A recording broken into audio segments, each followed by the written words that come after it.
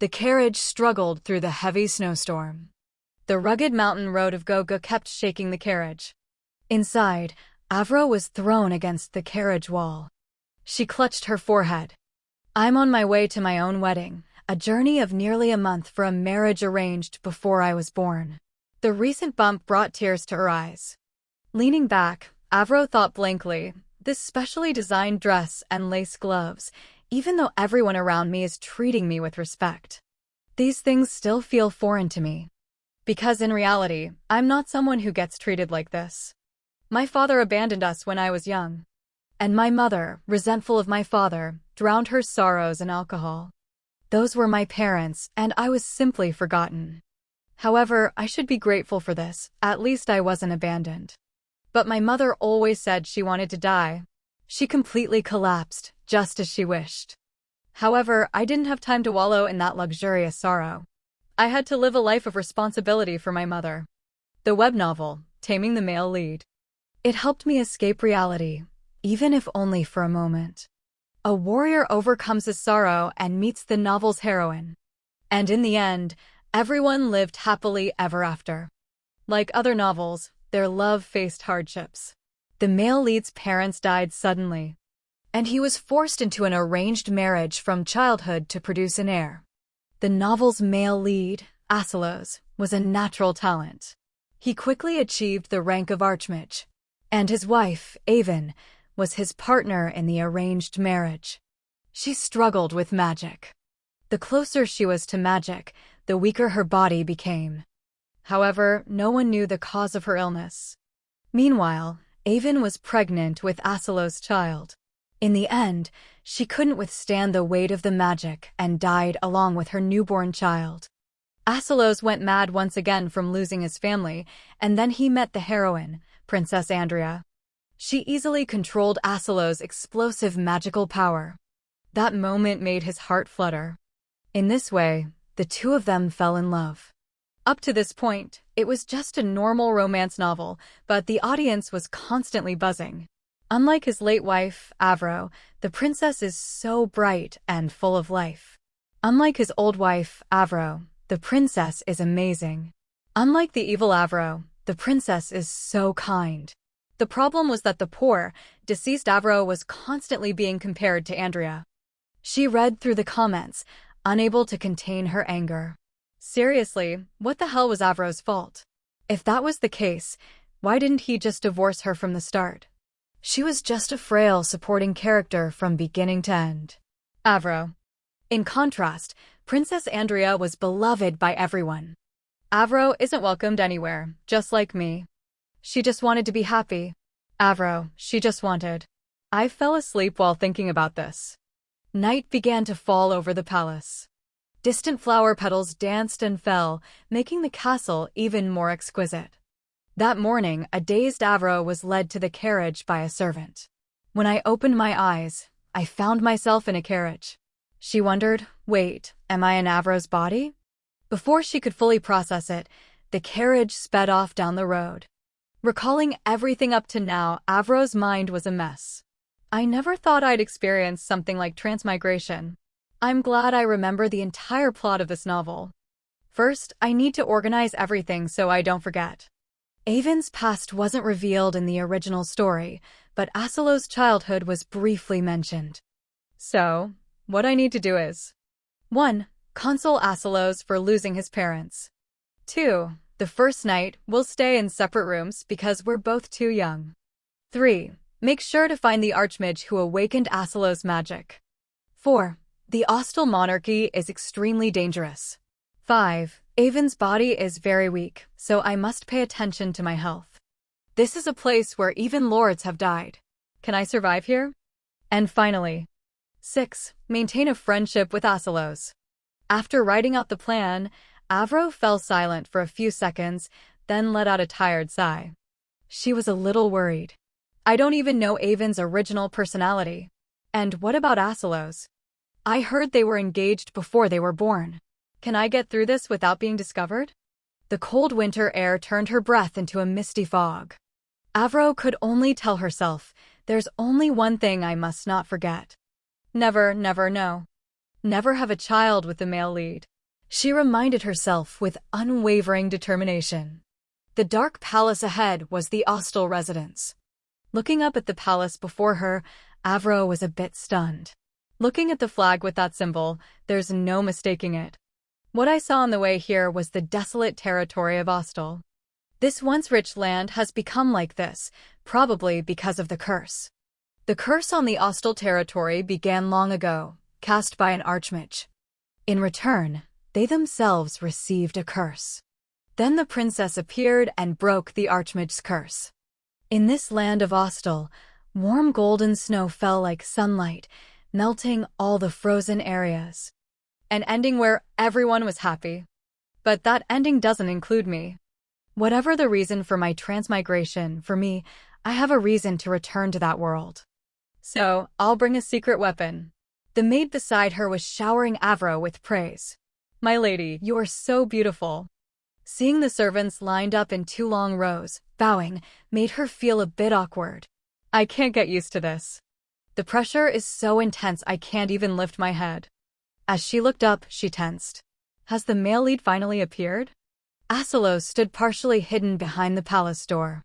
His smile was like a fresh breeze blowing over Avro, stunning her for a moment. What was that? What was that feeling just now? His low voice called out softly, Avro. Did you come to comfort me? I'm really happy. She froze, her cheeks turning red with embarrassment. What? Asilo's sudden embrace turned her to stone. My body won't move. The strong scent of chrysanthemum. The wicked smile on his lips. It all started to make Avro tense and anxious. Like a premonition, his lifeless black eyes stared. He held out his hand and called to her affectionately, come here. It made her instinctively want to step back. But she seemed to remember her role. She immediately placed her hand on Asilos. As they left, Avro couldn't help but wonder, that's strange, why isn't my body moving as I want it to? Furthermore, it seems like everyone is very scared. Just then, a butler approached and bowed respectfully. Lady Avro, it's been a long time. I am Odin, the mansion's manager. She stared, thinking, he really looks like a butler. But she still smiled brightly and replied, it's a pleasure to meet you, Odin. Hearing this, he seemed a bit taken aback. The smile on Asilo's lips also stiffened. The awkward atmosphere confused Avro. Isn't this right? Shouldn't I drop the formalities? She stiffly turned to him. Asilos, I'm a bit cold. He maintained his gentle demeanor and replied, is that so? Let's go inside, Avro. She obediently followed, still feeling uneasy. But this is really strange. Although everyone welcomed me, this strange coldness just keeps lingering. I think it's because of the Marquis and his wife's death. I shouldn't pay too much attention to it. Asilos led her to an exquisitely decorated room. Here. This is the room you'll be staying in, Avro. Her eyes widened in astonishment. Avro started to feel dizzy. What is this? What's with this bizarre pink room? Oh no, this isn't the time for this. She hesitantly called out, Asilos. Thank you so much for welcoming me like this. And about your parents. Before she could finish, Asilos cut her off flatly. That's enough. But Avro. Why are you calling me Asilos? Avro was immediately speechless. What? He spoke angrily and bluntly. Because it's about my parents, I have to at least show you some concern. To me, you're just a cursed nuisance. The door between our rooms is locked, so don't even dream of entering my room. She was shocked and couldn't understand. What is he talking about right now? He crossed his arms and gave her his most friendly smile to say, and I hate you. Just so you know. Each word was like a large stone falling on Avro's head. Finished, Asilos left cheerfully, not forgetting to say goodbye. So, good night, Avro. And don't hover around me. Her jaw dropped as she watched the door close. No, can someone like him really exist? Avro clenched her fists, growing irritated. Can someone like him really exist? Hours later, she had another problem to face. No, but really, this pink room is for real? Is that my bed? Where am I supposed to sleep? Her attention was drawn to a stuffed doll. Avro looked at it and remarked to herself, this thing. No matter how I look at it, it looks like Asilo's. Could it be that Avro, more than I thought, really liked Asilo's a lot? Unfortunately, she died before receiving the love she desired. She picked up the doll, her mind still blank. Even if I think about it, I can't stand that attitude. Avro threw the doll hard against the wall. Looking at it, she laughed mockingly. If he shows that kind of attitude again next time, I'll throw him against the wall just like that doll. Then she skipped away happily. Suddenly, the sound of the door opening startled her. Avro's voice was cautious. Who is it? A maid entered and spoke politely. I am Ryu, the head maid. My lady, do you not remember me? She stiffened. Has she been standing outside the door this whole time? To smooth things over, Avro quickly said, Of course I do. Please come in. She immediately replied, yes, and quickly shut the door. Her mind was filled with questions. Did I do something out of character for Avro? She called from outside the door, You told me never to set foot in this room because I was ugly and lowly. Avro tried to explain, It's not entirely like that. She could only blame herself. You were so childish, Avro. She went to Ryu and took her hand. Please come inside. It's cold out there. Avro's actions surprised her. My lady, you've truly matured a lot in the time we haven't seen each other. I'm sorry, I'm rambling. Avro waved it off. No, not at all. She added emotionally, but really. Your late master would be so happy to see you like this. Avro recalled the story mentioned that Asilo's parents were caught in an avalanche on Mount Zudia and lost their lives. Their deaths were summarized in a single line. Before, I felt nothing, but now, thinking of them feels strange. She spoke with the most sincere voice she could muster. I understand. I miss him very much too. Ryu looked up in amazement, her eyes welling with tears. Yes. Avro kindly handed her a handkerchief, guessing to herself that Asilos must be suffering a great deal from this sorrow. She declared with determination, From now on, I will change. In the future, you all will no longer have to cry. I promise, Ryu. Overcome with emotion, she burst into tears and hugged Avro. My lady. Avro also smiled, wondering, It's finally working, right? Ryu cried until her eyes were swollen, and only when she calmed down could she say, My lady, I'm so sorry. I've acted improperly again.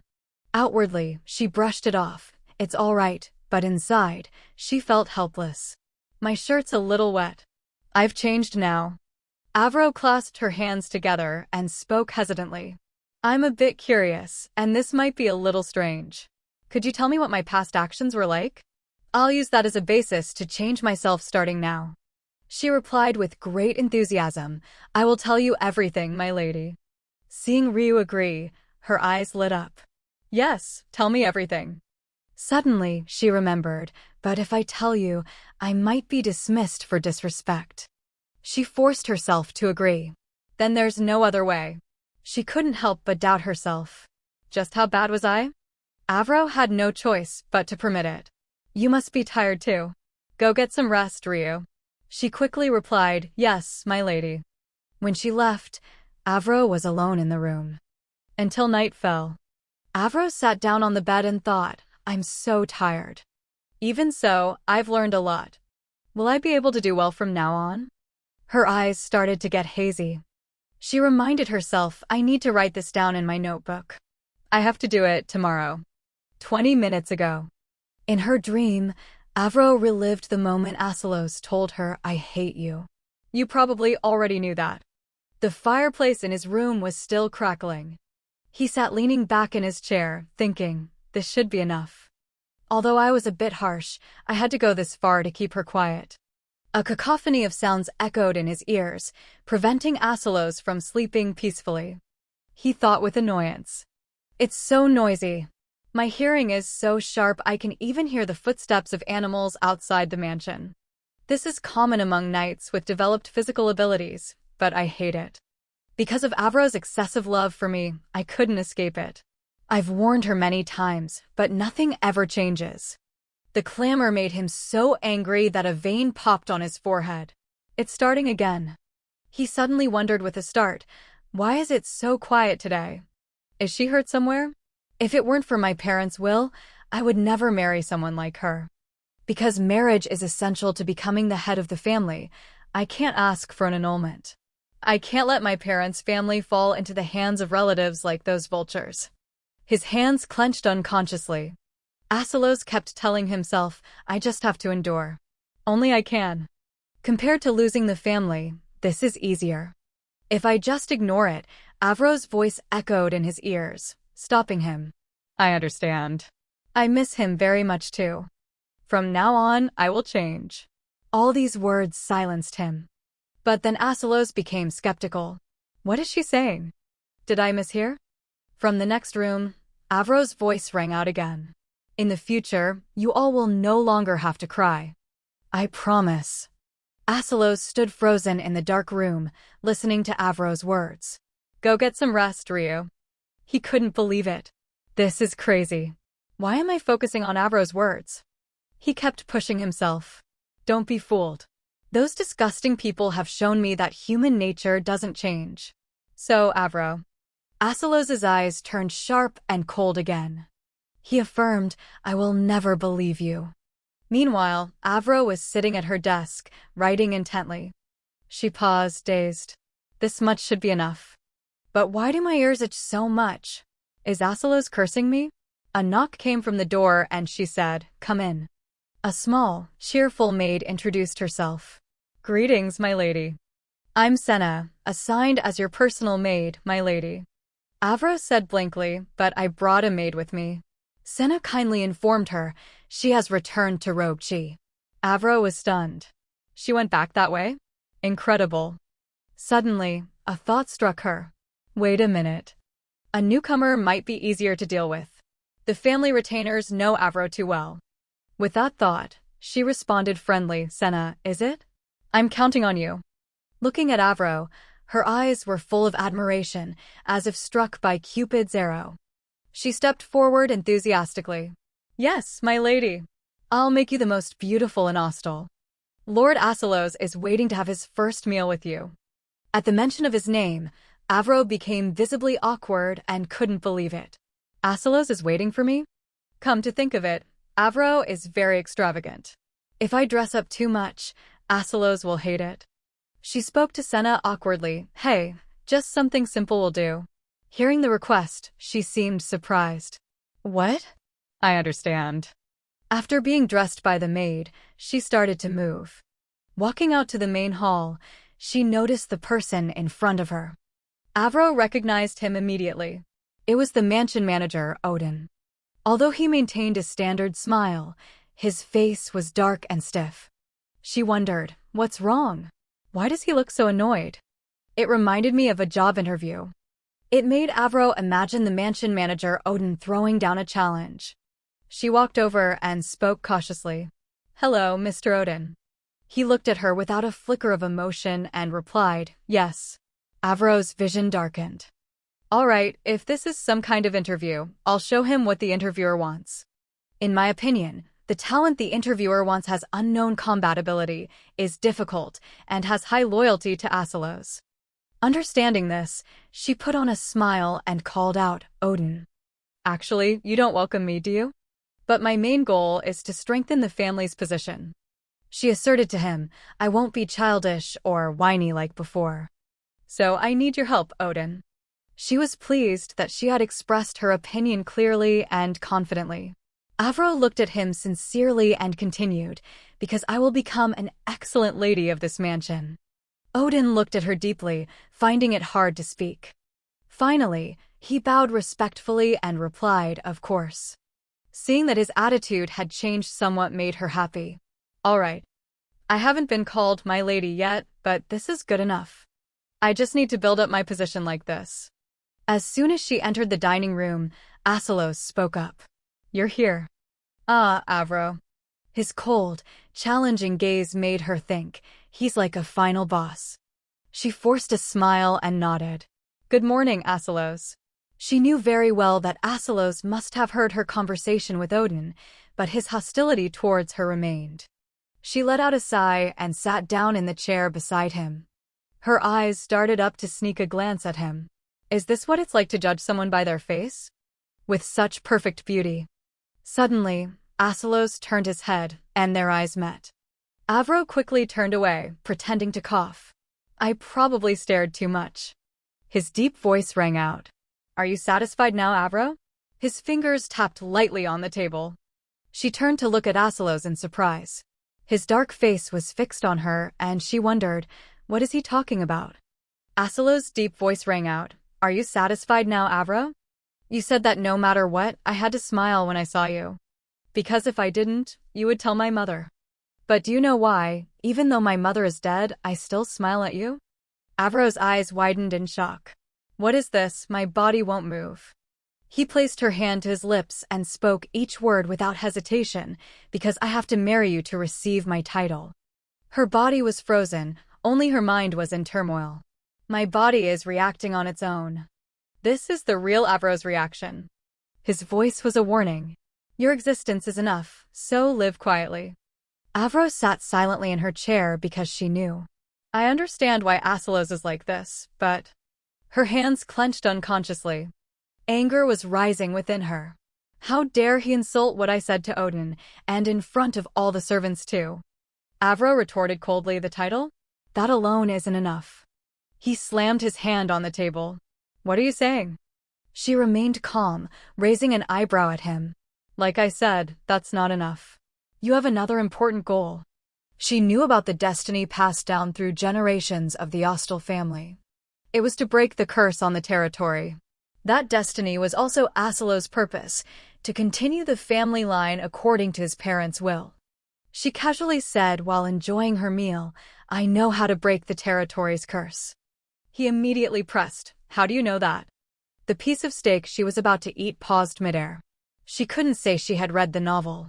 Avro coughed lightly and gave a vague answer. I overheard some adults saying that when we grew up, someone would come to break it. Of course, Asalos replied bluntly, nonsense. Hearing him say that, she understood. Yes, even I wouldn't believe this, but it's the truth. He arrogantly turned his head away. It seems you want my attention this way. Her voice was full of ease. About that. If we find someone we like, let's get a divorce. His expression immediately turned ugly as he looked at Avro in disbelief. Asalos asked hesitantly, are you serious? She replied without a moment's hesitation, yes. So I hope we don't have an heir. After she finished, Avro carefully watched his expression, guessing to herself, saying this much should be fine. As soon as she turned, she was shocked. His face flushed red with embarrassment as he stammered, an heir? That's too much, Avro. She couldn't understand Asalos' attitude at this moment. She stiffened and told herself, maybe I went a little too far. Avro chose her words carefully to reassure him. I'll be more careful next time. After the meal, she returned to her room. As soon as she entered, Senna joyfully hugged her. My lady, you were so cool just now. Avro awkwardly studied her. Was I? Suddenly, someone spoke up. Lady Avro, I am Odin. Could you come to the reception room for a moment to prepare for the handover of the mansion's management? Hearing his voice, Senna quickly pulled away from Avro. Her eyes welled with tears as she whispered, my lady, Lord Odin is very scary. She thought to herself, I'm a master too, how scary can he be? The moment she stepped into the study, Avro's fantasy shattered. That thought, I take it back. She pointed at the towering pile of books and called out hesitantly, hey, Odin. He enthusiastically gestured to her. This is a necessary process to become a perfect lady. Let's begin. Avro was quickly forced to sit down, though her mind was screaming, why is there so much to do? It wasn't until late at night that she finished processing all those books. She managed to mumble, working from morning till night without a break. Isn't this just an overtime office worker? The moment Odin said, you can stop there, she immediately dropped her pen. He looked at her, his attitude becoming more sincere. You've changed a lot. It's like you're a different person, my lady. Avro's gaze flickered when she heard him say that. Returning to her room, she stretched out on the bed and sighed with relief. Her voice was a soft complaint. That was such a long day of work. But being acknowledged feels really good. Suddenly, Senna called her. My lady, the master has come to see you. Avro tiredly got out of bed and replied flatly, "All right, I'm coming." She stepped out and tilted her head slightly. "What brings you here?" Asilos held a stack of papers and said hesitantly, "There's something to discuss about the wedding ceremony." The air became awkward. Avro knew it was because of what happened earlier. How embarrassing. Her voice was flat as she took the initiative. "It's not good to stand outside, so would you like to come in?" Inside, she was unconcerned, telling herself, "If you don't want to, then don't." Avro crossed her arms and thought, "There's something I realized from that situation just now." Although she said gently, "I won't do anything to you, don't worry," she knew in her heart that Asilos hated her. Asilos' face showed clear suspicion. "Avro, are you not feeling well?" She made up an excuse. "Not at all, I just don't want to act like a child." Avro suddenly realized, "And when I touch Asilos, my body freezes up." His hand hovered in midair, not knowing where to put it. She wondered, or maybe it's Avro's body's reaction.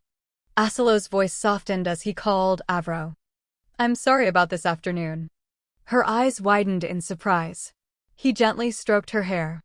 He said sincerely, "I think I went a little too far. Also, the documents you organized were really well done. Because of that, my workload has decreased." "Thank you, Avro." Avro's body stiffened.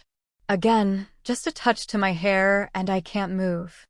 Then he continued hesitantly, "But I can do that much myself. These are the catalogs. Look at them if you want." Asilos quickly shoved the book into her hands and left in a hurry. Avro could only laugh. Maybe he doesn't hate me that much after all. She returned to her room and told herself, "Well then, I should take a look at the catalogs. They're quite beautiful." The collection of wedding dresses inside made her exclaim, "So beautiful." Just a glance was enough to tell they were high-end, and all of them were my style. But what if they don't suit me? I haven't even had a proper look at myself. As a supporting character, I don't have high expectations for my appearance. As she stood before the mirror and looked at herself for a moment, Avro had to stop. "Huh? This is gorgeous." Bright pink hair and fresh blue eyes, skin as white and smooth as milk, and flawless plum-colored lips. If being beautiful is a crime, then I'm on death row. "I'm going to dress up so beautifully, just you watch, Avro." In Asilo's study, he was sitting and flipping through the pages of a book. But his mind was wandering. When Odin said I just needed to approve it, I didn't believe him. With Avro's extravagance, we'd be bankrupt in no time. But those documents were so perfect it made me doubt if Avro actually did them. Asilos recalled his words. "Please be gentle with her ladyship. She must be feeling lonely in such a strange place. She must be feeling lonely in such a strange place." Then, the moment he had gently kissed Avro's hair flashed in his mind, making Asilo's face turn bright red. He quickly shook the image away. His mind started to get tangled. "I only meant to pat her head and praise her, but I don't know why. She avoided my hand. I thought she would like it a lot. Or, does she not like me anymore?" He heard Avro exclaim, "So beautiful." Hearing that, he smirked smugly. "Oh, what's this?" "She's probably holding that doll and making a weird face." Asilos imagined all the scenes where she might dote on it, saying, "Look, Asil, isn't it cute and adorable?" Of course, Asil is 1,000 times more handsome than the doll. He dismissed the thought.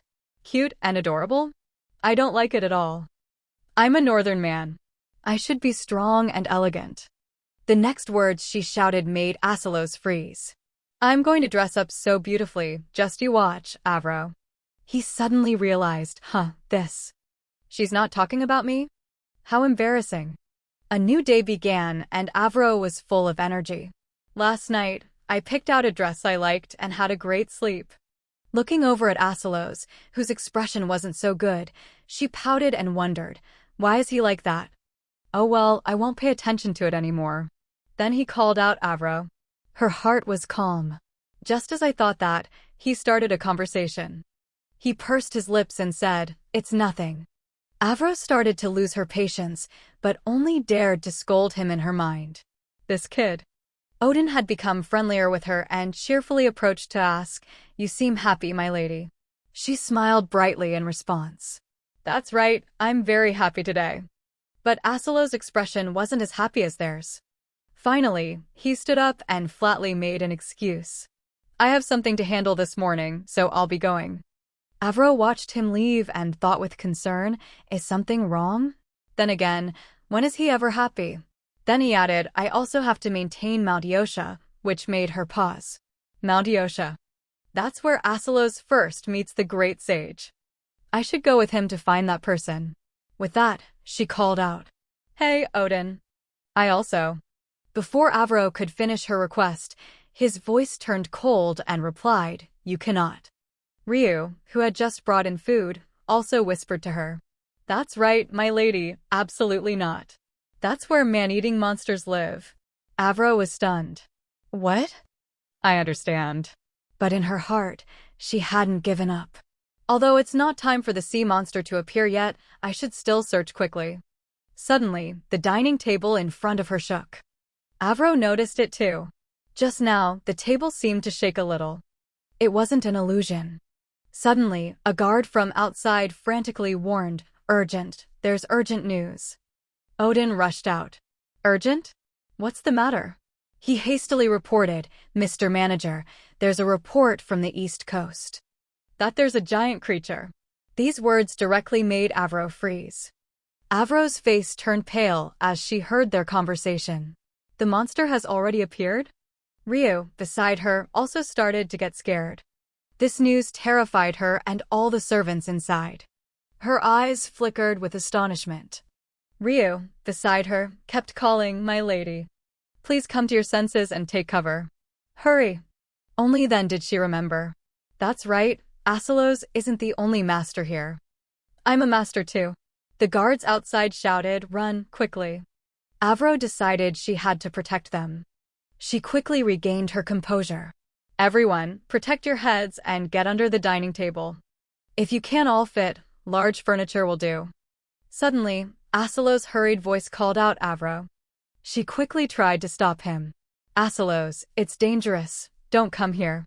His face was filled with worry as he shouted, "Get out of the way." For a moment, she stood there stunned. What? The chandelier on the ceiling had started to sway. Avro only had time to look up. She was still in shock. Asilos managed to dash forward, grab her, and pull her away. The shattered glass fragments glittered before her eyes. Avro was frozen like a statue. She didn't understand what was happening.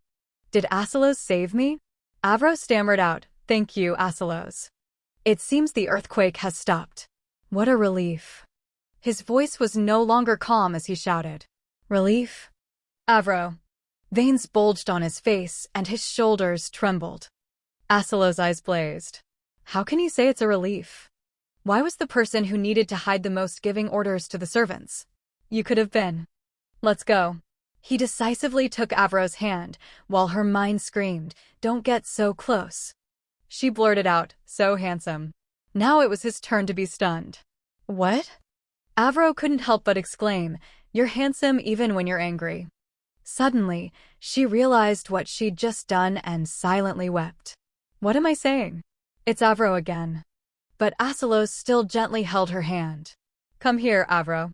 Her eyes lit up. He gently reassured her, "If you're scared, hold my hand. It's safe now, so don't worry." In that moment, it was like a flash of light shot through her heart.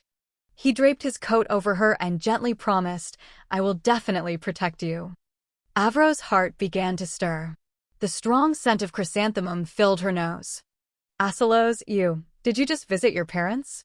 "I should have visited at least once since I arrived."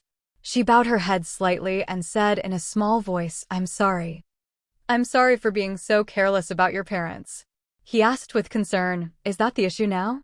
"If this happens again, I won't let it slide." Then he turned and said harshly, "All the servants will be punished." "How dare they let you stay there while they hid first?" Avro tried to explain, "I told them to hide first, but he wouldn't listen." Regardless. She looked around the room, assessing the damage. "It will take a long time to get this back to how it was." The maids timidly returned and said, "My lady, thank you for what you did." The guards also enthusiastically affirmed, "My lady, we will definitely protect you." Avro realized that since that day, the way they treated her had completely changed. They used to avoid me. It's completely different from when I first arrived. Asalos is establishing military discipline. Just then, Senna approached. "My lady." Seeing her, Avro asked gently, "Senna, is there something you want to talk about?" Her expression was heavy as she struggled to speak. "Well," she asked worriedly, "what's wrong?" Senna wrung her apron anxiously. "What should I do? We might not be able to have the wedding." For a moment, Avro was lost in thought for a few seconds. Avro remained calm and asked, "What do you mean by that?" Senna was so worried she was about to cry. "My lady, it's because of this earthquake, all of Ostel's roads are blocked. So for a while, there will be no ships carrying resources." Avro replied in a light tone, "Is that so? We need to ensure we have enough food and resources during the isolation. First, we need to send the marriage certificate to the Imperial Palace."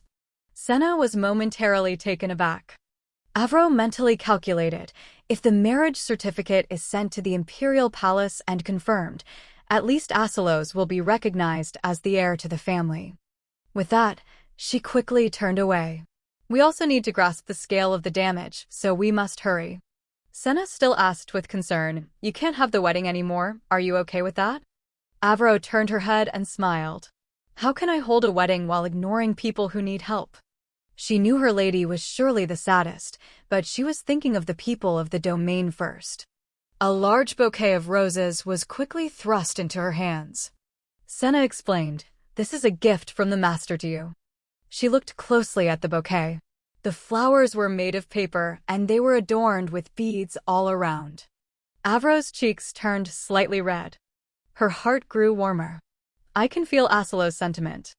A little husband's comfort for his little bride who couldn't have her wedding. If the situation improves, I'll choose an even more beautiful wedding dress. In the palace's audience chamber, Asalos paced back and forth anxiously. The situation is more serious than I thought. Because of one monster, the entire kingdom is shaken. Ostel is surrounded by the sea and has been isolated from the outside world. Avro. She was so happy thinking she could wear a beautiful dress. For some reason, Avro's image overlapped with his parents', and he reached out his hand without realizing it. He was afraid of losing the people around him again. I don't hate her like I used to. I used to think people couldn't change, but Avro's gentle smile naturally came to his mind. I will work as hard as you have, Avro. Avro tilted her head slightly and asked, Asalos won't be eating with me today either? Senna bowed her head slightly and smiled. No, he will be eating with you today. She forced herself to continue. Asalos looks very busy lately.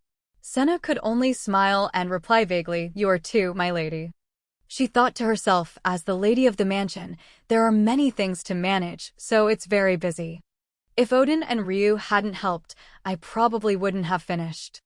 Looking at the dress in the gift box, Avro couldn't help but scream internally, it's so luxurious.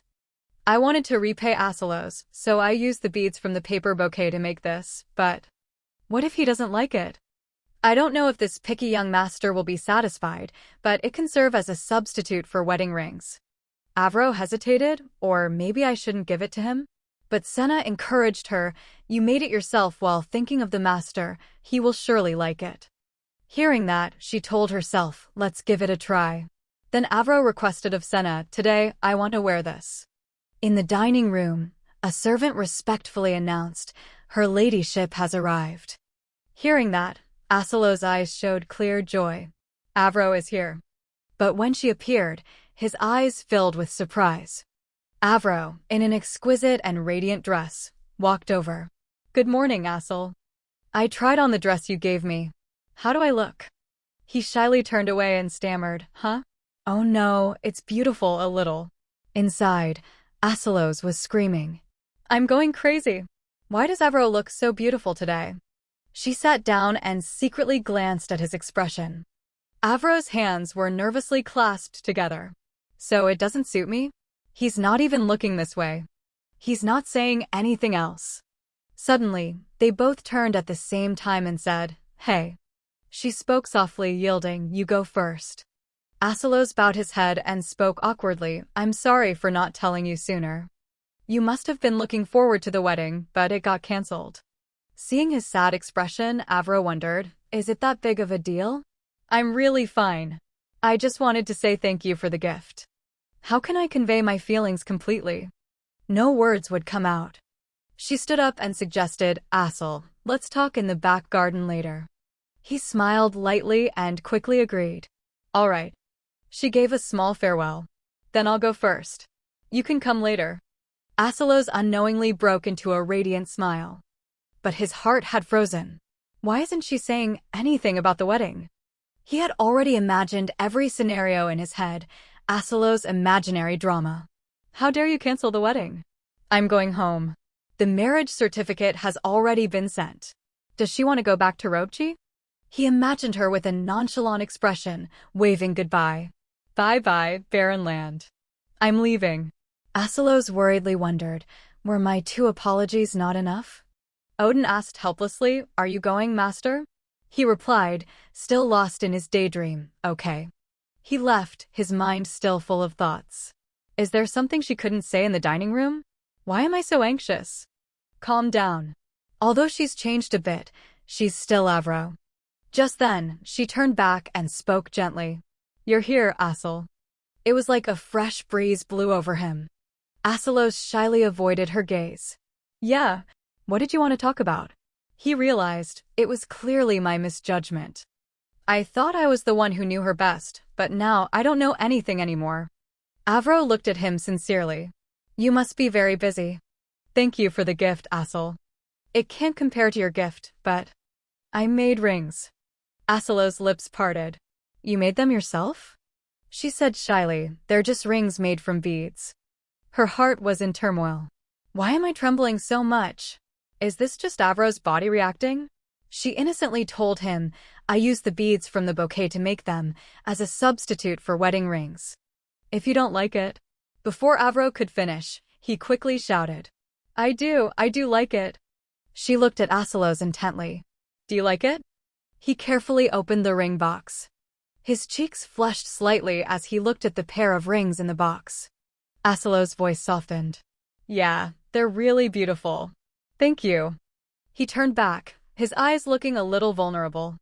He asked Avro expectantly, "So, we're really getting married, right?" She felt a bit concerned. "We are," but he had already quickly taken her hand. Asilos' voice was sincere. "I hope for your help, Avro." Her heart suddenly fluttered. There were no magnificent vows or guests, but we exchanged rings and held a small wedding just for the 2 of us. Back in her room, Avro breathed a sigh of relief. At least I've become friends with Asel now. Senna eagerly approached.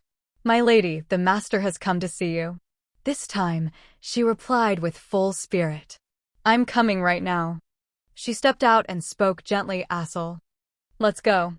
Outside, white snow covered the pine forest. Avro reminded herself, now that I've officially inherited the Ostel family, I must go pay my respects. What does it feel like to visit the graves of parents you've lost? It's a terrible thought, but it's not like I've never experienced it. I also have a mother in the hospital. This child had to go through the sorrow at such a young age. Asilos looked at his parents' grave and said tremblingly, "I will live happily, and I will complete the work you 2 left unfinished." "Definitely, your strength will help you." His words made her pray along with him. "Me too. I will also take good care of Asilos. I hope you will both watch over us." He looked at Avro thoughtfully. "Who's protecting whom? For the sake of others, you almost got hurt yourself. You're so foolish." Asilos gently called her. "Let's go back, Avro." Back at the palace, he asked with concern, "You must be tired. Why don't you go to your room and rest?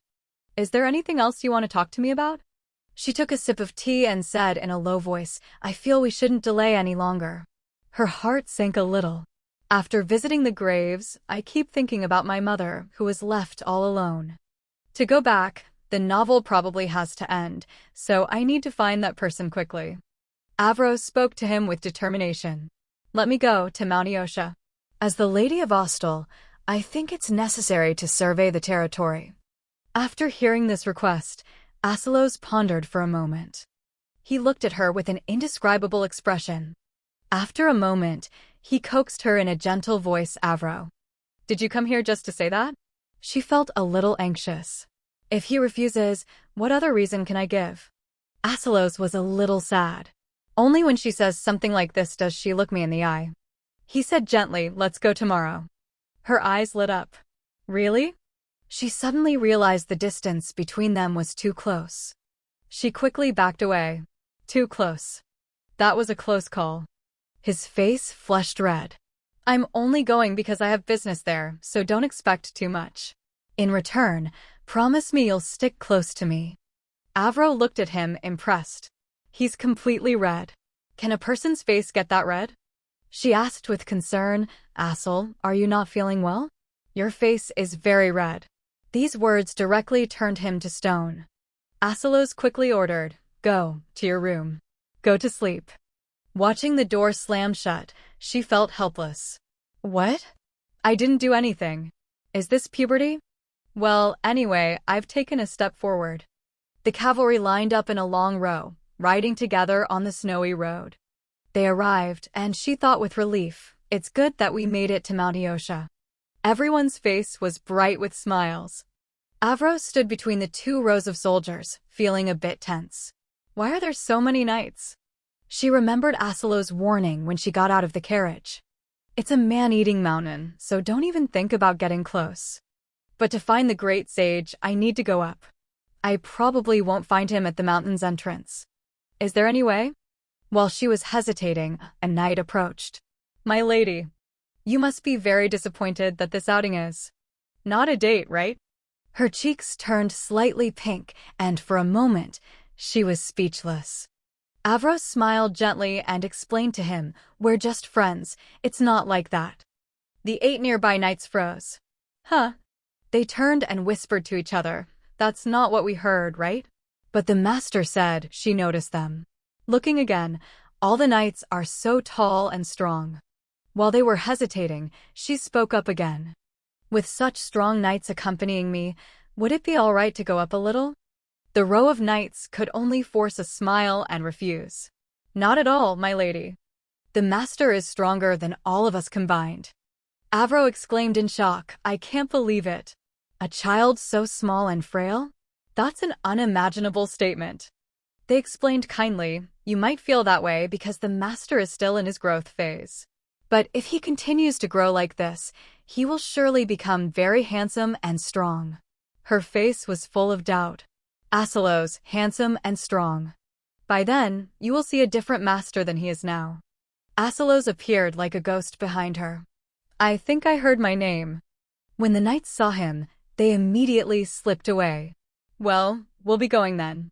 Leaving her there alone with a pale face. Why did you leave already? Avro awkwardly replied, I was just saying that as long as you're with me, it's fine. It's nothing. He shyly stammered, that's not so bad, but I'm still not at ease. She pouted and thought, he still doesn't trust me and won't let me go up the mountain. Just then, Aselos continued, also. He wrapped his thick cloak around Avro. He chided her slightly, it's so cold, why are you dressed so lightly? Seeing him give her his cloak, she felt a little worried. But then Asel will be cold too. He avoided Avro's gaze and said, stupid, I'm fine. I'm a strong northern man. At this point, she pouted and pleaded, but Asel, just a little bit. I want to go up Mount Eosha. But he firmly replied, no, you can't. She didn't give up. But if I'm with you. Aselos remained firm. No. Even if she asked again or with more knights, she received the same answer. No. I told you it's a man-eating mountain. The carriage was parked amidst the heavy falling snow. The line of carriages moved slowly along the road in a group. Islet stood silently on a high place, looking down. Avro couldn't hide the sadness in her heart. In the end, I gained nothing. Even Aselos had to be that cautious. Maybe I underestimated it because I only read about it in a novel. So how do I meet the great sage now? Come to think of it, I still haven't returned his cloak, and Asilos is even riding a horse. She immediately looked out the window and said to the knight beside her, "Hey, can you call Asilos for me?"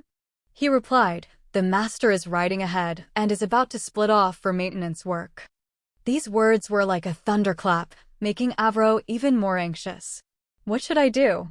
Looking again, this cloak is quite worn out. I want to take good care of him while I'm still by his side. With that, she said, in that case. Returning to the magnificent town under the cold snowflakes, she looked around with wide eyes. So this is the shopping district of Ostel. I have to take this chance to buy new clothes for Asilos. The shop owner greeted them warmly. "Please, come in." Avro said gently, "I want to buy new clothes for my husband. Could you help me?" The moment he saw her, the shop owner was startled. "Isn't this the Marchioness?" Seeing that he recognized her so quickly, she guessed it was probably because of her unusual hair color. The shop owner, seeing her, continuously promoted his shop. "It's an honor to have you visit. We are a third generation." The knight standing outside called out with concern, "My lady, it seems you've bought too much." She thought, Asilos often has to go to dangerous places, so his clothes need to be sturdy. The knight said helplessly, "Let me carry that for you." Avro happily handed them over. "Thank you. With my long experience working in a clothing store, I only chose clothes that were sturdy and warm. And while walking through the town, I discovered that because the main route is blocked, finding fresh food is quite difficult. I haven't found any trace of the great sage yet, but I'll try to manage in the meantime." Avro suddenly stopped. As she was still wondering, "What is that sound?" A second later, she realized with surprise that's a small black rabbit jumped over the wall, surprising Avro. It's a rabbit. It's so cute. So uniquely cute that it didn't feel out of place. Avro thought, but why is there a rabbit here? The environment of Ostel is so harsh that even demonic beasts have a hard time living here, so it's even more difficult for small animals to survive. Suddenly, she remembered a passage from the novel. The great sage often takes the form of a rabbit. The great sage often. I'm not sure if this rabbit is the great sage, but I have to try. Seeing the rabbit run off, she chased after it, and the servant reminded her, "My lady, running like that is dangerous." "My lady." As she ran, she thought, "If you are who I think you are, if you are the great sage, then you can save this world. I also have yet to be able to return." The servant was still chasing her. "My lady." "It definitely went this way." Avro exclaimed, "I've finally found it. I smelled something strange, so I came to check." The rabbit suddenly vanished. In its place was a handsome man with ice-cold eyes, his hand gripping her neck. "It seems you know me," said the great sage Islet. "I have no ill intentions. You expect me to believe that? You're not from around here. This is quite interesting. What's your reason for chasing me?" Avro looked straight into his sharp eyes and replied without hesitation, "Please help me, Islet." He smiled. "You're bolder than I thought." She looked at him with pleading eyes. "I really need you." As the great sage, Islet knew a lot about the world. In other words, he was bored with predictable things. "So I have to make an impression first." Islet looked at the girl before him with amusement and asked, "What do I get?" Avro's voice was firm. "A cozy home, delicious and balanced meals with high-quality hay and fresh, clean vegetables, and even sweet fruit snacks provided whenever you want." "You're kidding." She cut him off. "Finally, I'll introduce you to a disciple with outstanding abilities." "You need a disciple." The word disciple made Islet's face darken.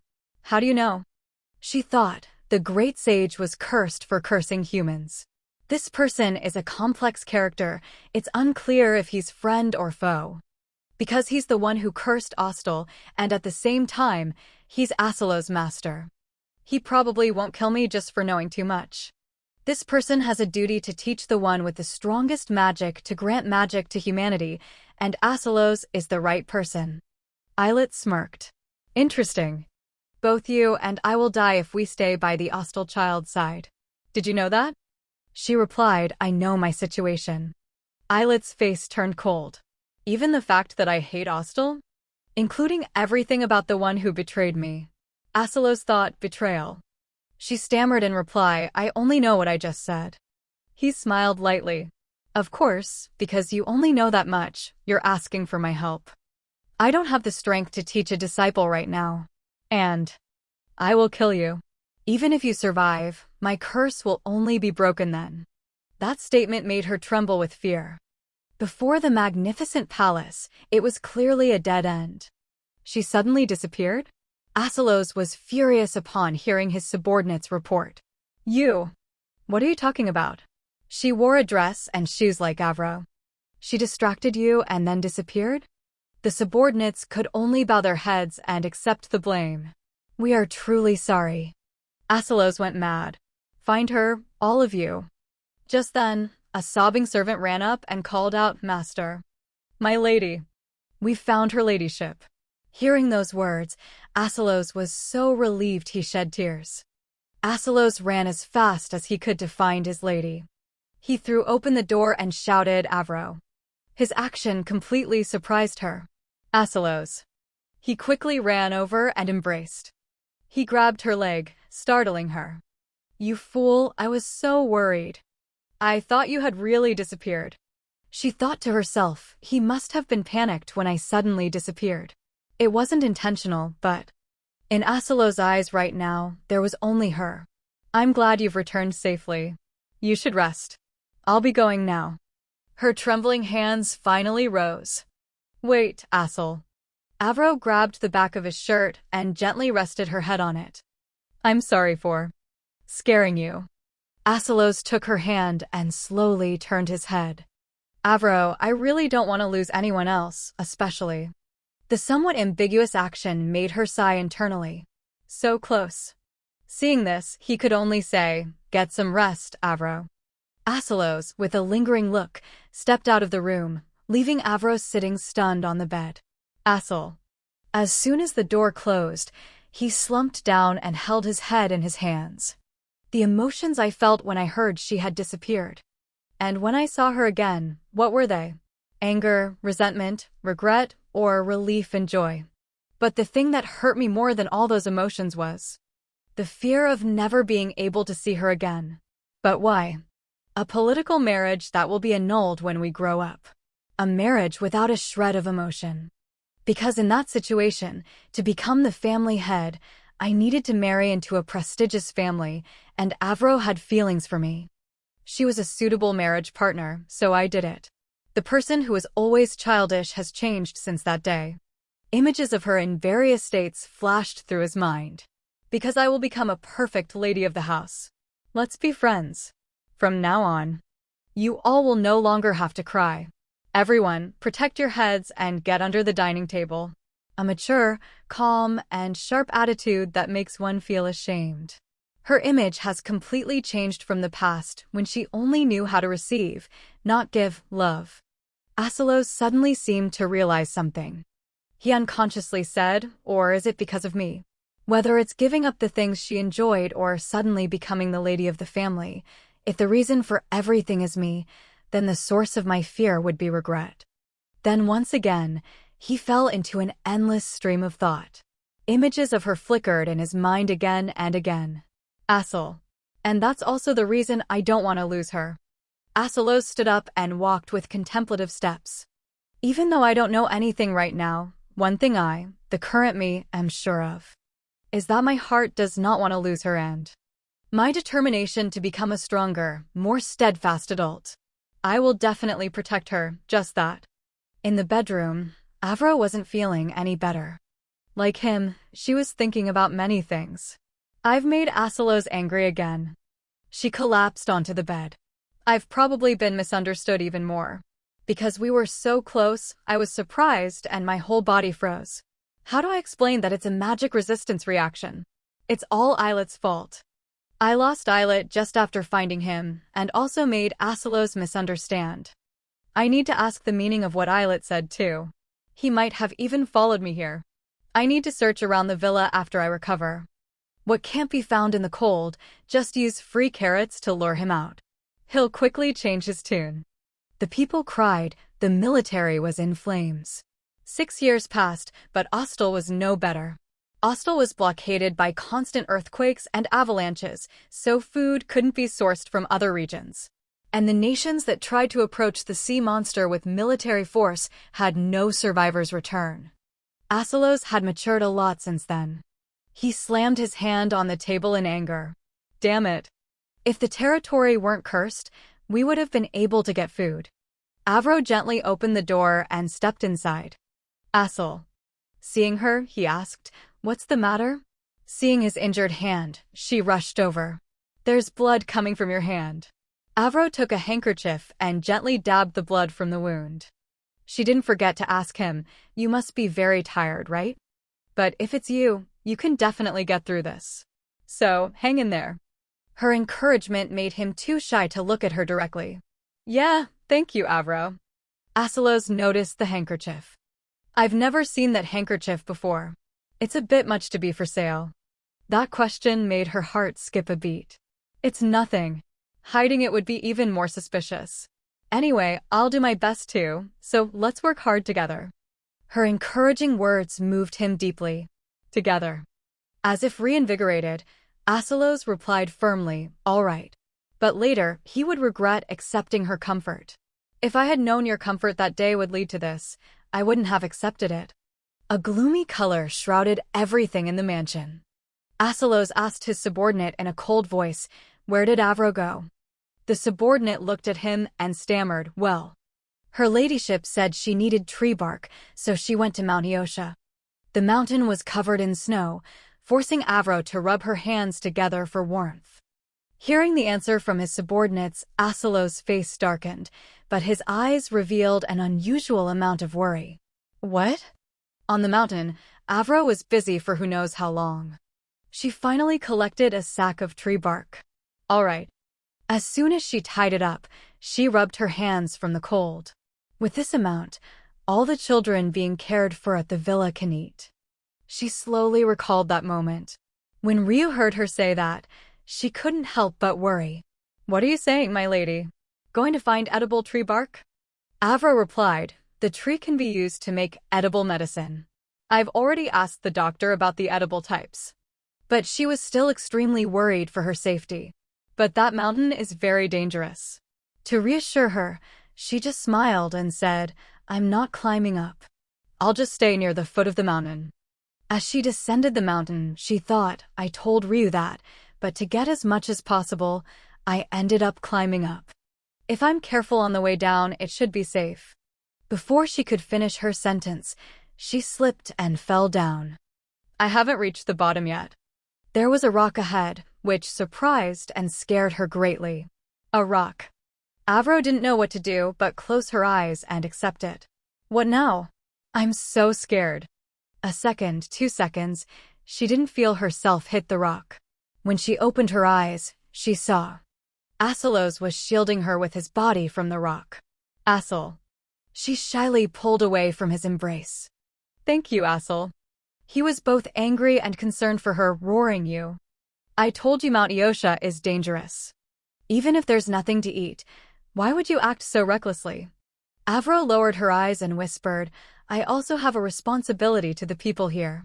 I'm sorry for leaving without telling you, but you've even been starving for days," she said loudly, "to give me food." That statement stunned Asalos. She continued, "If you keep starving yourself like that, you won't last long."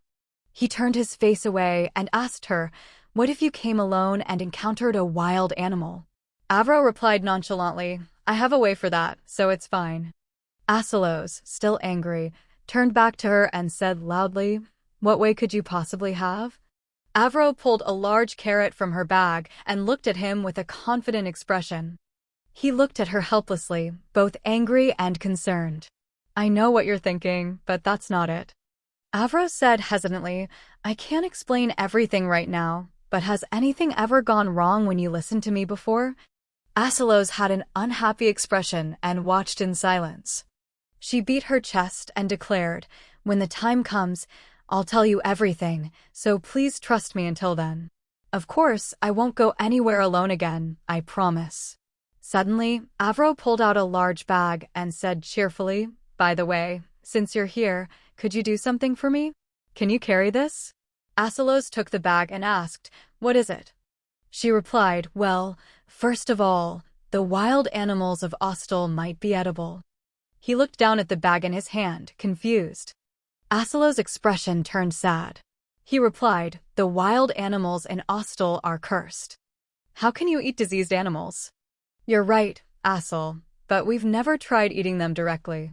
She smiled gently in reply. "Just wait a moment." Asilos was lost in thought. Since when? Avro had been doing incomprehensible things, like waving a carrot in the air or talking to herself as if she were talking to someone. A normal person might think she's crazy, but I sense a strange aura. Where Avro looks, there's always something unsettling and chilling, though I don't know what it is yet. But if it harms Avro in any way... His thoughts were cut off by Avro's clear voice. "Hey, if it's cooked thoroughly, it's edible. If you can, could you hunt a few for me? That's what I was going to ask." He shrugged and replied, "All right, that's not difficult at all. I'm just worried that you'll be in danger while I'm hunting. I can't fight, and I've already used the carrot." She was surprised, thinking, why doesn't he ask what I used the carrot for? So, why is the sea monster moving again after being quiet for so long? Suddenly, Asilo's face turned pale. He reached his hand towards her. "Avro, take my hand." Avro was still in a daze. A bottomless pit seemed to open beneath her feet, pulling her down. Avro lost her balance and fell, only managing a grunt, followed by a sky-shattering call, "Avro." Asilos successfully grabbed her hand. Out of nowhere, sharp tree branches shot towards them. He was careless and got injured under his eye, wincing in pain. Avro cried out in worry, "Asel." He dug his feet in, clinging tightly to the ground. Asilos used all his strength to pull her up. She finally escaped the abyss, but an indescribable fear arose in Avro. This didn't happen so much in the novel. Why does it feel like the whole world is being erased? In the distance, the last rays of sunlight gradually left the sky. Avro rushed over and asked him, "Asel, are you okay?" "My eye, it's fine." Asilos raised his hand to stop her frantic, worried hands. Avro looked at him, confused. Asilos reassured her, his voice softening, "It's just a small injury under my eye." Hearing that, her expression softened a little. "In this situation, and yet my body." "I'm sorry, Asel, it's my fault. But can you let go of my hand?" Hearing that, his body froze for a moment. Asilos said, "It's getting dark, it'll be hard to go back, so let's find a place to warm up first." The scene changes. They have found a small cave with a fire crackling inside. Avro sat opposite him and said, "So there's a cave here. How did you know, Asel?" He replied casually, "I often go on reconnaissance." "We won't be going down the mountain now. It's very dangerous on the mountain at night. Instead, it seems you were injured when you fell earlier. Let me check." Seeing him approach, she quickly moved away, thinking, my heart is definitely going to explode. Asilos asked, bewildered, "What are you doing?" She stammered out an excuse, I just sprained my wrist a little, so it's fine." He flared up, "Then I need to see it even more." "No, you don't. It's my body, I know it best." Asilos snapped irritably, "You dislike my touch that much? Before, you would flinch at the slightest touch." She was so startled she yelled back, "That's not it. If you were just a little less handsome, I wouldn't flinch." Realizing she'd spoken out of turn, Avro quickly covered her mouth. She thought, am I possessed by the real Avro or something? This is crazy. It seems Asel is angry. What should I do? But Asilo's expression didn't look angry. He replied sheepishly, "I'm sorry about that. Yelling like that. You seem to be okay."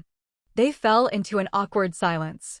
Avro spoke first, "As soon as the sea route opens, I plan to ask for help from Robchi.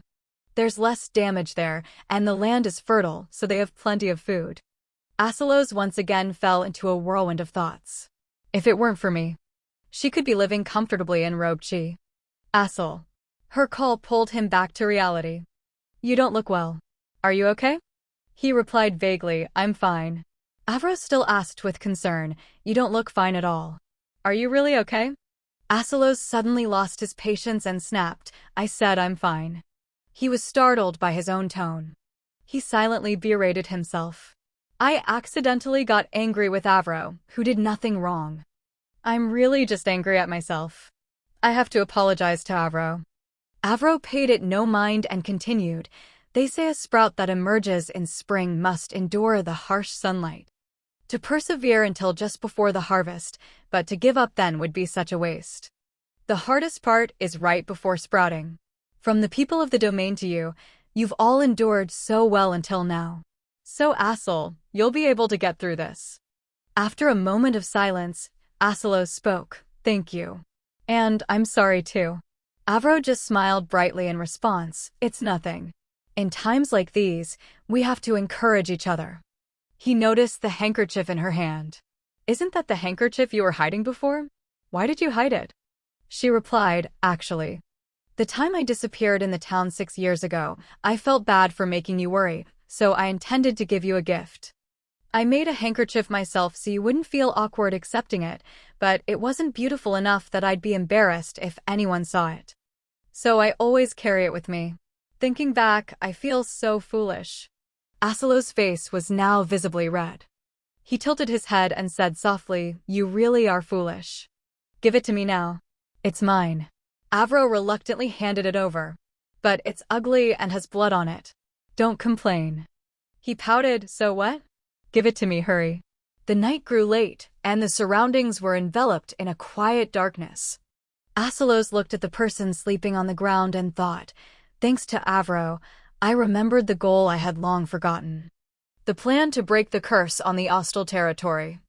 And make this place green, bring warmth here. When spring comes, the frozen ground will thaw, and the snow-covered roads will open. By then, I must go with Avro to Ropchi for a formal greeting.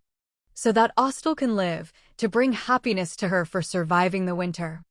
The next morning, Avro woke up exhausted. "My whole body is so tired." Asilos asked, "Are you awake?" She replied sleepily, "Yeah. How's the weather?" He kept his eyes on the sky and answered vaguely, "Not bad." She moved closer to him. "Wow, really?" Asilos thought, "I don't know the reason, but the aura that always surrounds Avro is stronger than yesterday." They set off on their journey back together. "The road is slippery, so be careful." But neither of them noticed Islet standing silently behind them, watching everything. At the Ostel mansion, Senna's urgent voice called out, "My lady. I thought something had happened to you. I was so worried." She stood in the middle, only able to give a vague reply. "I'm sorry." Odin also welcomed them. "It's a relief that you've both returned safely." Avro suddenly spoke up. "Everyone, look what I brought back." She opened the bag she had brought back. Inside was the wild animal she had hunted yesterday. Thinking back to yesterday in the forest, it was amazing how he hunted it in an instant. "Luckily, we have something to eat for now." Avro said to the servants, "I'll teach you how to cook it, so don't worry." After a tearful reunion, she finally got to go back to her room. "Now then, time to write about today. I haven't missed a single day in my diary since becoming Avro.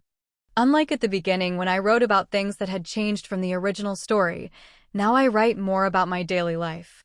Maybe it means I've gotten used to this world. Or is that why I had that dream? The night I was stranded on the mountain with Asel, I had a strange dream. A dream where I met my mother in Avro's form. My mother called out to me earnestly for the first time, but she was too far away for me to hear anything. When was the last time my mother looked at me? I might have had that dream because I miss my mother, but I'm also a little glad because it seems like she's looking for me." She noticed the calendar next to her. "Huh? What's that mark?" As if remembering something, she suddenly shot up. "Oh my god, so Asel's birthday is coming up. So today is." Avro rushed to the meeting point. "I've been waiting for this day, but I forgot because of the territory's problems." Finally, arriving, she called out loudly, "Islet." A faint light emanated from a corner of the courtyard, and Avro's expression softened somewhat. 6 years ago, as expected, Islet came to the villa, and I decided to wait until he regained his strength. We made a pact that satisfied both of us, so we became close. And today is the day I promised Islet. Just then, Asalos suddenly appeared from behind, calling out in alarm Avro. He was immediately on guard at this presence. A dark figure slowly emerged. She said with relief, finally. Islet continued, it's time. If Asal awakens with Islet's help, the food problem and the sea monster will be solved. After that, Asalos' sharp voice rang out. Who are you? Identify yourself. He moved to hold Avro protectively. Islet was completely unfazed by this action. As for Asalos, he remained on high alert. Avro quickly intervened. Asal, calm down and listen to me. Islet finally spoke. I acknowledge your spirit. But pointing your sword at your master is quite arrogant. With that, he used magic to make the sword disappear. Avro let out a breath of relief. Luckily, he wasn't angered by Asal's hostile attitude. She began the introduction. Asal, this might be a bit surprising, but this person will be your master. He asked, stunned, what are you talking about? The person who suddenly appeared as my master? She didn't know how to explain, only able to hesitate and mumble. Asalos still couldn't process it, his brow furrowed as he stood frozen.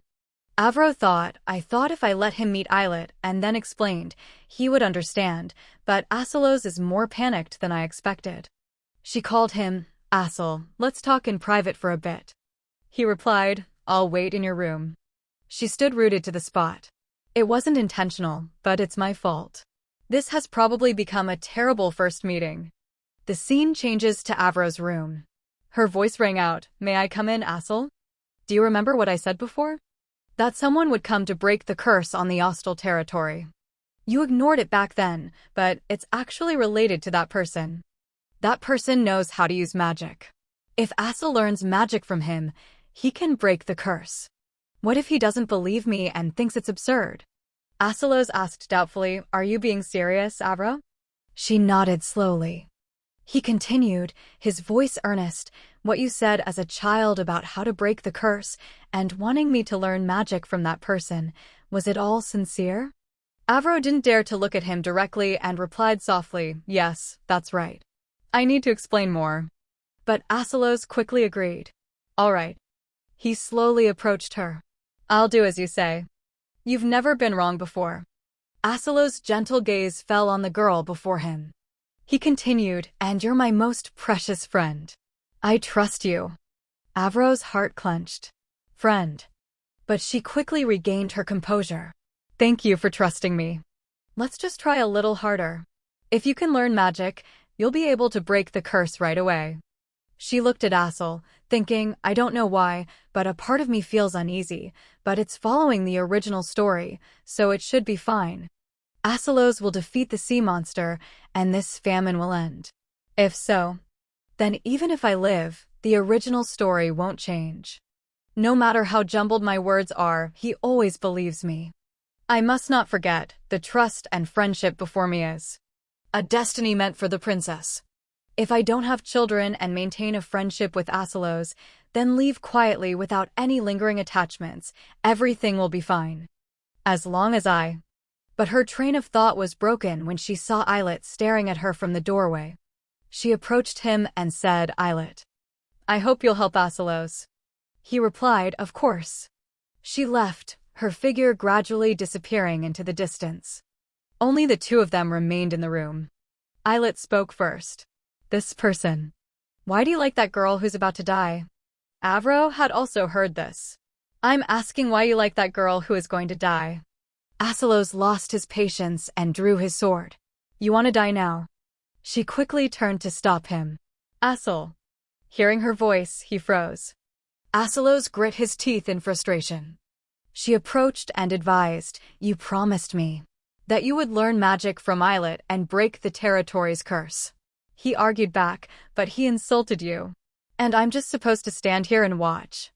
Islet stood to the side, enjoying the show. He suddenly spoke up. So, is the married couple having a fight? I didn't expect to witness such a precious scene. This is my first time seeing it with my own eyes. Avro continued, see Asal? He's a bit mischievous, but he's not a bad person. Nothing will happen, so can we just try it once? Asalos replied with certainty, I believe what you say. What that person just said. I'm only letting it go because you said so. Avro was slightly taken aback by these words. She bit her lip, her heart clearly filled with many thoughts. Avro forced a gentle smile and replied curtly, yes, thank you for trusting me, Asel. From that day on, Asalos began training with Islet. Thanks to his efforts in treating Islet well, Islet showed respect for Asalos. But perhaps because the training was so harsh, Asalos always returned to the mansion looking exhausted. As soon as he got back to the mansion, he would go to his room and not come out. 2 years passed like this. On a sunny day, with white clouds covering the sky, Avro was busy in the kitchen counting ingredients. 5 crates of carrots, 2 crates of potatoes and cabbage. This time we can probably last longer. Before, it was hard to get seafood because of the sea monster. She rolled up her sleeves. Well then, let's start cooking. Ryu, standing beside her, said timidly, you could have just ordered me to do these things, my lady. She smiled and replied, it's fine. I find cooking very enjoyable. Ryu, on the verge of tears, sniffled, because I'm incompetent, my lady has to wear an apron. Avro ended up having to console her. That's not it, Ryu. This is entirely because I want to do it. A black rabbit's paw touched the tip of her shoe. It was the great sage Islet in his rabbit form, sitting obediently below. Is it time already? She gave it a carrot. Here's a carrot for you, enjoy. At the end of Asalos' training sessions, Islet would send his rabbit clone. Thanks to that, I can prepare meals for Asalos on time. Avro walked around the mansion wearing an apron. She stood there waiting, telling herself, it seems I came out too early. They act as if they'll force me to go even if I refuse. Her gaze fell on the items on the ground. It's so splendid, to the point that I'm worried because I'm dressed too simply. Come to think of it, since he started training, I haven't been able to talk to Asalos. What can you talk about with someone who's so tired? Looking at the clear blue sky, Avro's heart was once again filled with thoughts. Has it already been 8 years since I came here? To be honest, there's nothing I can do in here. Asalos, I can only help the male lead grow up well and face fewer hardships. A small snowflake landed on her hand. Ah, snow. Everyone worked hard to prepare, so it's a bit of a shame, but I have to go in. Asalos' voice came from behind. Avro. When she turned her head, Asalos had appeared behind her at some point. Avro. Why are you out here? It's snowing and you're still waiting out here? She replied immediately. The snow just started, so it's fine. It's been a while since we ate outside, so I wanted a change of scenery, but I didn't expect it to snow. Because food became scarce in our territory, Asalos has been more concerned about delicious meals lately. In addition, perhaps because my food is both delicious and nutritious, seeing Asalos grow up healthy every day truly makes me feel very satisfied. Avro suggested, lately, you've only been eating bitter dishes made from herbs, right? So today, I plan to eat something more delicious, including seafood. But it's a lot for just the 2 of us to eat. Her eyes met Islet's, who was standing to the side. Islet, would you like to eat with us? He replied arrogantly, the smell of herbs isn't good, so I don't like it. If you bring the vegetables directly to my room, I'll eat. Avro was speechless. She told herself he must be saying that to make a weird excuse, implying that others smell. Asel suddenly called Avro. She replied, are you calling me Asel? Do you know what day it is today? Avro asked blankly today. Aselo's hand tightened slightly. He looked pitiful and wronged at her. Today is our wedding anniversary. A thunderclap. Avro silently raged in her heart. I completely forgot about that. And Asalos still remembers? She stammered a lie. Of course, I remember. I was planning to eat out to celebrate our anniversary. She thought to herself, I'm so sorry. But Asalos knew everything. He smiled gently at his wife. He gently comforted her, it's all right, Avro. How could I not know that you're always working for the territory? It's just a shame that I wanted to be with you all day today but couldn't. That's all. She replied awkwardly, unconsciously stepping back. I see. But we'll be together when we eat. She took one step back, and he took one step forward. That's not being together all day. I want to be with you all the time. Something was stirring deep inside me, a strange emotion. Maybe it's because I'm too close to Assel. That must be it. Her gaze on him suddenly became profound. Avro spoke first. Anyway, it's our anniversary. I should have dressed up a little nicer. She thought, even though it's a marriage like friends, it's still our anniversary, and I was too thoughtless. But Aselo's gaze on her was always gentle. He hesitantly offered, "Hey Avro, actually, I specially ordered a cake for this anniversary." She asked in surprise, a cake. She thought, how could he prepare something so precious that it's difficult to even see in the territory? He continued, "This much is fine, don't worry. Not only our territory, but the situation elsewhere has improved a lot too. Look, Avro. Now before me, there's even rare seafood, and there hasn't been a major earthquake recently." With that, he held up a piece of shrimp to feed her. "So you don't need to worry." As she chewed the shrimp, Avro thought, that's right. According to the original story, the monster will die soon, so I don't need to go all out stocking up on food like this. Maybe my stomach hasn't been well lately due to poor eating, so I'm being more careful than usual. But for some reason, the atmosphere around Aselos still feels off. Looking at his expression, she could guess something. Aselo's expression. She asked, "Asel, what's wrong? You don't look well." He forced a smile and replied, "It's nothing, Avro. But the snow is falling heavily, so it's getting colder. Let's go inside and eat cake." They walked into the mansion together. Avro still felt that something was off. Did Aselos want to tell her something? Should I just ask him? No, he's probably avoiding the topic because he doesn't want to say it. I shouldn't. But her thoughts were cut off by a burst of confetti poppers. The mansion servants stood before them, shouting in unison, "Happy wedding anniversary." Avro was stunned by the sight. She thanked them happily. "Thank you all so much." And so, they chatted cheerfully. Avro thought to herself that this must be what Aselos was trying to hide. If she had asked, he would have been flustered. She was right not to ask and just wait. Suddenly, he spoke up, "VRO." She answered reflexively, "What is it, Asel?" Aselos answered nervously, "I have something to tell you. Actually, I'll probably have to leave the domain, and it will be for a very long time."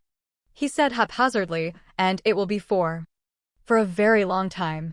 It seems now is the time to completely destroy the monsters, so I'll have to leave this territory for a while."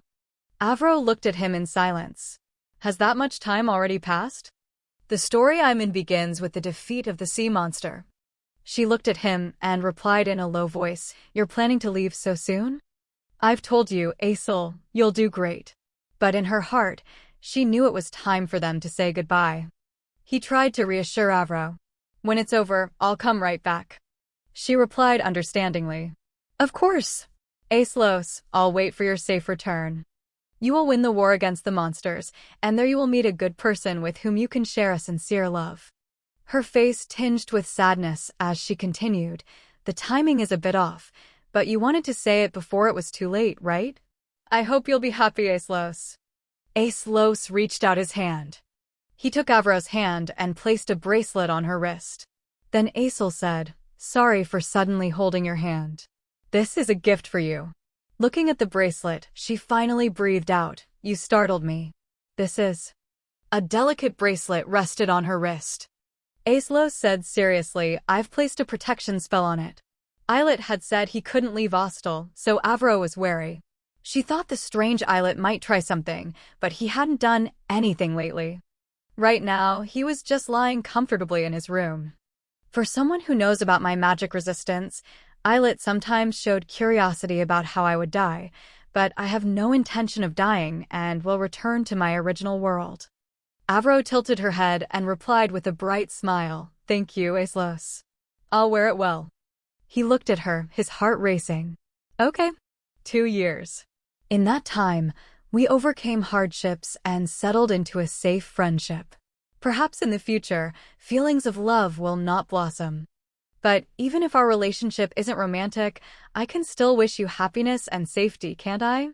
Because we're friends." The scene changes. Avro is now standing alone in front of the Ostel mansion. Islet, beside her, spoke up. How do you feel? She replied casually, I don't feel as sad and troubled as you expected. Aislos will definitely return safely. Islet chuckled mockingly. Such firm belief. Sometimes you talk like an old woman who's seen everything in the world. With that youthful appearance, what's with that way of talking? Avro replied irritably. Calling a young lady an old woman is rude. Suddenly, his tone changed, and he asked curiously, what I want to say is. What is that? Islet's gaze fell upon the gleaming bracelet. Suddenly, the bracelet emitted a warm golden light, enveloping the space. Avro savored the warmth. So warm. A protection spell, so this is what it's like. Of course, Islet didn't miss the chance to mock her. This kind of magic is just poison to you. Did that kid give you poison? She replied bashfully, this much magic is probably fine. Besides, when I leave here, I'll be healthy again. She said that, but thought to herself, but before that, you'll die by my hand. He asked again, does that kid know that? You just want to leave? Avro was silent for a long time. She was strangely calm as she replied curtly, he doesn't know, and it doesn't matter. He gave a faint laugh. Haha, you're both fools, so you're a perfect match. It's interesting to watch. Keep being fools. Avro retorted, who are you calling a fool? Islet claims to hate humans, yet he never leaves the mansion. But she was really thinking, it doesn't matter. Even if Aislos knew about my magic resistance, he'll forget all about me the moment he meets the princess. He feigned anger. I taught you and now you're kicking me out? Kids these days. Islet, who was bound to the territory and stripped of his power because Kaya had cursed the hostile domain and all life within it. For almost 2 years now, he's only eaten the vegetables I give him. Since he can't smell anything from me, he's comfortable. Has Islet gotten closer to me?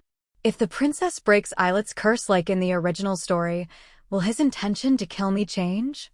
With that thought, Avro asked him directly, Islet, if someone could break your curse, would you spare me then? He answered without thinking.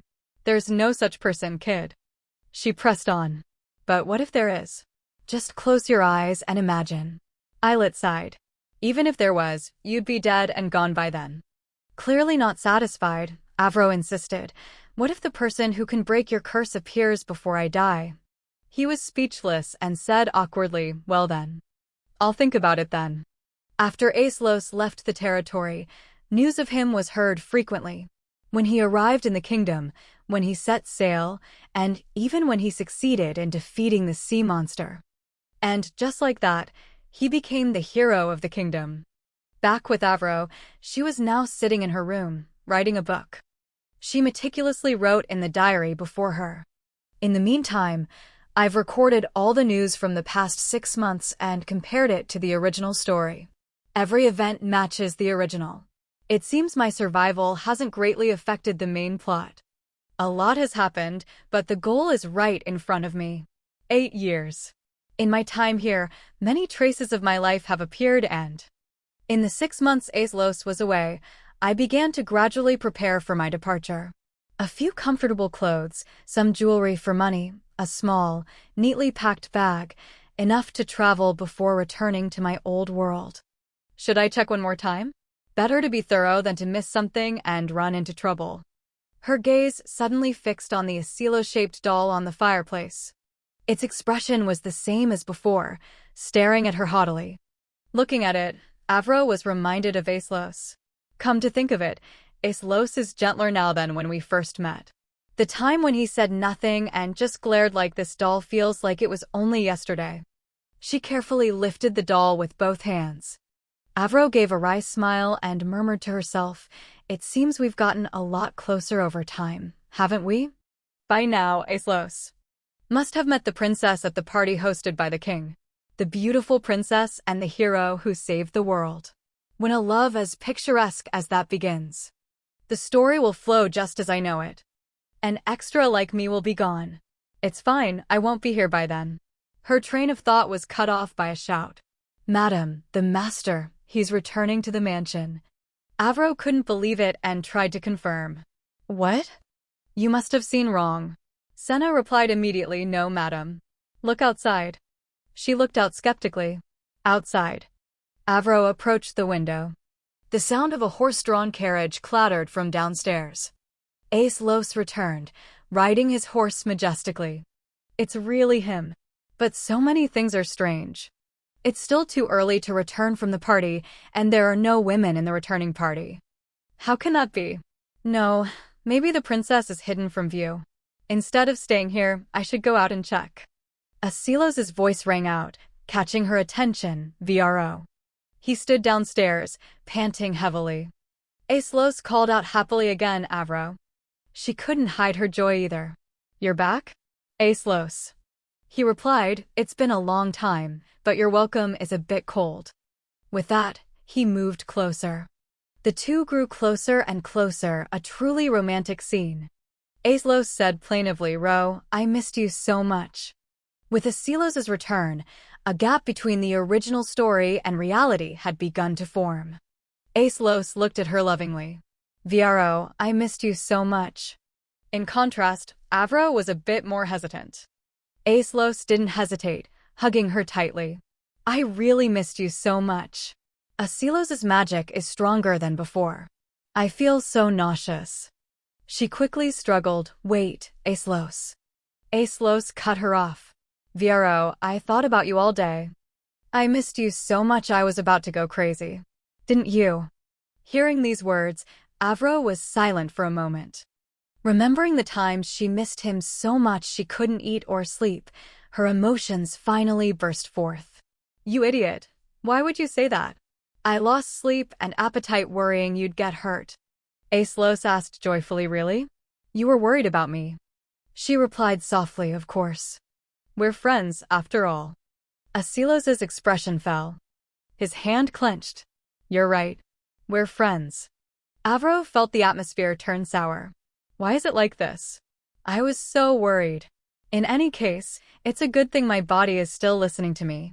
If I had started talking nonsense because of my magic resistance, the mood would have definitely worsened. Suddenly, he moved closer to her. Ace Los stared at her without blinking. Your face, it's red. At this distance, Avro could see his face clearly. He's so handsome. Ace Los took the opportunity to tease her. Is it because you haven't seen my handsome face in a while? Avro jumped back startled. It's because it's cold. I'm really not fully recovered yet. Seeing her reaction, he moved even closer. Why are you running away? Are you uncomfortable when I do this? Avro replied awkwardly. It's not that, but... He took the chance to hug his wife. Then what's the problem? We're a married couple. She still tried to push him away. Friends who are like a married couple. Ace Los hugged her even tighter. Married but like friends? She wondered when he'd gotten so mischievous. His gaze landed on an object on the floor. Ace Los picked up the doll. I haven't seen this in a while. Did you stare at this doll because I was gone? Avro quickly denied it. Of course not. He handed the doll to her, which startled her. What's with you? Hugging me without permission then handing me a doll. What's that about? It's not that I don't like it, but... He said cheerfully, I'm so happy. She looked at him confused. What? Seeing you hold the doll, it's like we have a new member in our family. It's so cute. These words from Ace Los left her stunned and rooted to the spot. Avro handed the doll back. What are you talking about? Not paying attention, she slipped and dropped it. The doll's face hit the ground hard. The two of them stared, falling into an awkward silence. Avro's eyes welled up with sorrow. I didn't mean to drop it, but why did he have to bring up that topic? Ace Los walked over and picked up the doll from the floor. Avro watched him hesitantly. He just gently brushed the dirt off its clothes. Ace Los put it back in its place and asked with concern, Are you okay? You said you were cold. So it was true. Avro replied awkwardly, Yeah, I don't feel well, so I must be tired.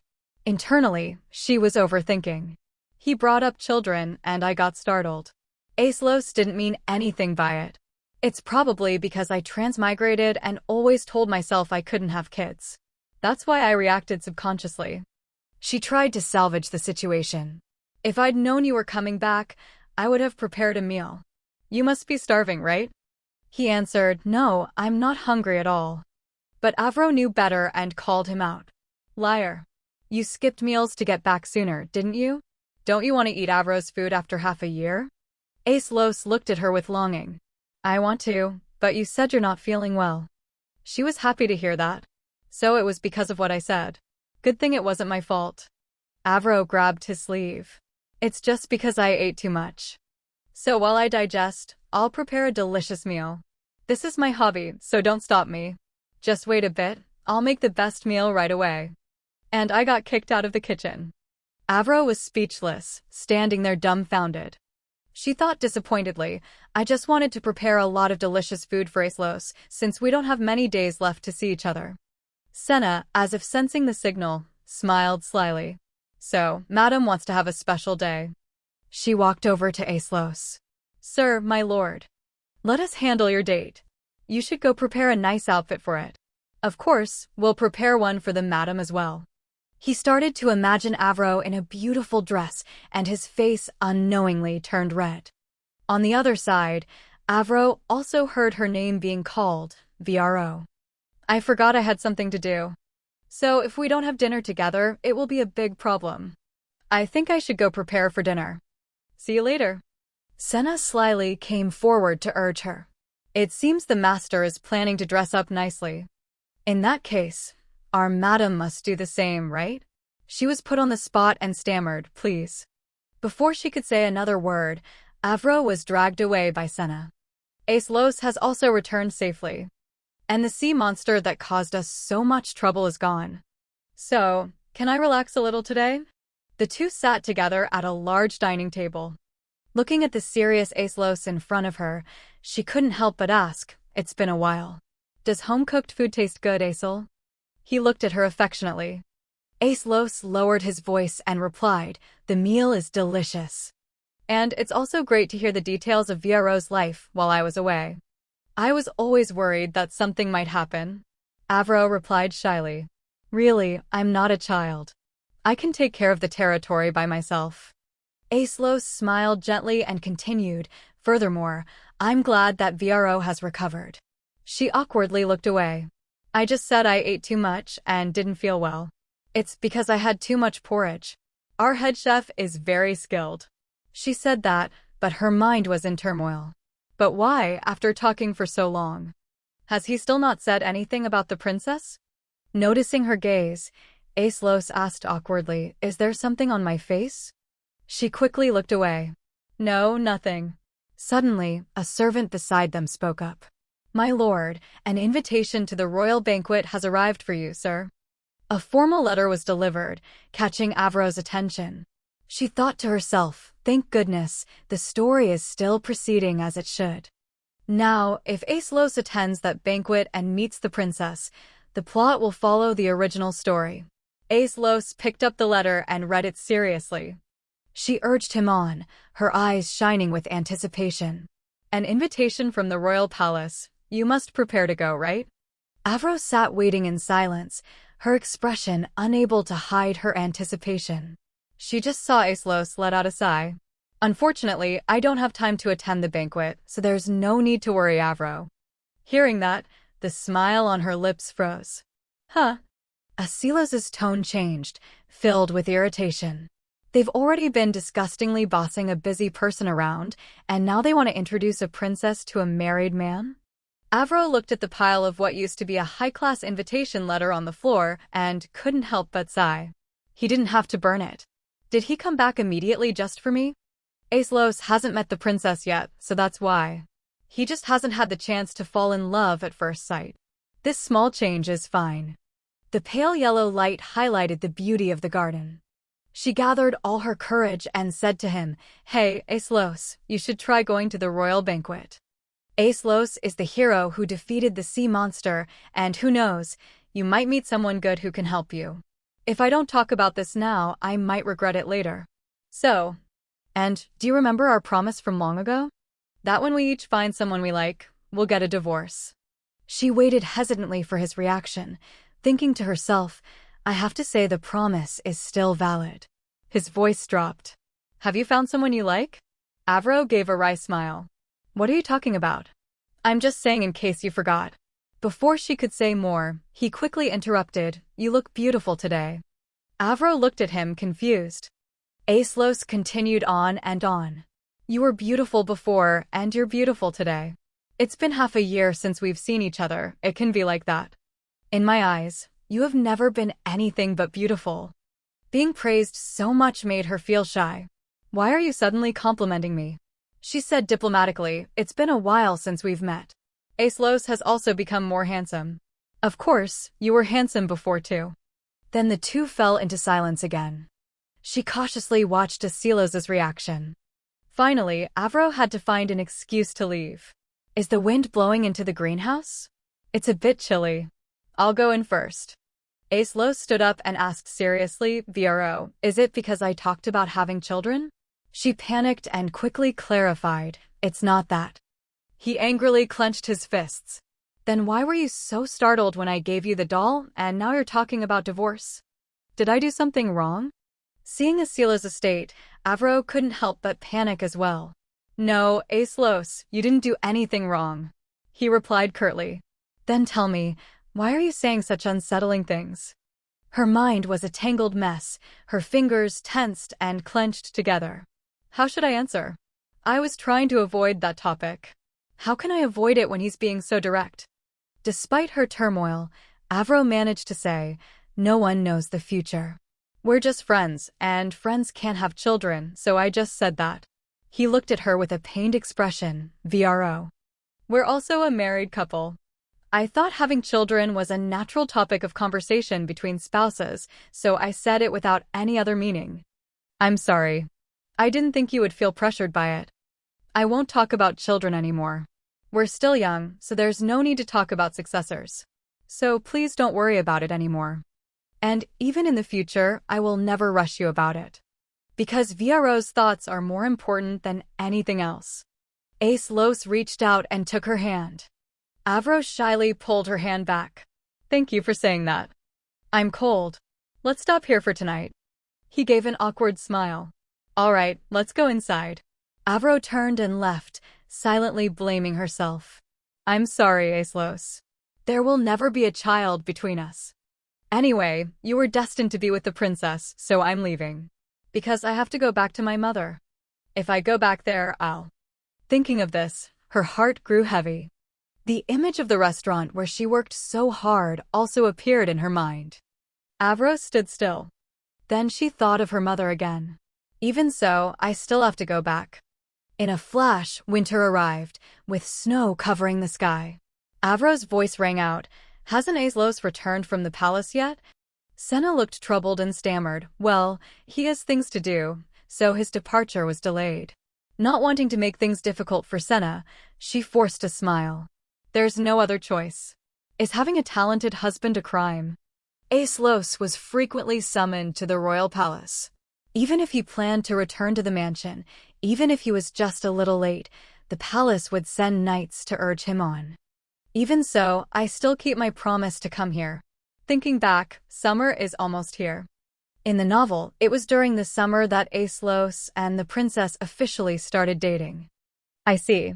Now everything is gradually returning to normal. The time he spends in the palace is increasing. That's good enough. The daily newspapers have been buzzing with the story of the princess and Aislos for a long time. I have to remove the articles with those rumors. I feel like everything is fine now. Why does no one believe me when I say it's fine? Don't I no longer need to worry about that gaze? After all, I survived. After all my efforts, I avoided the fate of death. Now, when I'm with Aislos, I have no reason to be afraid. The reason to avoid him has also disappeared. After everything returns to its place, even if things change a little, Avro's parents will understand that things were already very difficult. I'm so glad, Aislos. As long as you remain happy like this with the princess. Senna's sudden call interrupted this train of thought. Madam. She called out breathlessly, "You must be surprised, right?" "I'm sorry, I called but you didn't answer." She replied, "It's okay. What did you call me for?" Senna said excitedly, "Madam, the master is about to return." Avro just remained silent. If it's this important, he probably wants to publicly announce his relationship with the princess, right? So please prepare to dress up beautifully. Ignoring Senna's words, Avro cut her off directly. No, that's not necessary and… Senna, you won't have to do that anymore either. When I see Aislos, I'll start by congratulating him. Then I'll go back to my room, get the things I've prepared, and say goodbye to the people I love. The day I return to where I belong. Is today, Aislos? Her eyes widened in astonishment at what she saw. Avro was stunned and said, Aislos. Seeing her, Aislos couldn't help but blush. His joy was evident as he asked with a smile, Vro, did you come out to greet me? She asked impatiently, what about the princess? Where is the princess? Why are you alone? Why? I only see Aislos. Confused, she asked, where is the princess? With that, Aislos raised his hand to her cheek. He said lovingly, my princess is right here. Avro panicked at this action and stammered to correct him. No, that's not what I meant. I mean, the real wife you're going to marry. He asked back, confused, what, are you calling me an old husband? She quickly said, no, I didn't mean that. Didn't you say you had something important to do? Aislos' expression softened a little. He replied, I did say that, but I promised Vro I would return today. It was Avro's turn to be stunned, only able to let out a small sound. Avro was so taken aback her face went blank. Isn't this too surprising? Aislos ignored a royal command for that reason alone. If this gets out, Aislos will no longer be respected by the royal palace. Aislos moved closer, whining playfully. Vro, I'm a little hurt. To return as soon as possible, I followed all the king's orders, staying up all night. So while I was away, did you find a real husband? Is that why you only see me as a friend? Her heart pounded in her chest, and she panicked, shouting, what? Why would you say that? It's not true. He continued, is that why you don't want to have children? Before Avro could react, he lifted her up and held her in his arms. Aislos said shyly, but it's okay, Vro. Even if you don't really feel it yet, everyone sees me as a hero. No matter who the opponent is, I don't think I'll lose. Avro's face was now as red as a tomato. She said, trembling, Aislos, my stomach feels upset. It must be because of my magic resistance. I feel so dizzy. Aislos continued speaking, not realizing her discomfort, and moved even closer. But Roa, I'm very sure I can make you the happiest person in the world. Aislos looked at her with adoration. Because I'm sure I can make you the happiest person in the world. When I was young, there was only one thing I truly wished for. It wasn't a huge castle or a beautiful doll. It was just this, to live a peaceful life with loving parents. Could a life like that be possible with Aislos? Even if the story has changed a bit, if the princess never appeared. At this moment, Avro spoke up, hey, Aislos. Suddenly, her vision blurred and blood trickled from her mouth. She didn't look well at all. Aislos' eyes widened in surprise at the sight. She was also stunned, covering her face and letting out a gasp. Immediately after, her vision went dark and all she could hear was Aislos' desperate scream, Vro. If that could happen, it would be wonderful. The weather grew increasingly gloomy. A group of people stood before Aislos, facing him with fear. What did you just say? They quickly made excuses. I'm sorry, but there are no issues with the lady's physical condition. We can't find the reason why she won't wake up. He cut them off impatiently. Enough. You may all leave. From that day on, Avro fell into a deep sleep, and as a result, the enormous palace was plunged into sorrow. Many people came to examine her, but they all said the same thing. We can't determine the cause. This is the first time this has happened. The reason why the Marquise hasn't woken up is unclear. I'm sorry, sir. That day, the door to her room opened right on time again. Aislos entered quietly. He looked at her lovingly. Good morning, Avro. She remained lying there, unable to respond. Aislos continued, the territory is peaceful again today. I've implemented all the rules you suggested, and now it's much easier to keep things in order. Then Aislos took her small hand. Vro. The steady ticking of the clock echoed in the silent space. He just sat there, silently looking at the girl on the bed. She still showed no reaction at all. His eyes welled up as if about to cry, and he gripped Avro's hand tightly. It's all my fault. Please, open your eyes. It's because I brought up the topic of having children. That shocked Avro and made her like this. Avro repeatedly expressed that she didn't want to, but I only thought of my own feelings and kept forcing her to understand them. It was clear that VRO had changed for the better, but I couldn't keep up with her. That's why VRO either got tired of me or she was too exhausted from being with me. Because her belongings were neatly packed under the table, very minimalist and tidy. It was clear she was ready to leave at any moment. I know full well how selfish I am, and I also know she wanted to leave because she was tired of me, but please don't go, VRO. Eilit's cold voice suddenly rang out.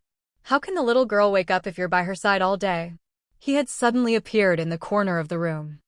Aislos warned him in a cold voice, if you came here to spout that nonsense, then leave. Eilit placed a hand on his shoulder and said mockingly, how can you say that to your master? Aislos' expression grew more grim than ever. He growled a warning, stop it. Eilit said nonchalantly, if you don't want that child to get caught up in all this, you'd better not do anything. He asked with a dark face, is this your doing?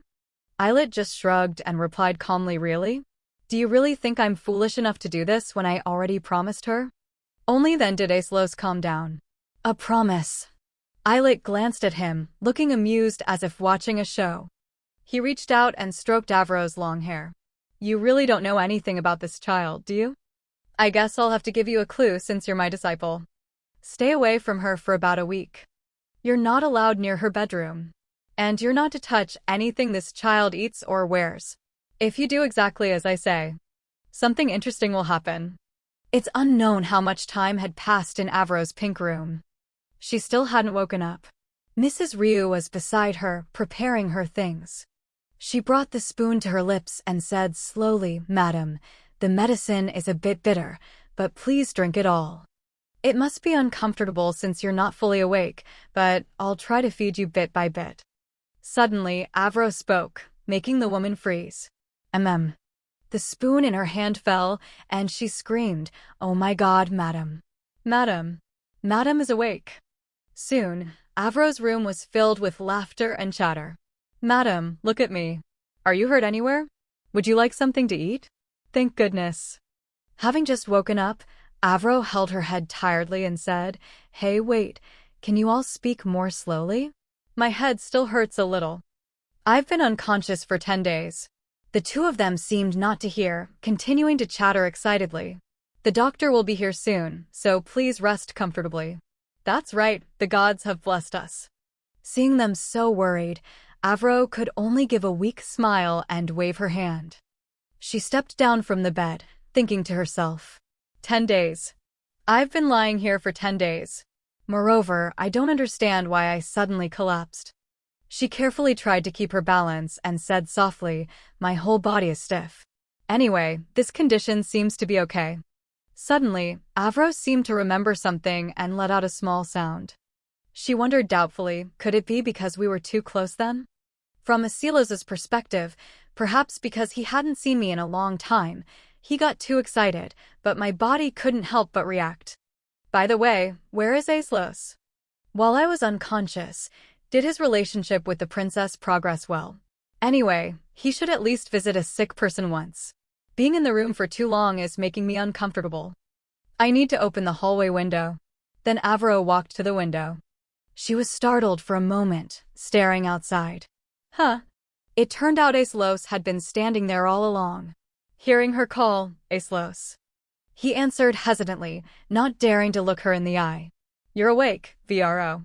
She, still unaware, smiled and replied, it's been 10 days, hasn't it? Such a long time. You must be surprised, right? He answered cautiously, yeah, it's been a while. She spoke again, causing him to pause for a few beats. It's cold. Why are you standing outside the window? Is it because there's someone you want to see? Aislos looked at her with sad eyes. Yes. Avro also became awkward. Then why don't you use magic to go see them? In her heart, she thought, if he uses magic, it'll only take 3 days to reach the palace. It would be easy to see them, but I don't understand why a corner of my heart feels anxious. Aislos looked at her more deeply and asked in a low voice, "So, can I go see them?" She replied naively, "Of course, Aislos. Even though I'm his wife, I've never been to the palace while I was sick." Indeed, Aislos really misses the princess. Even so, he should at least visit a sick person once. Aislos reached out and opened the door. Avro looked at him blankly as their eyes met. Aislos said seriously, "Ro, the person I want to see is—" Before he could finish his sentence, she interrupted, "Did you come here because of the rumors?" "If it's because of the rumors and you don't mind, then that's fine." He asked back doubtfully, "What do you mean? What rumors?" Seeing his reaction, Avro couldn't help but wonder. Huh? Why does he look like he doesn't know anything? "The rumors about you and the princess dating are spreading everywhere, to the point that many newspapers are full of it. Why does the person involved know nothing about the rumors that have reached all the way to the north?" Aislos looked at her, confused, and asked again, "Viero, are you talking about rumors about me?" Hearing this, Avro started to get angry. "What's going on? Do you think I have another husband while you can date the princess? Why can't I have a romantic relationship? Of course, I don't have a real husband, and there are no such rumors." She feigned anger and turned away. "I'm tired, I'm going inside." Aislos wanted to get closer, worried. "Then, close the window and go in." She snapped angrily, "Who gave you the right to interfere in my business and order me around like that? I don't like it. Opening or closing the window is my right." He tried to soften his tone. "It's cold. I'll close the window and Viero will go inside. We'll talk later." "Why are you being so stubborn?" The two continued to argue. "I'll decide everything. So go meet the person you really want to see." In the end, Aislos had to give in helplessly. He used magic to close the door directly. Avro stared in disbelief, still not satisfied. "How dare you use magic to close the door? That's not fair." "Fine, I'll go to my room." Aislos remained outside the window, confirming that she had gone inside. Avro leaned against the wall and sighed. She looked at the bracelet on her hand, still a bit unsure. Aislos' magic is getting stronger, so this bracelet will also become more dangerous. I should ask someone to help me take it off. Her heart was in turmoil, and apprehension was clear on her face. My feelings are so strange. On the other side, Aislos still reached his hand out towards her, lingering, unwilling to leave. He couldn't stop blaming himself. I was so childish just now. It feels like VRO is recovering, but unintentionally. But because VRO knew about the rumors, I was really angry at that moment. Thinking back, VRO really is awake. Although it took longer than the weak Eyelet mentioned, VRO has actually recovered. Did VRO really faint because of me? Then how did Eyelet know that information? Can I still be with VRO? In a situation where everything is a question mark, a bad feeling suddenly appeared in my head. In any case, perhaps Avro had long since realized the cruelty I hide in my heart. To be honest, Eyelet's training methods cannot be called normal. Because it was Eyelet himself who pushed Aislos to the very brink of death. The sword had been stolen long ago. When space was so distorted that directions were indistinguishable, monsters continuously and frenziedly attacked the young Aislos. Aislos wanted to live. No, I must live at all costs. I must carry on the last wishes of my deceased parents. Because the fate of Ostel rests on me, and for Avro, who completed the training I gave her and is waiting for my return. Using chaotic magic to destroy the monsters, it was no wonder Aislos' body was constantly torn apart. What was astonishing was that Eyelet didn't lift a finger. He leisurely watched as Aislos' body was ravaged bit by bit, right before the moment of his last breath. He snapped his fingers. He simply turned back time to the moment just before Aislos died. Eyelet's face showed no trace of pity, only mockery and ridicule. There was no sign that the training would end, struggling in agony every day, on the verge of death, until Aislos understood that to avoid being destroyed, he had to be the one to strike first. At that moment, Aislos mastered the killing skill and the training ended. The flashback ends. Aislos is still outside the Ostel mansion. Viero, did you realize? Even the sea monster laughed, messing everything up. Viero, did you know? Thinking this, he hesitantly pulled his hand back. No, she doesn't know anything. But why do I have this uneasy feeling that Viero will find out? A girl who should only be doing beautiful things like flowers. I know well that someone like me is not worthy of her. That's why I must hide it even better so I can stand by Viero's side. The scene changes to Avro. She said lazily, Islet.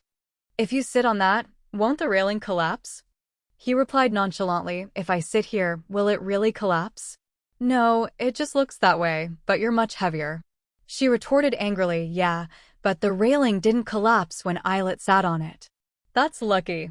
Seriously, I hadn't seen your face yet, and now that I have, I hate it even more.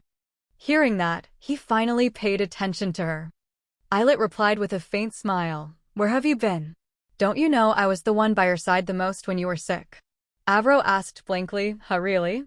He looked at her thoughtfully. It's good to see the heirs of Ostel so close. The closer I get to this child, the more I cherish her. I don't even realize the side effects are getting worse. Avro was still muttering to herself, not noticing his eyes were fixed on her. Islet remembered. In the past he had heard many pleas. Lord Islet, save me. Lord Islet, it hurts. I had no intention of pitying those Ostel folks. But suddenly, Avro cried out, cutting off his thoughts. So you're afraid the vegetable cart will disappear? Because if I die, it'll be hard for you to eat well, right? Islet was speechless. The heir is quite smart. Avro's mood seemed to have brightened. She smiled and said, that's right. Well then, I'll be on my way. Islet quickly grabbed her and said seriously, wait. Your condition has worsened. It means your life force has reached a dangerous level. Avro felt it doubtfully. Life force? This time, waking up, I feel my mind is clearer. He replied with a faint smile, but what good is being clear-headed? Haven't your moods been more erratic lately? Before, just seeing Aislos made you blush, but that doesn't happen anymore. Your life force is decreasing, and your complexion is getting paler. Thinking back, she realized it was true and told herself. I thought blushing was just dizziness after waking up. So leaving this place was the right decision. Seeing Avro's reaction, Islet happily clutched his stomach and chuckled. He tilted his head teasingly. Why are you two so foolish? Seeing that makes me shiver with joy. Avro felt unnatural and looked away. Suddenly, her eyes met his. Aislos. Aislos stood downstairs and looked up at her call. She still waved at him innocently. Aislos, why are you standing there frozen? They looked at each other. Aislos stared at her, stunned. Then he turned his head directly, ignoring what Avro said. Her face darkened. What was that? Is he still angry? Islet suggested, why don't you try going to your husband? She immediately retorted, this floor is too high. Do you know where Aislos went? He answered lazily, of course, I'm not some commoner. How can I help? With that, he reached out his hand. Huh? Avro didn't have time to react. She just felt her body become lighter. Her whole body fell, and she still hadn't processed it, letting out a small noise. Islet looked at her calmly. Tell me. Your secret. Islet pressed her. Tell me your secret. As Avro fell, someone screamed her name, Avro. Just then, a hand reached out from nowhere. Aislos successfully caught her safely. He was extremely worried and asked, Avro, are you okay? Avro slowly regained her composure and said, thank you for catching me. Meanwhile, Islet up above was marveling he caught her. Aislos was furious and growled, I'll kill that hateful guy first. Seeing this, she quickly tried to stop him. Huh? Wait. You can't, Aislos. He was not pleased with Avro's reaction. Even in this situation, you still want to defend that hateful guy? Avro. Seeing her quickly explain, Islet just really likes to tease people, Avro thought to herself that this was something she really couldn't defend. Aislos was furious and growled, so is Islet your real husband? She was momentarily stunned when she heard him say that. Avro felt a little helpless thinking, he's still harping on about the real husband thing. Why does he like to cause trouble for no reason? Only Islet is happy about this. How annoying. At that moment, she quickly reassured him, calm down. My real husband is none other than you. Besides, if you two fight, it'll just be hard for me to watch. I don't want to see the mansion destroyed. His hand slowly tightened into a fist. Are you being serious? Avro immediately confirmed with Aislos. Of course. He didn't stop there and continued to question her. Then why don't you blush when you look at me anymore? Before, you said you avoided my gaze because I'm handsome. You've always been honest about your feelings for me. Did you know, Avro, ever since I defeated the sea monster, you've changed strangely. Now it's like you're hiding something from me. After saying those words, Aislos left the mansion. Although I was worried about where he was going so late at night, I wondered if I was in a position to ask such things. I really didn't expect Aislos to be thinking like that. Even when I see Aislos, I don't blush at all. Is the reason my emotional fluctuations have slowed down because my life force has been depleted? At this moment, Avro focused her thoughts. Even though I made an excuse to Aislos that it was just because I've grown up, he must have realized it was a lie. Because he looked at me with those eyes. My heart feels so heavy. She didn't know what to do anymore.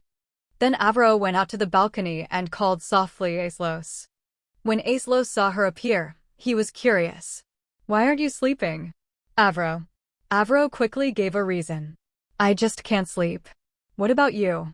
Aislos admitted frankly, I'm not sleepy at all. Avro, if you don't mind, could I come to your room for a moment? Avro immediately agreed to his request. Of course, come on in. Once inside the room, she poured tea while observing. Magic is really convenient. The moment you say you want a drink, the tea set is instantly teleported here. Avro couldn't help but ask curiously, by the way, what was it that you wanted to come to my room for? Aislos immediately stated his reason. I have to leave tomorrow. She seemed to know where Aislos was going. To the royal palace? Travel safely and come back. Aislos has been frequently summoned to the royal palace these days, so this is nothing special.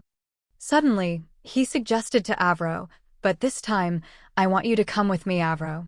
She asked in disbelief, me, go with you? Aislos gave a very reasonable explanation. Ever since we got married, you've never seen the capital. Now Avro realized that's true. He was still talking enthusiastically. Rotella is very warm right now. I'm sure you'll like it. Of course, it's not just Robuchi. Rotella. If I go to the capital now, I can meet the king, right? If I request a divorce from the king, things will be resolved quickly. But that would tarnish the reputation of Aislos, who rejected the princess. So, to protect Aislos' reputation, Aislos hesitantly suggested, how about we also stop by Robuchi on the way? Avro immediately smiled and declined. We don't need to go to Robuchi. I'll go to the capital. But before that, I have something to do. His expression changed for a moment. Something to do?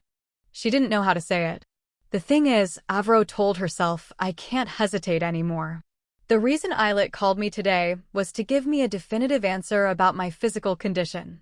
She thought for a moment, then spoke up. I don't know what you'll think, but Avro had made a decision for herself. I can't stay here any longer. So she finally spoke up.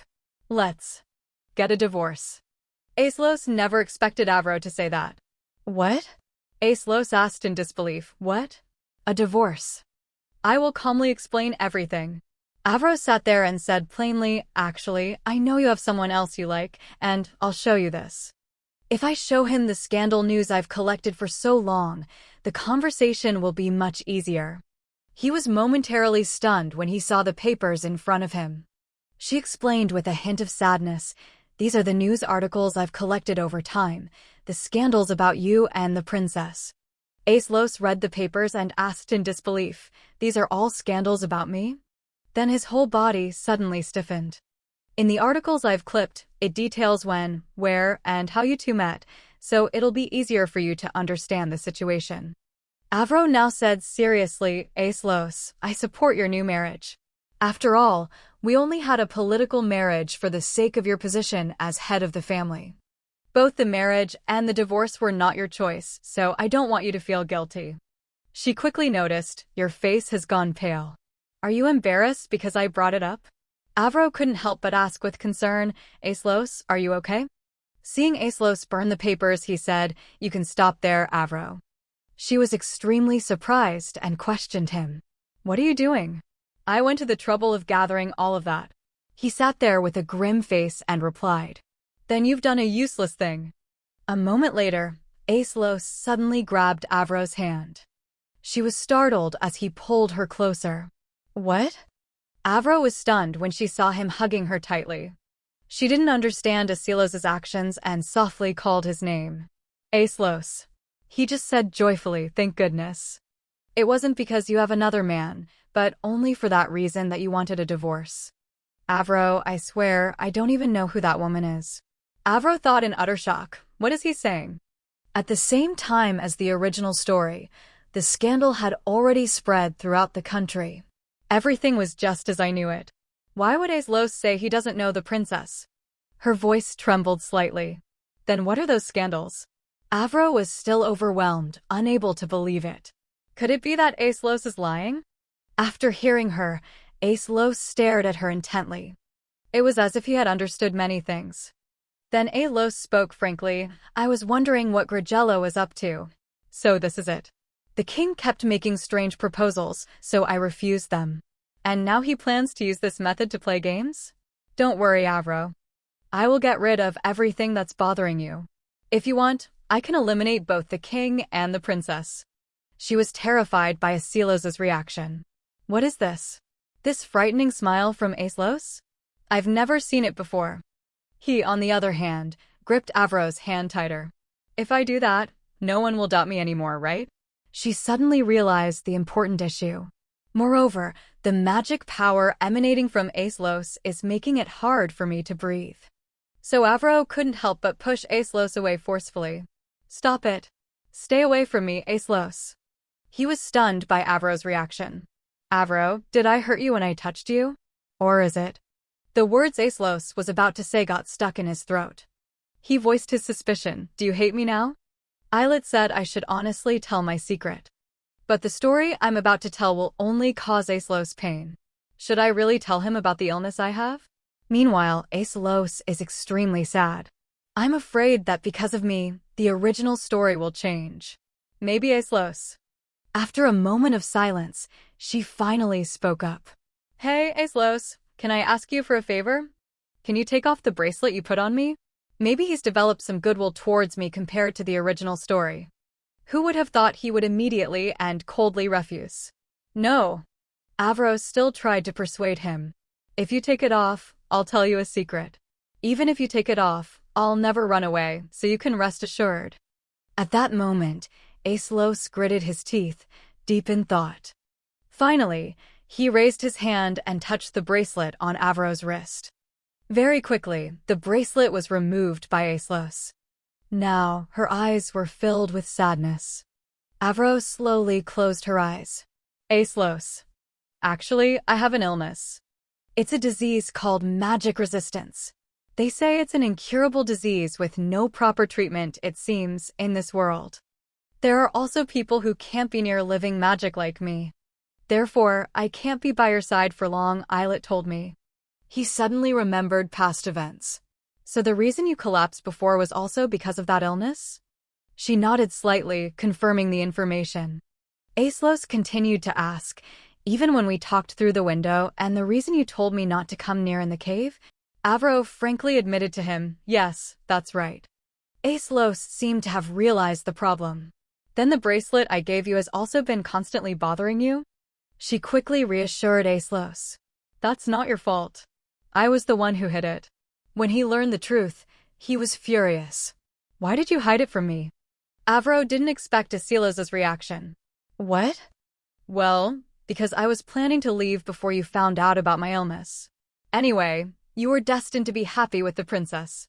In this world, my existence is just a burden to you. She had her own struggles." "How could I say that?"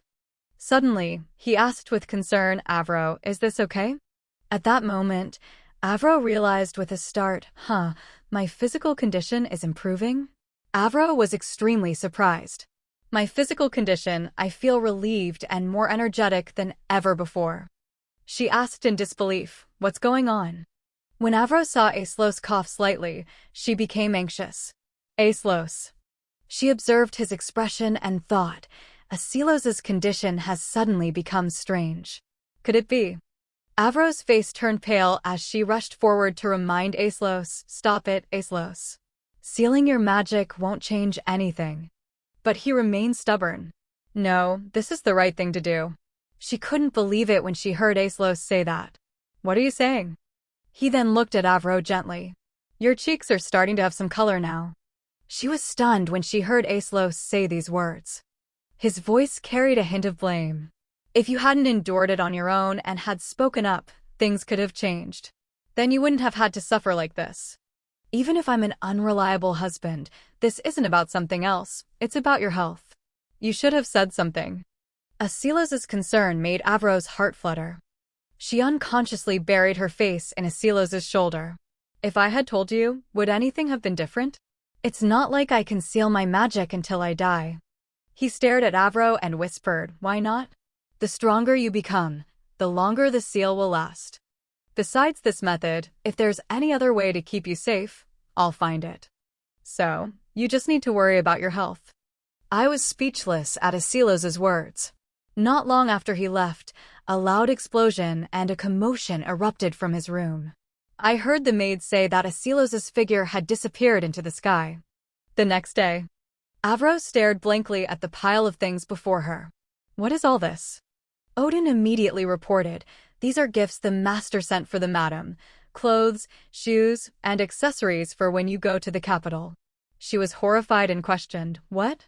Why spend money so wastefully? Senna quickly chimed in. Madam, this much is naturally necessary. I will take care of everything. Madam needs to take better care of herself. To find the most wonderful combination that suits the madam. Huh? Madam, please look at this. Avro was curious about her attitude. What is it, Senna? Senna took out an outfit and praised it. Isn't it beautiful?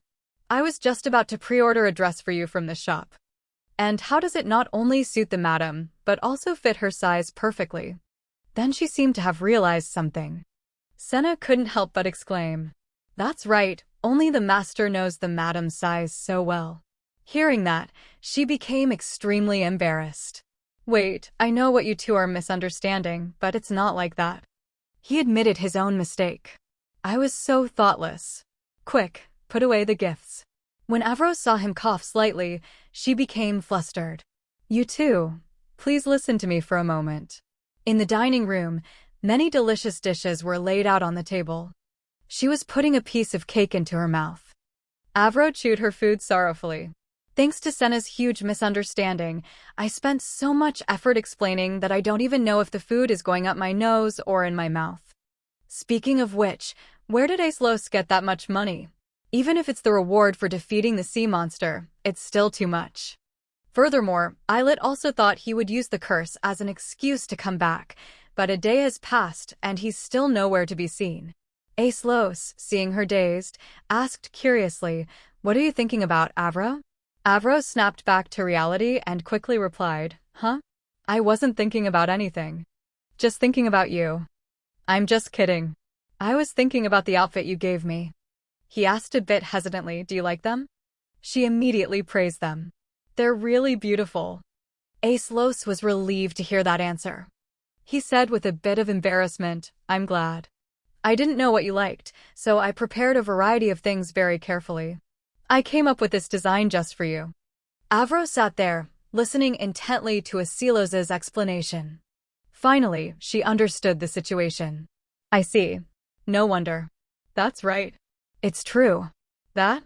He didn't understand and asked, what's wrong? What are you saying? Avro didn't reply but thought to herself, this way, I can't nag him about not wasting money. I should just be honest. So she spoke frankly. It suits my taste much more than any outfit I've ever worn. Thank you so much. The continued silence made Avro wonder. Why isn't he saying anything? She couldn't help but turn to call him. Then Avro was startled by the scene before her. Because Asilos's face was beet red. She was alarmed and asked, Aislos, what's wrong? Are you okay? His voice trembled slightly. No, don't come any closer, Avro. Avro obeyed Aislos and didn't get any closer. He couldn't help but smile faintly. Now Aislos frankly admitted, every time I feel these good emotions, it's because I find it hard to suppress the sudden burst of magic. Just seeing you healthy makes me so happy. The moment we sit opposite each other like this, it feels just like a normal married couple, and that's why I feel so happy that I can't control my magic. She was moved by Avro's words. Avro was extremely surprised and asked Aislos, "Did those words make you that happy?" He let out a sound of confirmation. Although she was happy, deep down she still felt a pang of pain. This must be guilt towards Aislos. She reminded herself, no, the atmosphere will become heavy. Avro suddenly remembered another issue.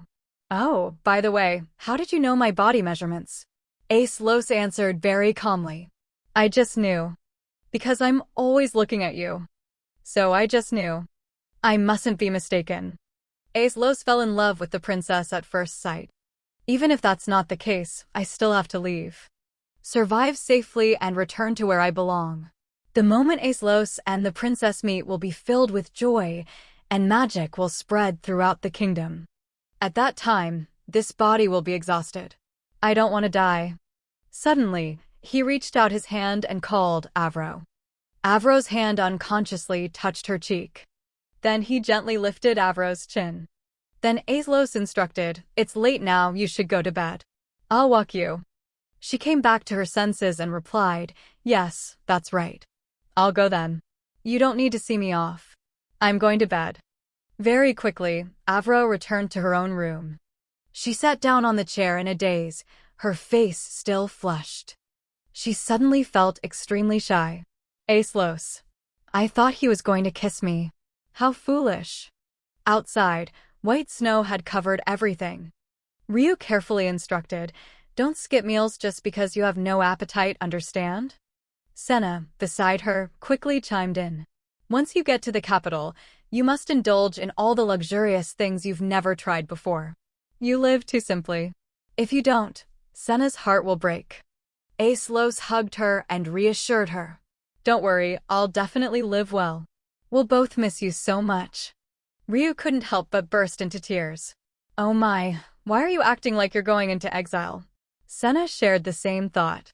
"That's right. We'll see each other again in a few days anyway." At this moment, she smiled and explained, "No, I just want it this way.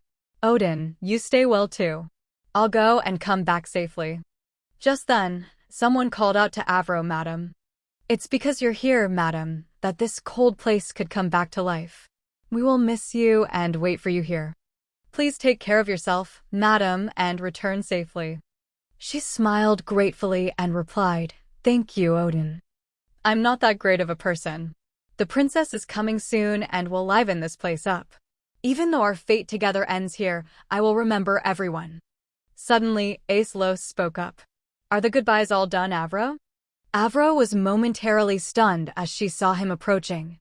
Aislos held out his hand, signaling to her. Now he smiled and suggested, "Well then, shall we set off?" Avro immediately followed Aislos' words. "All right. The easiest way to get to the capital is by magic, but Aislos chose to go by carriage. I can only appreciate his thoughtfulness." Sitting in the carriage, she suddenly wondered, "By the way, when will we arrive at the royal palace? I heard the road is very long." Aislos immediately answered Avro's question. "In 10 days. Accommodations will be arranged at the castles we pass through." She was very surprised by this fact. "What? Doesn't it normally take half a month to get there? How?" He then said casually, "I've cleared away everything in the way." Avro didn't understand the meaning behind Aislos' words. "Cleared everything?" He explained to Avro. "Things like mountains, trees, rocks, for example. I've been out since early this morning." Hearing that, she couldn't believe it and exclaimed, "What?" He saw Avro's expression and chuckled. "Just kidding, your reaction is so funny. That's not a joke." She came to her senses and asked, "So, what were you doing early this morning?" After hearing her, Aislos suddenly stared at Avro. He seemed to ask in disbelief. "Training," she silently told herself. "Training, so suspicious. Anyway, this is his territory. Just in case something happens, I need to check if any debris has fallen. Aislos decided to remain silent. If I tell her the truth that I cleared it, she'll get angry. Then he gestured for Avro to make herself comfortable. 10 days later. Aislos softly called her name. Avro. Avro woke up and let out a small sound. Seeing this, he asked with concern. Avro, are you not feeling well? We're almost there. I saw you looking uncomfortable. She quickly denied it. I'm fine. I drank tea along the way, so I feel better. Aislos also felt more at ease. I'm glad. Next time, I'll prepare better. Avro suddenly felt a little helpless. How could he? He shortened a 15-day journey to 10 days. Just then, Aislos called out softly, Look, Avro. A moment later, she was stunned by the sight before her. Finally, Avro realized that this was Rudella. After moving for a while, the carriage stopped. The people around stared blankly at the carriage, then everyone became extremely excited and shouted loudly. At that moment, they were loudly welcoming him. The hero has visited Latrella. It's the powerful hero who defeated the sea beast. Avro looked at everyone's reaction and mused, so everyone has gathered here to welcome Aislos. Just then, someone came over to greet them. Long time no see. She was stunned by Jabori's appearance. Now she smiled and said, Lady Avro. Hearing this, Avro thought, Lady? Everyone must know I married Aislos. Also, she ignored Aislos and greeted me, so she must be an acquaintance of Avro. What if I'm found out not to be the real Avro? But no, before that, what was Avro's relationship with that person? What if it wasn't a close relationship? Suddenly, she broke into a radiant smile. Then Jabori said loudly, Avro, did you lose all your memories after leaving the South? Grace, nearby, was flustered. Jabori. Avro was still in shock. She suddenly rushed up and hugged Avro, whispering, I really missed you, Avro. She was still focused on analyzing if it's Jabori, then. Isn't she Avro's best friend and the villain mentioned in the novel?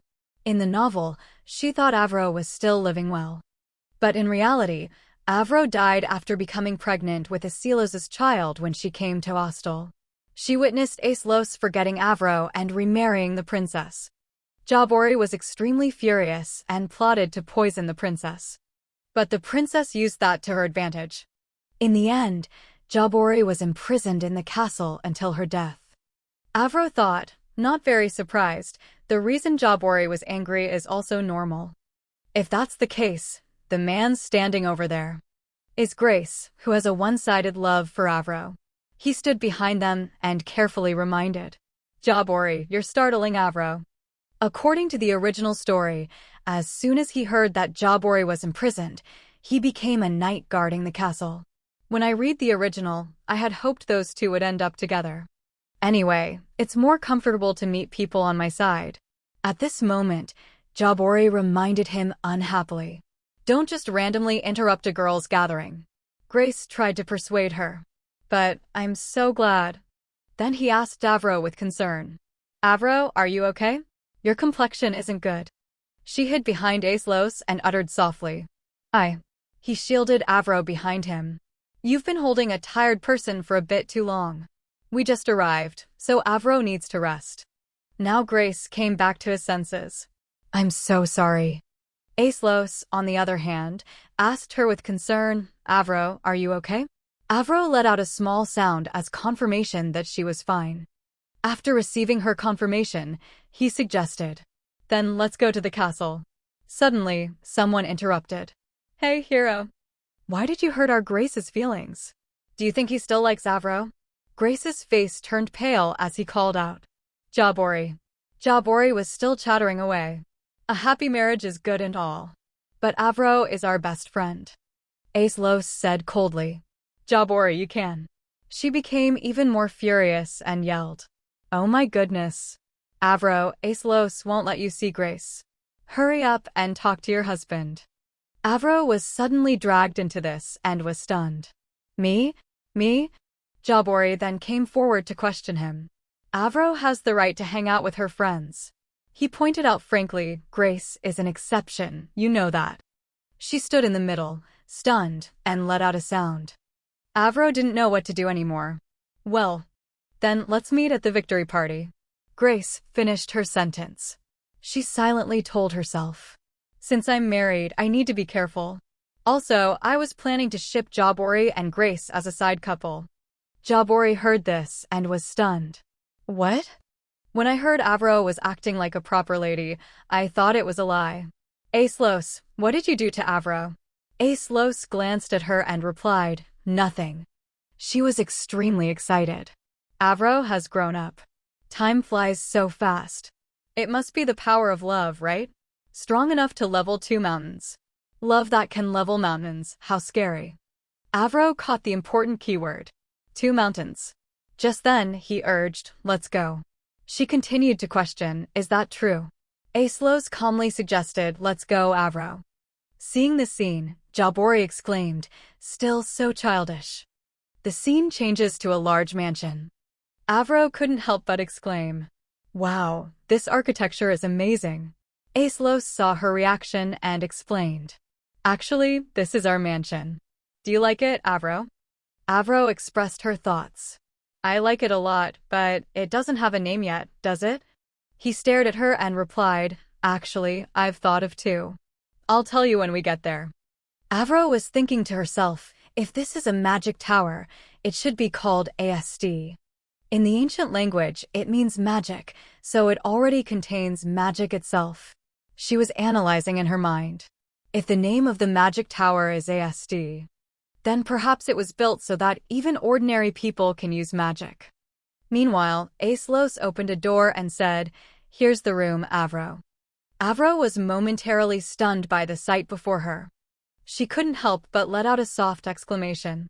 This room was beautifully decorated. The indoor garden was filled with pink hydrangeas. Although it was a bit different from the flower gardens at the magic towers I know, it was a flower garden in the middle of a tower much larger than any castle. But as I went up the black brick wall of the spiral staircase, it resembled the magic towers I knew. So, this place must be SD. He explained, the name of this place is Blue, Avro. Blue means seal. Avro was startled by this information. What? Avro hesitated and asked, what do you mean, a seal? Aislos slowly explained with a gentle tone, to prevent magic from spreading everywhere in this tower, I have filled it with the magic of the ancient language. It should be effective. Her eyes immediately widened in astonishment. He used what should have been a magic tower to seal magic? Then Avro expressed her doubt about this method. Is that possible? He smiled and confirmed, it's possible. As long as it's here, this tower is an extremely special place. That answer made Avro's heart race. Of course, this place was originally supposed to be a magic tower. If a place like this is arbitrarily sealed, then unlike in the original story, magic will no longer be easily accessible to commoners. And Lethiola will no longer rise as a kingdom of magic. This can't end just because the original story has changed so much. The news of a magician appearing in Latrella has spread to other kingdoms, and Aislos won't be able to fend off the coming threats on his own. If other magicians don't rise to support Aislos, Latrella will turn into a sea of fire in an instant. The tragic future vision gradually appeared before Avro's eyes, making it hard for her to avoid blaming herself. This is probably all my fault. The cracks in the original story probably appeared because I'm still alive. Aislos, perhaps noticing the change in her expression, asked with concern, Avro, are you all right? You suddenly look pale. Avro immediately snapped out of her delusion and quickly reassured him. I'm fine, I'm probably just tired from the journey here. She forced a smile, but her heart was still filled with a nameless anxiety. It would probably be strange if I asked him to change the name now. And I'm probably just worrying about a distant future, so for now, I'll just wait and see. Besides, who knows what will happen if he meets the princess? After trying to pull herself away from pessimistic thoughts, Avro proactively changed the subject. By the way, my room isn't on the top floor, is it? I don't know about you, but I'm not confident I can walk all the way up there. Aislos couldn't help but laugh at her strange concern. Of course not, our rooms are on the 3rd floor. She became even more apprehensive as she looked at the row of corridors. You're talking about those rooms over there. They're not like the rooms with two connecting doors at home, are they? He looked shy and said softly, I left the threshold open. Avro was speechless and exclaimed, great idea. Aislos suddenly declared in a very gentle voice, I'm not kidding. His sincere expression made her heart skip a beat. Avro turned her face away in embarrassment and changed the subject. The weather is so beautiful. It's warm and the air is so clear. Aislos, you should wait. Before she could finish her sentence, she fell into Aislos' warm embrace. The sudden hug stunned Avro, and her senses suddenly became sharper. I can smell Aislos' scent right at the tip of my nose. He smelled like me. I suddenly realized that 9 years together as husband and wife was long enough to make our scents similar. My heart is beating so fast. The large, luxurious hall was filled with countless overlapping sounds. A woman's beautiful blonde hair swayed as she walked, ignoring the gossip. Andrea still exuded her usual dazzling and elegant aura, but her indifferent face showed her displeasure. Another cloying day. The Emperor grumbled unhappily. Are you listening to me? Andrea immediately forced a bright smile and replied. Yes, father. He continued to ramble on with a sense of urgency. Andrea, you must marry the Marquis. You are very lovely, but you can't take this lightly. Look, the Marquis and the Marquise haven't budged at all after that scandal. She didn't answer and just maintained her smile. But Andrea's eyes radiated a cold aura. Telling me to drive away a perfectly suitable wife and take her place? How absurd that the only plan he can come up with to prevent Marquis Austell from seizing power is through marriage. The novel I transmigrated into, If You Tame the Hero, is a love story about the female lead comforting the male lead, who is suffering from many wounds. I possess the body of the female lead, an abandoned illegitimate princess who suffers at the hands of many villains until she meets the male lead. At first, I found this life a bit difficult, but with the knowledge I gained from reading the original work, I somehow made it this far. Everything up to the point where the king needs me completely matches the original story. But for some reason, Avro, the character who was supposed to be gone, is still alive. The plot of the novel I know is starting to diverge. After recalling the plot, Andrea spoke up to reassure him. Don't worry, I'll find out more about the Marquise myself. This guarantee made the Emperor anxious, and he raised his voice. Do you have a good idea? She declared confidently, I'm thinking of meeting the Marquise in person. I'm also very curious about what kind of person she is. The Emperor, without any shame, praised her effusively. Since when did my daughter become so mature? As your father, I'm very proud, Andrea. Hearing this, Andrea couldn't help but lament inwardly. Before, you didn't even know I existed and completely ignored me. Now you're acting like you care so much. Meeting the character Avro in person is a good idea to see if I've missed anything. And if I can successfully get married, I'll live like a princess in the Austell domain and enjoy a comfortable life. Meanwhile, as soon as the news of the beloved youngest child of the Roche family and the hero's wife arriving in Laetala, hundreds of invitations were sent to the Hostel mansion. They also sent dresses from shops known to be very difficult to book, and even shoes and accessories that matched Avro. The noble women continuously probed for information. Do you know what Marquise Oscar likes? In the end, even the maid from the Marquise castle was bribed to ask about Avro's preferences. It's understandable that people would go to such lengths to please her. Avro is the daughter of the Roki family, one of the most prestigious families in high society. Even during the sea beast's rampage, the Roki family had as much stored food as the royal family. Furthermore, since the Roki family continued to operate the mines they owned, it was only a matter of time before they regained their former glory. And that's not all. The husband of their youngest daughter is none other than Marquis Austell, the first magician of Lutiola and the hero who defeated the sea beast.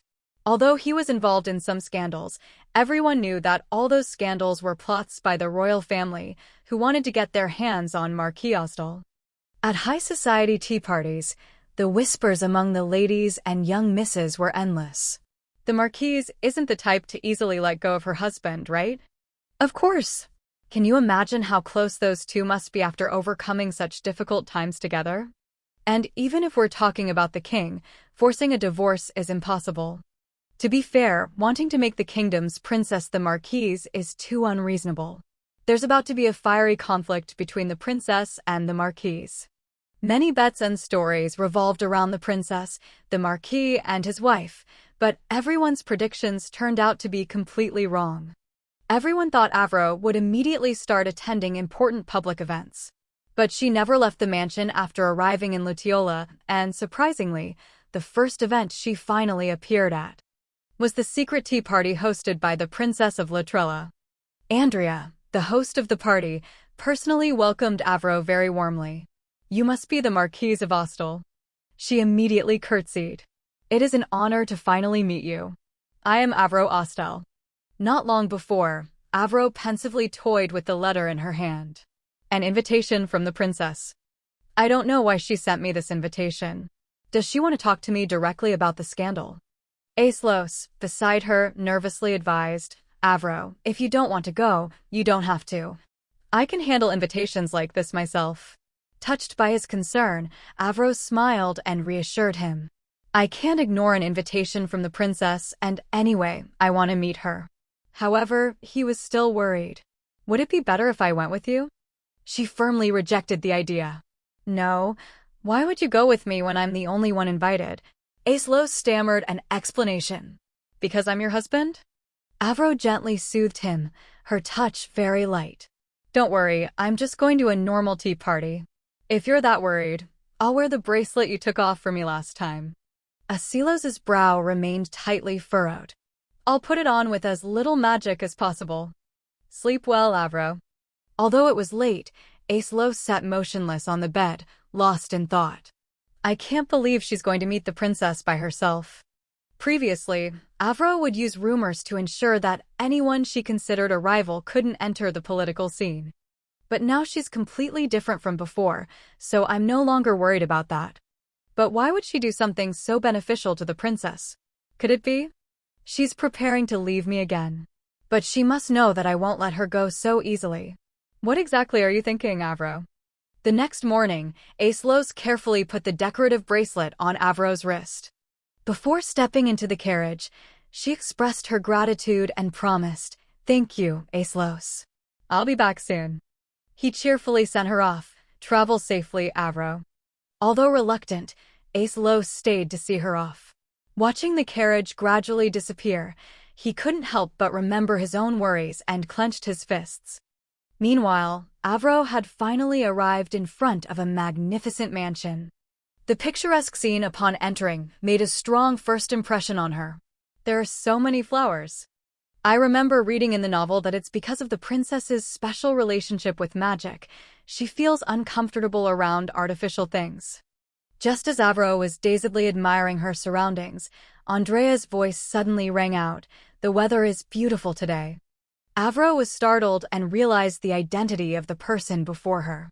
That must be the princess of the kingdom of Lidiola, the true female lead of this novel. Andrea greeted her friendly, "You must be the Marquise of Ostel." Avro immediately collected herself and bowed respectfully. "It is an honor to finally meet you. I am Avro Ostel." Andrea quickly sized up her opponent with a glance. Then she looked away seamlessly and said, "Let's sit down. After all, I didn't invite you here for a light chat." The two of them sat opposite each other at a prearranged tea table in the garden. Amidst the suffocatingly silent atmosphere, Andrea casually took a sip of tea.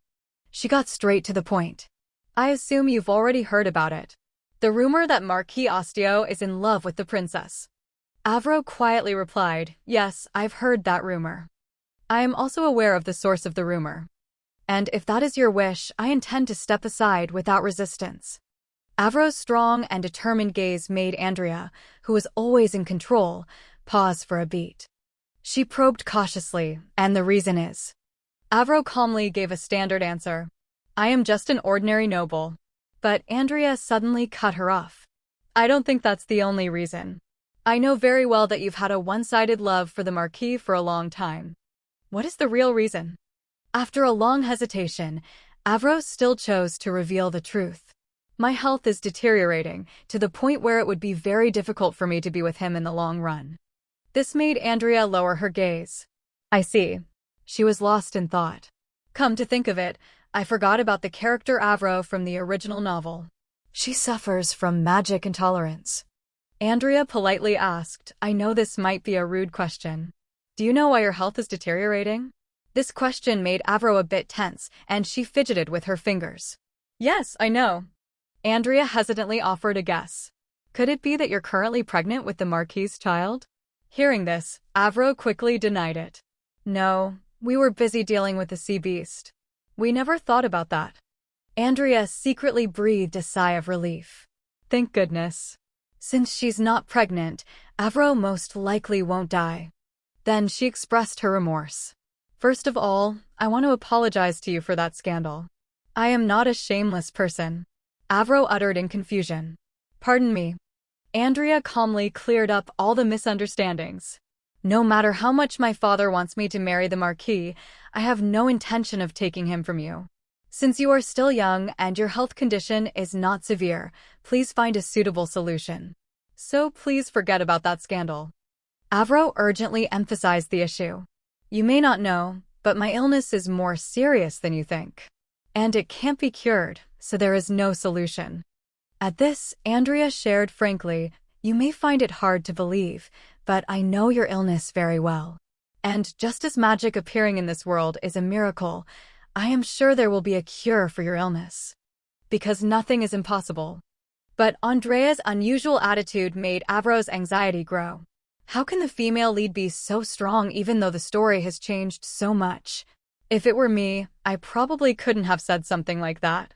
Seeing her less than enthusiastic expression, Andrea boldly probed, or do you really want to divorce your husband? I'm curious if you would want to continue living with your husband if your health allowed it. Avro had no energy left to answer. At this moment, her mind was filled with tangled thoughts. I don't know anymore. I always thought the princess should be with Aislos, so I thought I was fully prepared for what was to come.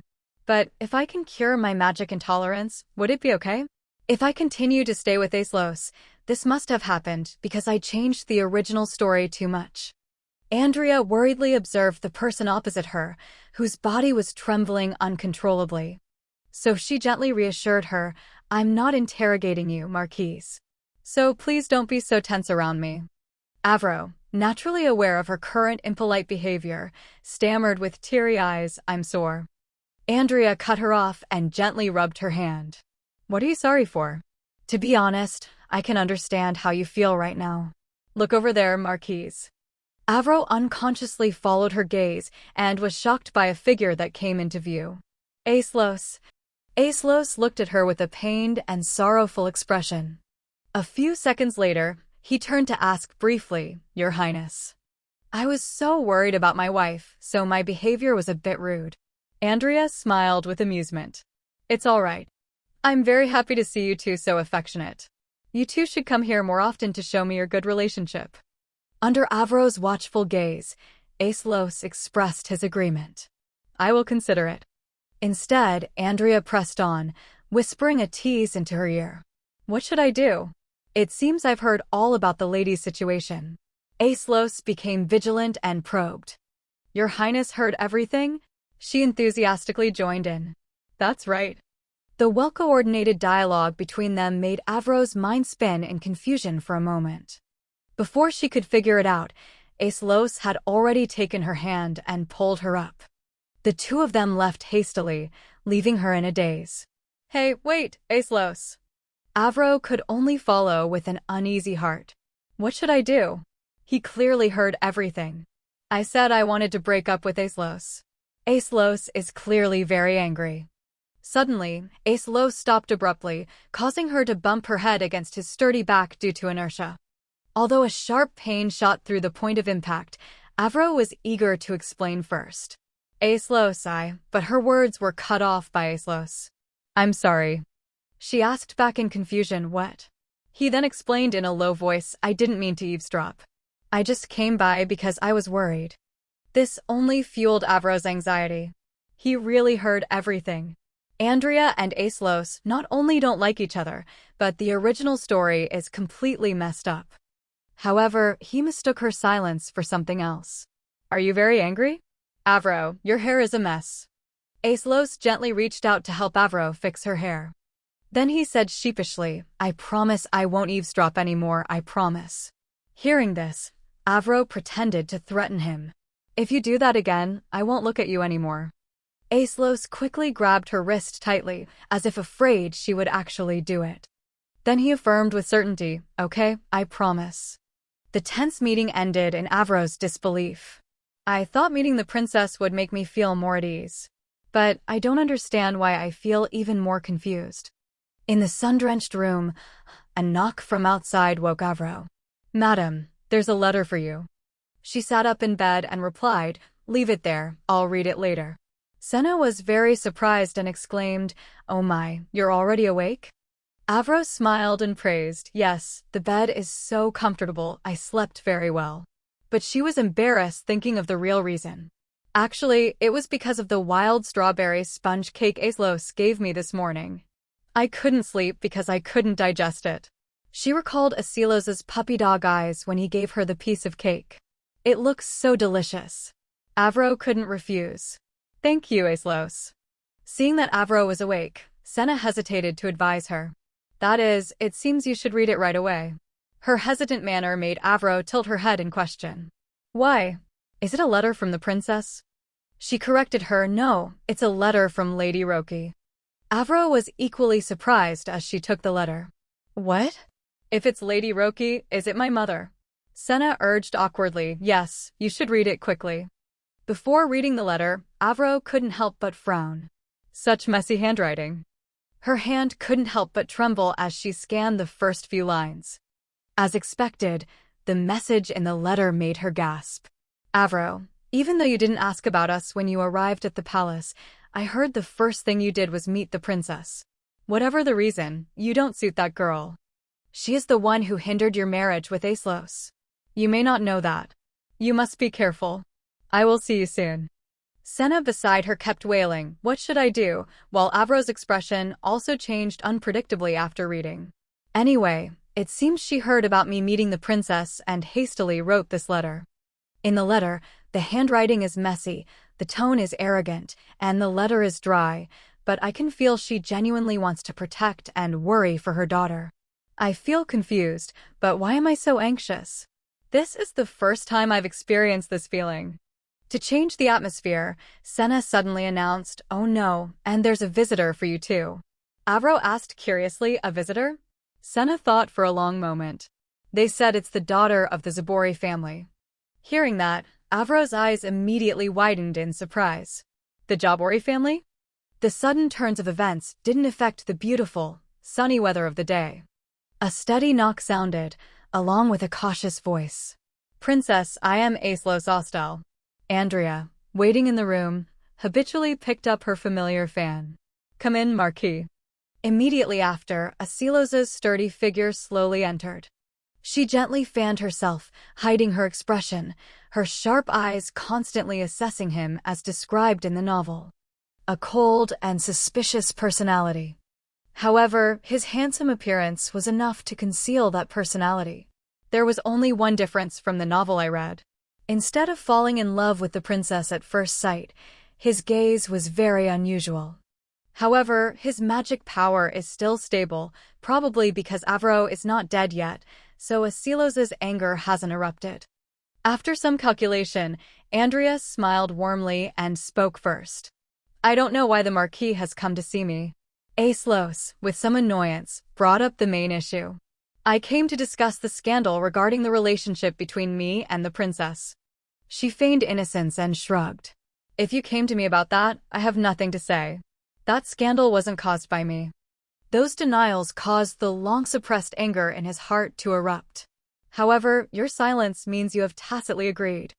In response to his criticism, Andrea calmly dismissed her involvement. It seems the Marquis has come to the wrong person. As you can see, I am just a helpless princess. That scandal cannot be retracted unless the king changes his mind. And the Marquis's beloved wife will continue to be attacked. So, how about joining forces with me? Isn't it more effective for us to be allies rather than enemies? Aeslos closed his eyes tightly to carefully consider the proposal. However, a moment later, he firmly replied, I refuse. That decisiveness made Andrea rest her chin on her hand and wonder, I don't understand you. The Marquis is a skilled magician, but his social skills are at an average level. I can see through everything. Your state is just being suppressed before it erupts. It seems you don't realize how your magic will affect your wife. Andrea's thorough understanding made Aeslos question her warily. What do you want? Just waiting for this, Andrea confidently showed off her eloquence. My ability to control the flow of magic is excellent. With this ability, I can extract the excess magic stagnating in your body. I will ensure the magic I extract from you can help your research. You just need to promise me one thing, Marquis. My personal safety.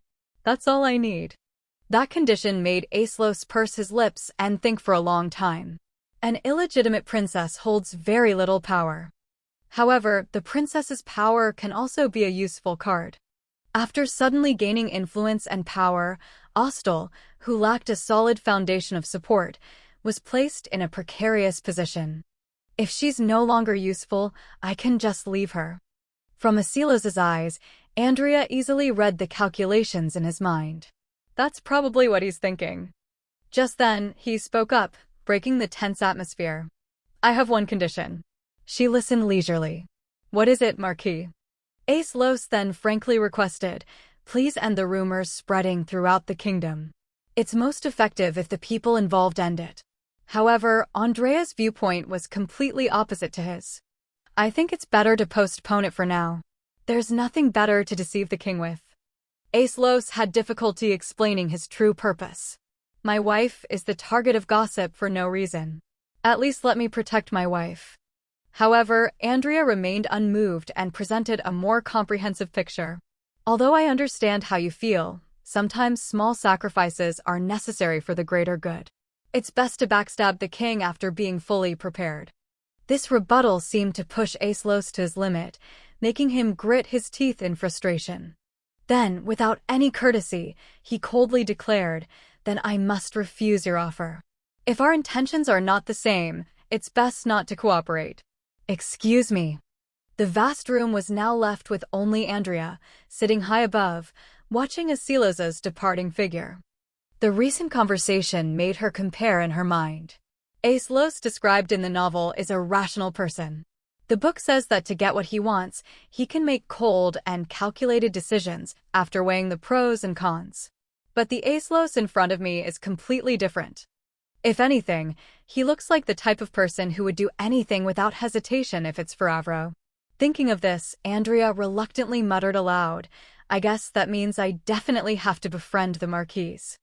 The balance of interests in her heart tilted heavily to one side.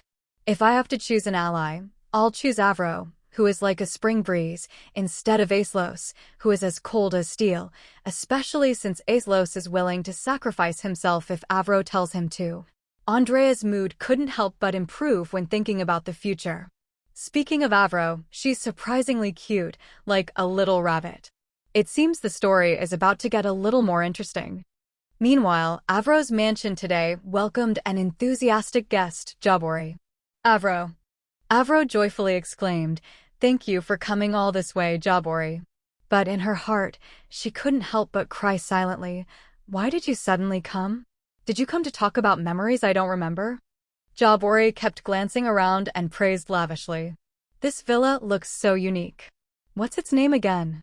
Avro helplessly corrected her and changed the subject. It's blue. Let's go to the indoor garden. The two of them walked through the rows of flowers. Jabori chatted happily, Actually, I came here to invite you to a party I'm hosting. Avro forced a professional smile. I'll definitely be there. Jabori continued to encourage her. You should leave your husband behind when you come. Don't you feel sorry for Grace? To be honest, Grace is just an excuse. There will be many nights there that day. So, it would be a bit troublesome if Aeslos came. Avro naively wondered, why is that? Her innocent look made Jabori exclaim, Oh my, what's with that innocent look? You're usually the one most interested in things like this. I purposely called a whole bunch of them. Avro was even more confused and asked again, huh? What do the knights have to do with Aislos? Jabori couldn't bear it and wanted to explain again, well, I'm saying. Suddenly, a sight caught her eye, making her stop mid-sentence.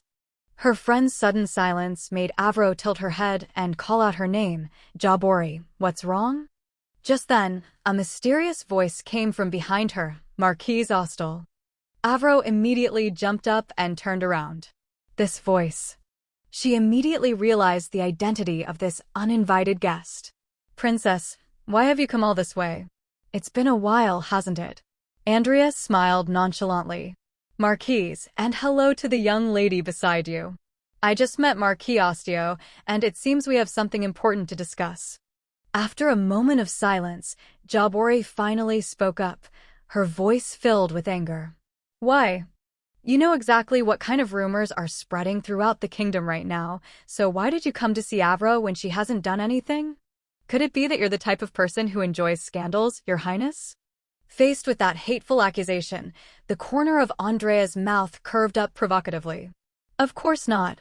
I'm simply accepting the Marquis's request for an opinion. Avro, easily sensing the gunpowder-laced atmosphere between them, intended to intervene. Jabori. But Jabori, filled with resentment, pulled her away. Come with me for a moment, Avro. She struggled against her, confused. Jabori. Jabori immediately expressed her frustration and blamed her. Avro, what are you thinking? Are you really the Avro I know? Avro worriedly tried to calm her agitated friend.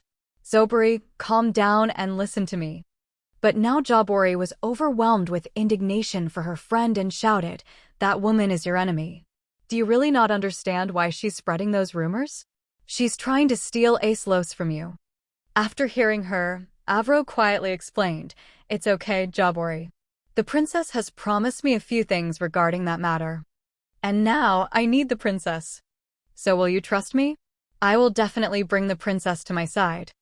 Zobori's face contorted with inner conflict. Just then, a thought suddenly popped into her head, and she exclaimed. Jabori excitedly expressed her guess. I see, you're planning to use that woman? Yes, that's definitely something my friend would do. Now I will congratulate you and not stand in your way anymore.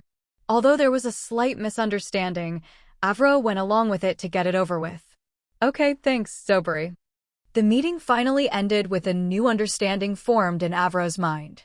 I didn't think Jabori would react so strongly. I thought the real Avro was unloved like me. But in reality, she was loved by those around her. She's so different from what I thought. I'm starting to feel foolish for pitying Avro. A moment later, Avro returned to the garden to continue her appointment with another guest, the princess. Sorry for the delay. I've kept you waiting for a while, haven't I? Andrea happily denied it. It's all right, Marquise. I'm the one who came unannounced. Avro then inquired about her motive for approaching. May I ask the reason for your visit?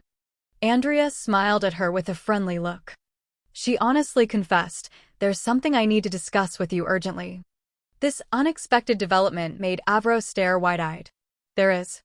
Andrea nodded vaguely. Yes, but... Avro immediately caught the signal. She's worried Aislos will eavesdrop. So she smiled and offered a guarantee. Don't worry, Aislos won't listen. Their similar purpose put Avro at ease.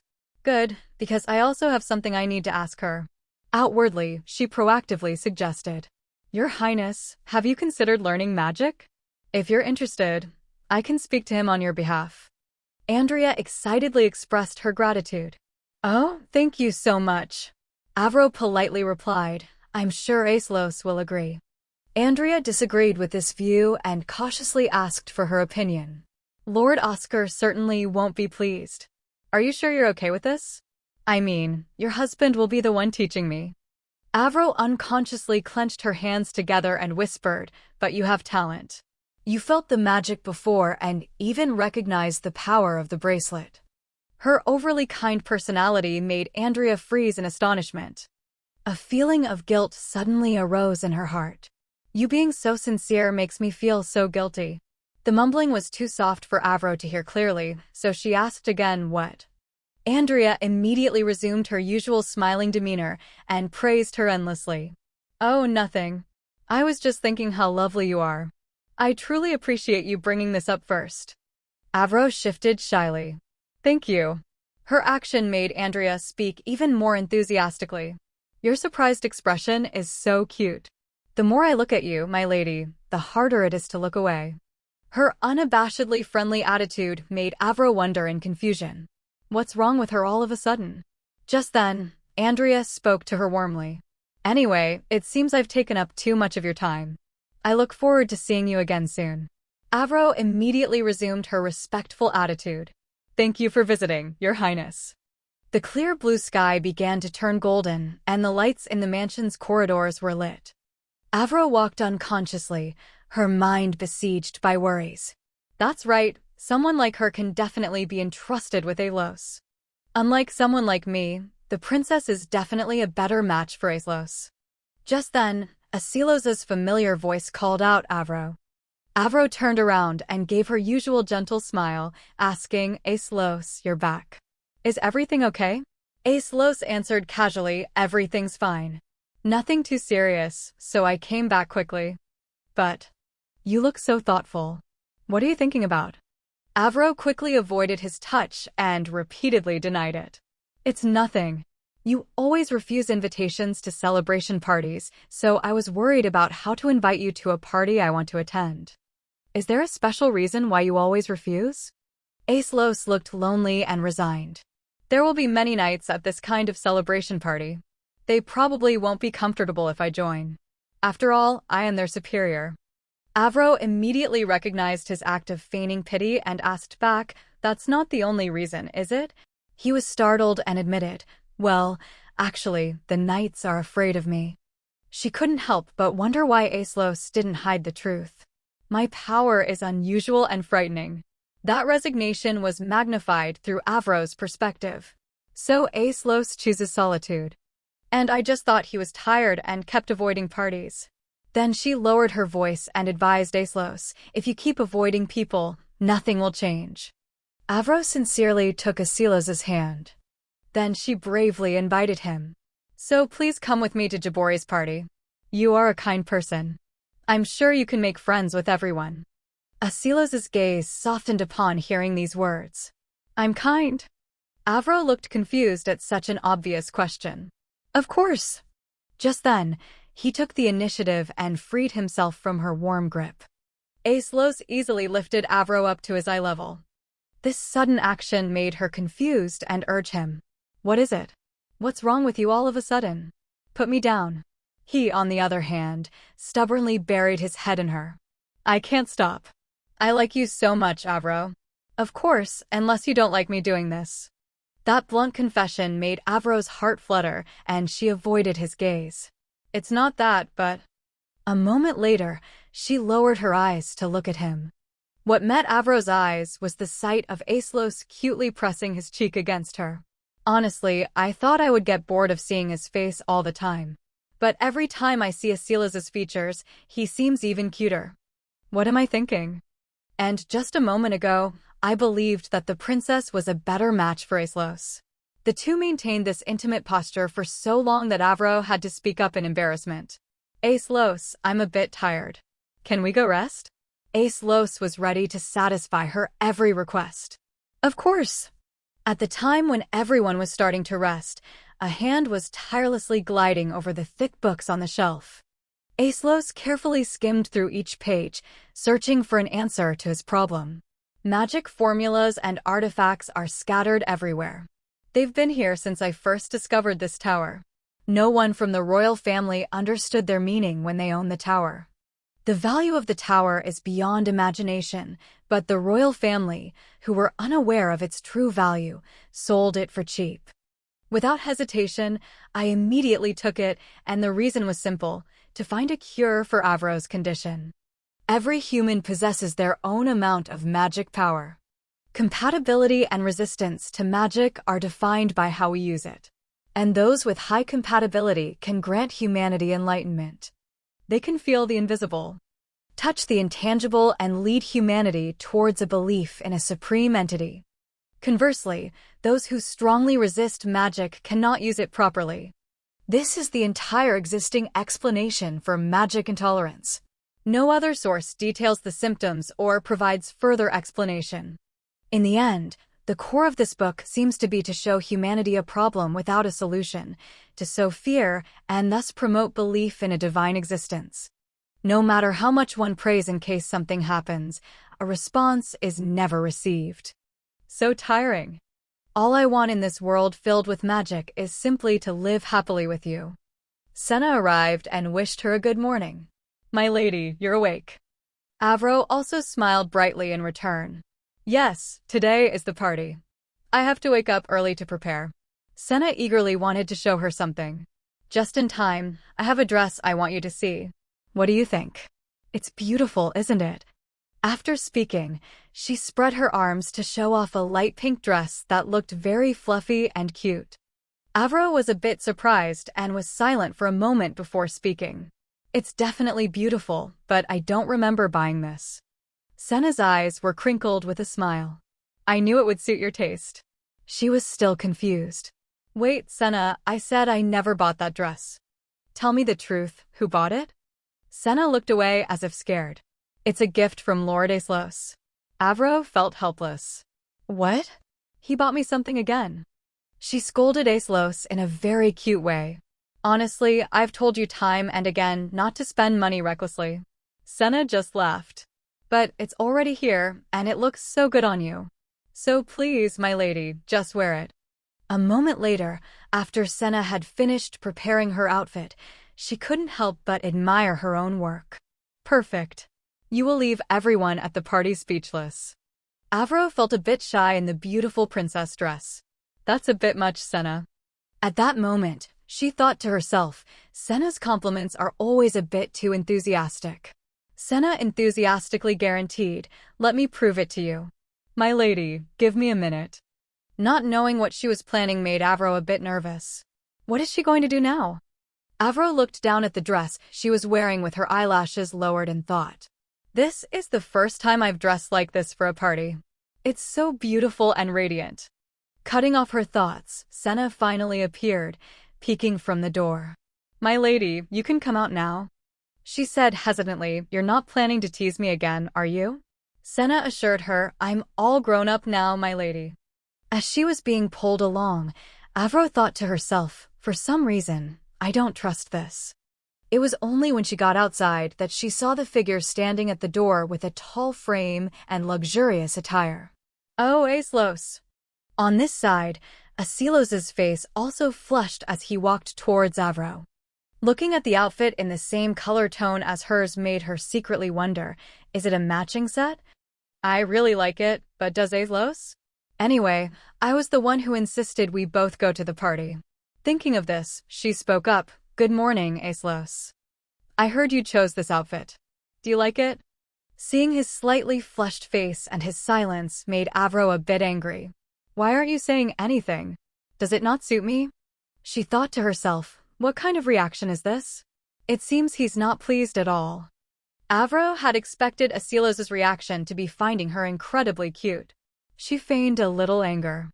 I'm wearing it because you chose it, yet you say nothing. I'll go change into something else. Hearing that, he finally snapped out of it and quickly took her hand. That's not it, Avro. That is, I mean. Avro looked at his shy face with sparkling eyes. After a moment, she seemed to understand something. She turned her back and whispered to Senna standing beside her. I guess Senna was right. Senna also understood. Yes, it seems someone doesn't even dare to look at you directly. The two of them burst into happy laughter at that overly cute reaction. He felt the atmosphere was a bit awkward and flustered, so he made an excuse. Actually, I'll go check if the carriage is ready. Senna whispered from the side, see, my lady. I was right. I win. Avro shrugged her shoulders. Really? He seemed to be looking straight at me. At that moment, Aeslos had gone to another place where no one was. His face flushed, he bowed his head and thought, because it's a party with many people, I chose matching outfits to show that we are a harmonious couple, so that people would realize the scandal involving me and the princess is just baseless rumors, but As he thought, he placed a hand over his heart. Why does she have to be so beautiful? If only she were a little less dazzling. Suddenly, Aeslos remembered something that made him a bit resentful. Jabori said there will be many knights at the party. Should I just chase them all away? At that moment, Avros saw him and called out, Aeslos. He also smiled warmly. I'm here, Avro. Shall we depart? You look amazing today. She also smiled gently in reply. That's enough compliments. Judging by your reaction, it's clear you like it very much. As he spoke, he held out his hand to help her along. How exactly did I react? Shall we go? Avro looked at the offered hand. His hands were flushed with shyness. Hold on tight, Avro. Seeing this reaction, she was stunned for a moment, then also smiled happily. Of course. At least in that moment. We believed, without a doubt, that we would enjoy the party. Arriving at the place. The magnificent palace, along with the weather. The bright light made Avro praise it. The weather is really beautiful. What a magnificent mansion, a sparkling fountain, a winding hedge maze. They even had snacks and all sorts of drinks laid out in the garden. Just then, someone called her name, Avro. She also replied cheerfully, Jabori, Grace. Grace standing beside her also said a bit shyly, long time no see. Avro clapped her hands enthusiastically without realizing Aeslos behind her was secretly nodding in some kind of signal. Right? It's been a long time. Jabori, Grace, the party is amazing. Jabori held her fan and smiled cheerfully, of course. Look who organized it. By the way, I heard the Sky Knights are here today. She replied, that's right. That's how it ended up. Jabori continued to chatter on. Not to mention, Avro, ever since the news got out that you would be attending, all sorts of people have. Suddenly, Aeslos had lifted her hand and gently kissed the back of it, leaving her slightly stunned. He whispered, the reporters are here. So fast. Avro didn't seem to hear clearly and wanted to ask again, huh? What? Suddenly, he gently kissed her on the forehead, leaving her stunned again. The noble ladies standing nearby saw this and shyly and happily congratulated them. Oh, look over there, isn't that Lord and Lady Avro? What a beautiful couple. Reporters were also peeking from behind the trees to write about this happiness, and there was no end to the chatter from the nobles. Oh my, they're so perfect for each other. I told you those rumors were nonsense, right? I knew it for sure. How could such a lovely couple have a scandal? Avro seemed to have understood everything everyone was doing to help her. I see. Aeslos chose matching outfits for us to quell the rumors. Because we're dressed alike and openly affectionate, people will quickly realize the rumors are false. The reason we attended this party together is because Jabori, who is friendly with me, is the organizer. Just then, she noticed a source of magic radiating and thought to herself, his magic is radiating.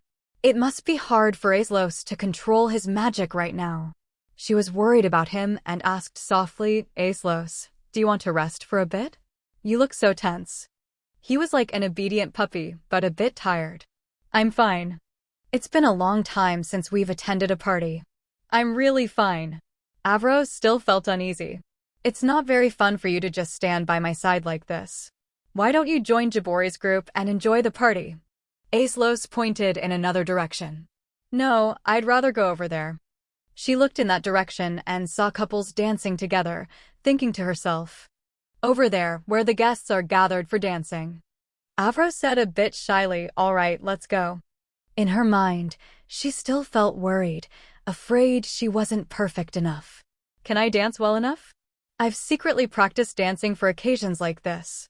But, for some reason, it seems like everyone is looking at us. Sorry, Jabori. Jabori stood nearby, watching with enthusiastic support. When the music began to play, Aeslos placed his hand on her, and the two began to sway to the music. Contrary to Avro's previous worried expression, she now felt surprised herself. My body is moving on its own. Ah, I see.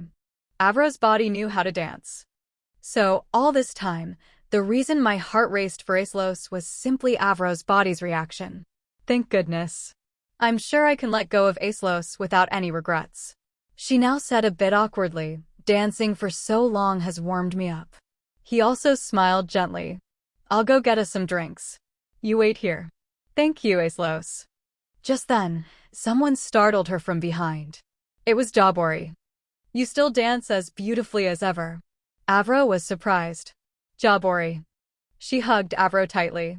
Shouldn't you set your husband aside for a moment and hang out with me? Avro also felt a bit shy.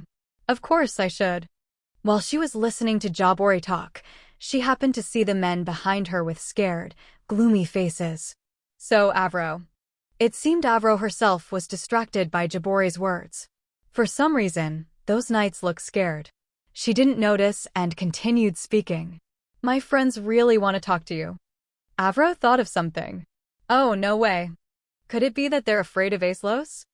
Jabori was cheerful. So, if you can, will you come with me to meet the ladies? Avro also agreed. What? Sure. Let's do that. She responded enthusiastically. Really? That's great. Come on, let's go quickly. Although Avro looked happy on the outside, she had her own thoughts. Well, I'm sure everything will be fine. The short-haired girl, the brown-haired girl, and the red-haired girl all exclaimed in unison, Lady Oster, it's an honor to finally meet you. I've wanted to meet you for a long time. Avro, you still remember me, right? It's been too long. Avro waved shyly in greeting, hello everyone. She leaned in to ask, Avro, how's married life? You got married so early after all. The brown-haired girl nodded along, that's right. Avro replied shyly, it's truly wonderful. My husband is very good to me. She asked eagerly, really? My goodness, he must be gentler than he looks. And there are a few other things we're curious about. Jabori approached with a glass of wine, joining the group. When was your first kiss? Avro blushed in embarrassment, watching Jabori casually sip her wine. The brown-haired girl exclaimed, Robbery, you can't just ask that out of the blue. The black-haired girl added excitedly, oh come on, that's exactly what we want to know. This is just a chat between us ladies. The red-haired girl chimed in eagerly, I am totally ready to hear this story. Avro's face flushed with embarrassment, well. All three pairs of eyes were sparkling with anticipation. Avro shyly confessed, we haven't even kissed yet. Everyone was completely baffled by her answer. Even Jabori was so shocked she spat out the wine she just drank. She stood up, losing her composure, and questioned her. What? After being married for so long? The blonde girl's eyes widened in amazement. No way, Lord Asalos can't be a real person. In moments like these, Avro could only manage a confident smile while her heart was in turmoil. After all, I had planned to leave after Asalos defeated the sea beast. Since everyone is here, maybe I can find a way to ask what I've always been curious about. She changed the subject. Has everyone heard the rumors about Asalos? The red-haired girl spoke up, rumors? If you mean those rumors. The blonde girl asked in an awestruck tone, you must know about them, madam. They say Lord Asalos was like a monster when he fought that beast. Avro asked softly, a monster? She thought worriedly to herself, this is terrible. He's already so lonely, I never imagined there would be rumors like this about him. The blonde girl quickly noticed Avro's troubled expression. Oh my, I'm sorry, madam. Perhaps you didn't know. She replied softly, it's all right. Thank you for telling me. However, I've just remembered something I need to take care of. Please excuse me. With that, Avro left with her thoughts in a whirl. I can't control my expression anymore. Leaving him alone while these rumors are spreading feels wrong, even for a moment. Jabori ran after Avro, calling her name. Are you very upset? I apologize on her behalf. That young lady can be a bit tactless. She stopped, biting her lip. I'm not angry, it's just. I need to see Asalos now. The tea table was laden with various drinks, but no one was sitting there. Aislos set his wine glass down on the table. Avro always liked sweet drinks. Grace approached to greet Lord Ostel.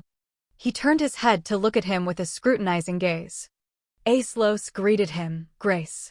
Grace bowed respectfully, it's been a while. It's difficult to get a chance to see you. Forgive my intrusion, but I have something to say. He cut him off sharply, I have nothing to discuss. Grace tried to persist. It won't take long, my lord. About that expedition, everything was my fault. Axlos showed no interest. You're talking about something I don't remember. Grace admitted guiltily. It's because of me that those rumors started. I still remember that day clearly. Despite your order to stay back, I stubbornly insisted on commanding my own ship. But, unexpectedly, the monster attacked my ship first, forcing you to. He interrupted coldly enough. He was once again lost in thought. Human arrows and weapons couldn't pierce the beast's tough hide. The more we shot, the angrier the beast got, deflecting the arrows and injuring our own men. Desperate screams rang out as the ship began to sink. The sky turned pitch black. And then Axlos appeared. He summoned an army of monstrous creatures. They tore the sea beast to shreds. Grace's eyes widened with tension. In his mind, he heard the gossip. The knights who witnessed the terrifying sight of Axlos commanding hundreds of creatures, even stranger than the sea beast. Monsters that only grew stronger by absorbing the sea beast. Fear was all that remained etched in their minds. Now, it's too late to change anything. It's all in the past, don't dwell on it. Just make sure Avro doesn't find out. Grace bowed his head and stammered. Yes, forgive me. His gaze shifted elsewhere. Grace noticed Avro in the crowd behind Axlos. Understanding the situation, he excused himself. Well then. I'll take my leave. The sun was high in the sky. He sipped his wine while listening to the gossip around him. Did you see that? Grace actually talked to the monster marquis. Good heavens. Why is Lord Ostel even here? Doesn't he know? Honestly, what knight isn't scared of that monster marquis? Only Grace could do it because he's so brave. I don't know how Lady Ostel can live with him. Isn't she afraid? She's from the Roche family. They're arrogant nobles who only married for his status. Axlos scowled angrily at the crowd. They can say whatever nonsense they want about me, but if Avro hears these rumors, if she wants to leave me, there's nothing more terrifying. I know Avro doesn't want me to silence them, because she's gentle and kind to everyone. But even so, I can't stand by and watch them humiliate her. I won't tolerate it. Axlos growled with determination. Anyone who dares to insult Avro, I'll wipe out every last one of them. Avro's voice suddenly came from behind him. Excuse me, Sir Knights. He froze and turned around. That voice. She crossed her arms and seriously questioned the knights. I wonder who this monster marquis you're speaking of is. Could it be you're talking about my husband? They stammered in fear, denying it. We didn't mean it like that. Avro's voice rose. If not, then what exactly did you mean? Answer me clearly. Isn't my husband the one who single-handedly defeated the sea beast? Without him, every one of you standing before me now could have been monster food, correct? Instead of showing gratitude to the man you owe your lives to, you insult him behind his back. You should be ashamed of yourselves. Is this the full extent of a Latila knight's pride? Look me in the eye and answer. Lord Ostel defeated the monster alone, but those knights go around boasting about their own achievements in the battle. My, how shameful. They must have been lying all this time. The two knights, red with shame, bowed their heads and pleaded, We are truly sorry, Lady Ostel. We misspoke, so please don't speak of this. She raised an eyebrow, her voice full of authority. I'm not sure if my accepting your apology will suffice. You should be asking for forgiveness from my husband, who is standing right behind you. They jumped in fear when they saw him standing behind them. Lord Ostel, how long have you been standing there? Avro stepped forward, took Axlos's arm, and declared, And I married my husband because I love him. How could anyone not love such a handsome face? Though I suppose you wouldn't understand. You're both so unattractive. Your faces just irritate me. Would you please get out of my sight? Hearing her words, the other noble ladies blushed with admiration. The two knights fled in a panic. Yes, we're sorry. Let's go quickly. Avro asked him with concern, Axlos, are you all right, hearing things like that? Her eyes widened in surprise as Axlos suddenly pulled her into a hug. Avro blushed, stunned. Axel. He asked emotionally, You heard everything, didn't you, Avro? She replied softly, Yes, all of it. Axelos said gently, I had hoped you would never have to hear those things. Avro said softly, I'm sorry. He raised an eyebrow, worried. Avro, could it be, you pity me? She shook her head. No, it's not that. It's just, for some reason, I feel like it's my fault. Avro was lost in thought. Even in the original story, Asalos was forced to learn magic. But that was after I died. And yet, he learned magic much earlier than he was supposed to. It was all because I survived in this world and to prevent my tragic early death. In the end, I was the one who forced Arcelos into solitude, the one who pushed him to learn magic. Her voice was full of guilt. If I hadn't brought Ollie, you wouldn't have had to face such humiliation. He comforted her gently. It's all right. You're always looking out for me, and you stood up for me. Avro stammered shyly, well, yes, but... Acelos placed a hand on his chest and expressed, that's more than enough. Thank you, Avro. She blushed as she looked at his smile. Avro trembled with embarrassment. How can you smile at a time like this? I'm really angry. Asalos placed a hand on his chest. But I can't help but feel happy. She was stunned when he suddenly wrapped an arm around her waist. What? Axlos lifted Avro high into the air. He looked into her eyes and confessed, if you're by my side, I don't care if the whole world turns against me. I love you, Avro, more than anything. The scene changes to the inside of a magnificent palace. The butler reported respectfully, they say there's no discord between the Marquis and his wife. In fact, their relationship is unusually strong. The Emperor listened to this information in silence. As Andrea entered, he asked, Andrea, why do you think I took you in, giving you the royal title? She had just arrived and immediately offered to play the part of the king's daughter. The Emperor praised her with satisfaction. Good, you understand. Yet you don't seem to be trying. You didn't even attend the party hosted by Lady Jabori. Andrea frowned, thinking to herself that the old man truly knew nothing. How could someone who inherited a kingdom be so incompetent? But outwardly, she still answered respectfully, how could I attend just because an invitation was sent?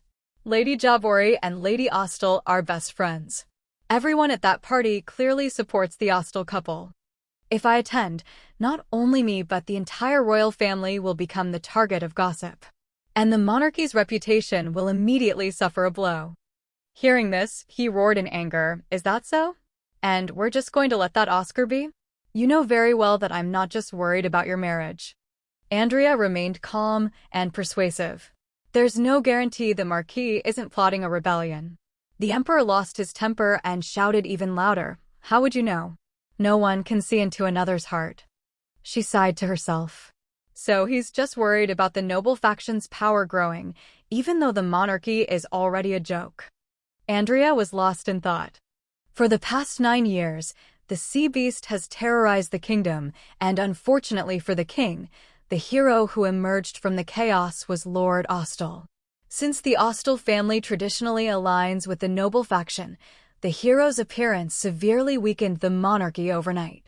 And now, in his desperation, my father expects me to marry into the very family he abandoned and handle this matter? It's utterly ridiculous. She maintained a gentle demeanor and said, Father, will you hear me out one more time? At this rate, we will never be able to separate Lord Ostel and his wife. The Emperor, anxious to hear Andrea's opinion, asked, so what should we do? The Emperor listened intently to her plan. Actually, I have a good idea. I will personally ask Lord Ostel to teach me magic. The Emperor's eyes widened in surprise. Magic?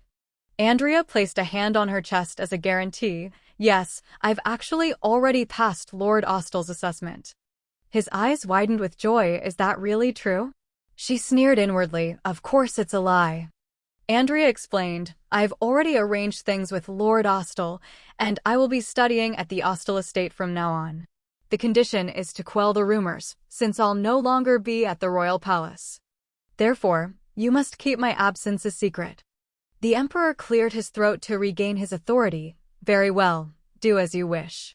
It's a shame to let the scandal die down, but it's all for the greater good. She bowed respectfully. Please trust me, Your Majesty. Then I'll take my leave. All right, now I've regained my freedom. I wonder what that sweet, spring-like Avro is planning to do. Back on the party grounds. Avro shyly said, "Assel, aren't you a little too close?" Asilis held her tightly and asked, "Am I?" Avro looked down in embarrassment. He follows me everywhere under the guise of showing affection, and his physical contact has become much bolder. Because of that, we're being called the perfect couple. I'm not sure if it's Avro's body's reaction or if I'm genuinely embarrassed. She suggested nervously, "Arcelis, maybe we should go back inside." Andrea suddenly appeared and greeted them. Avro jumped and pulled away from him. "Your Highness." She appeared looking disheveled and worn out. "Oh my goodness, I'm showing you such a shameful sight. My apologies." She looked at her with a puzzled expression. "It's all right. Is something wrong?" Andrea laughed and explained, "I'm really sorry for interrupting like this. If you could, would you present my request to Lord Ostel? It's quite urgent." Avro was lost in thought. "I was supposed to tell Aislos earlier, but I completely forgot while preparing for the party. It's a bit late now, but I'm sure Aislos will understand if I explain it properly." Seeing that Aislos didn't look well, she explained, "Actually, Aislos, there's something I wanted to ask you, regarding the princess." He asked coldly, "Why are you here?" Avro's face paled in shock as Andrea told the truth. "It's only natural." "Of course, it's because of Lady Avro." Asilis growled, his face dark. "Stop talking nonsense. Do you think I don't know you want to manipulate my innocent wife?" Avro tried to intervene and explain, "It's not like that, Asilis." Andrea deliberately clung to Avro's arm and acted pitiful. "I understand you're sensitive about the scandal, my lord, but Lady Avro and I have become friends now. Because I wanted to get closer to her, I had to personally ask His Majesty to quell those rumors." He grumbled, annoyed, lying again, "I'm sure of it." She looked into Avro's eyes with a bright smile. "Look at this innocent face." Aislos said irritably, "Don't believe her, Avro." She cleared her throat and explained, "Actually, Her Highness wants to learn magic from you. So if you're okay with it." He snapped angrily, "No way." Avro stammered nervously, "I suppose the request is a bit sudden, but still."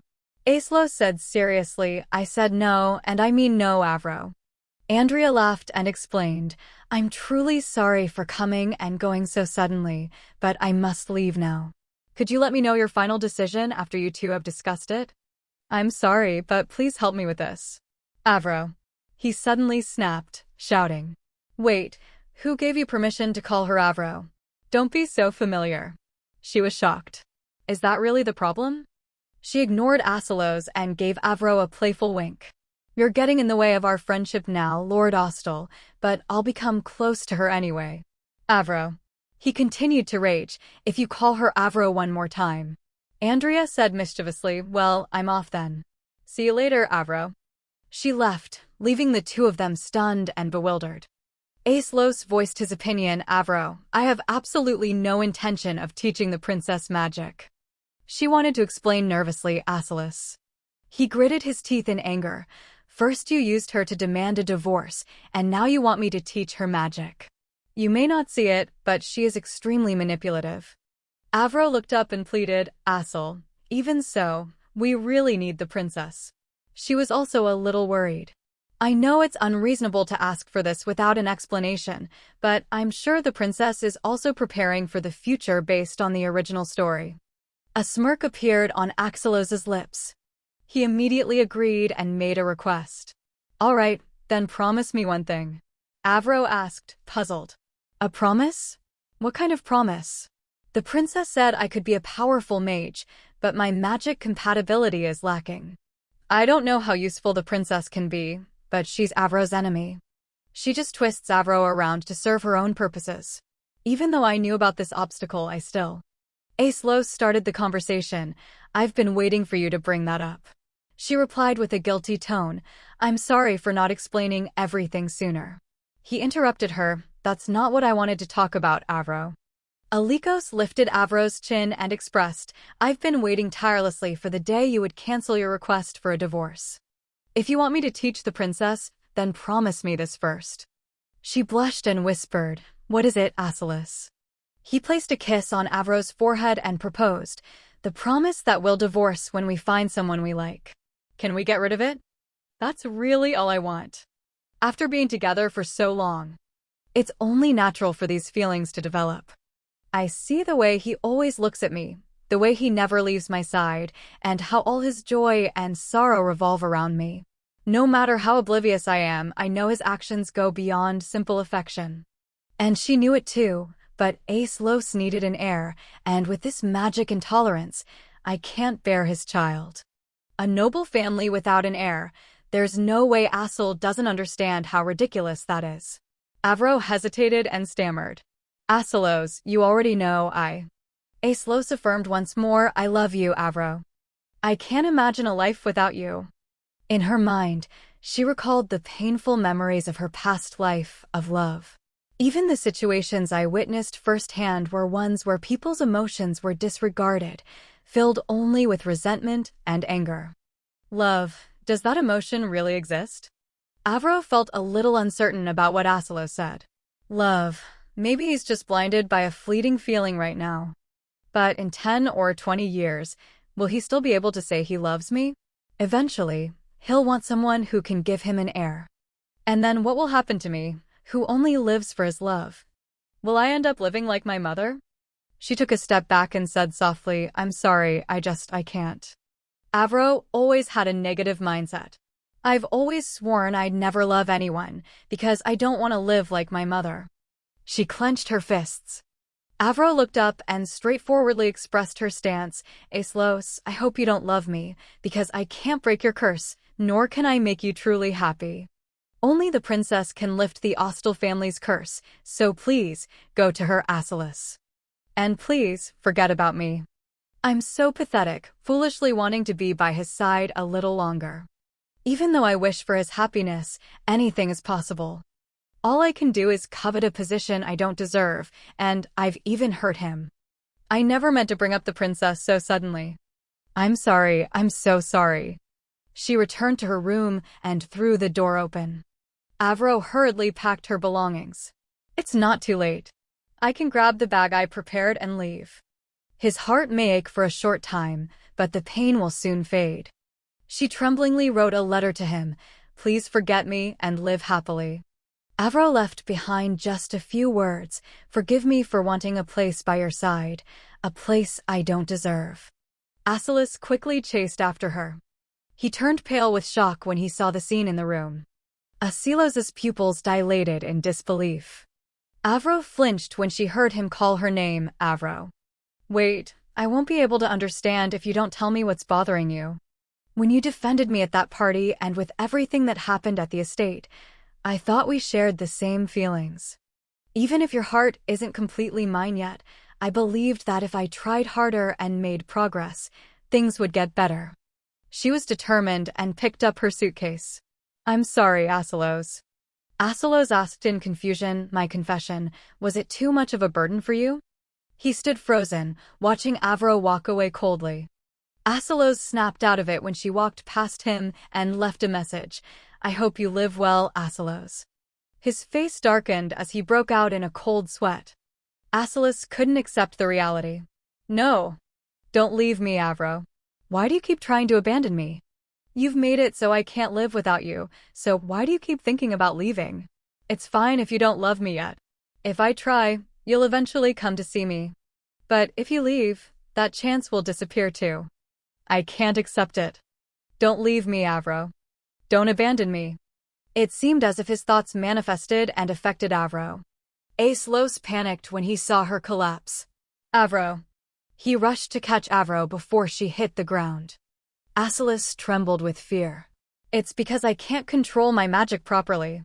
From now on, I'll be more careful so that won't happen again. He prayed silently, so please don't leave me. A while later, she opened her eyes and woke up. Avro sat up confused. Did I faint? Ace Los immediately realized she doesn't remember anything. He nodded and replied, yes, but only for a moment. She covered her mouth and yawned. So what happened? He quickly blamed Andrea. Perhaps it's because the princess's magic has awakened. You're exhausted, right?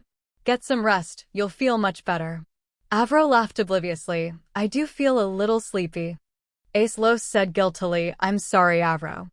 She looked up and smiled. Sorry for what? It can't be helped. It's because of my magic intolerance, and besides, I was the one who asked you to teach the princess magic. His eyes welled up with tears as he apologized. I'm sorry. I'm truly sorry, Avro. Avro was bewildered by Asilus's strange behavior.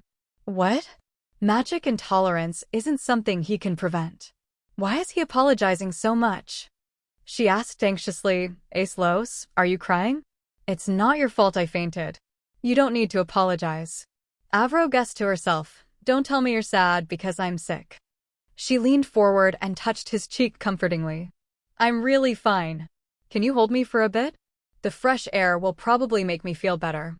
You never cried as a child, but you've become such a crybaby as an adult. Don't worry, Asilos, everything will be fine with time. Asilos lifted Avro and carried her outside. She changed the subject. By the way, Asilos, about Blue, let's change its name later. Blue means seal, right? But when we finally return to Ostel, that name won't be suitable anymore. He still didn't dare to look into Avro's eyes. We'll still visit Lidiola from time to time. You're not thinking of leaving, are you? She stammered nervously. No, of course not. Anyway, please think about my suggestion. Asilos nodded in agreement. All right, I'll consider it. But a possessive thought arose in his heart. I may have let it go this time, but if you try to leave me again, then I really don't know what I'll do, Avro. Avro looked at the clothes she was wearing and remarked, this dress feels a bit loose. She suddenly remembered, Senna did say I've lost weight recently, but I just brushed it off. Avro tried to adjust the cuff of her dress. It must be the magic intolerance that's making me thinner. She prayed silently. The princess is visiting today. I hope she doesn't notice I'm unwell. I also have a lot of things to ask her. She's probably waiting in the drawing room. I have to hurry. A moment later, Avro cautiously peeked her head out from behind the door to greet her. I'm sorry to keep you waiting, Your Highness. Princess Andrea seemed very happy to see her. My spring breeze. It's been too long. Avro maintained her politeness and asked, have you been well since we last met? She tilted her head slightly, her expression sad as she replied, I'm well, but you seem thinner than the last time I saw you, Avro. Avro thought, startled, she noticed. However, on the surface, Avro just laughed it off.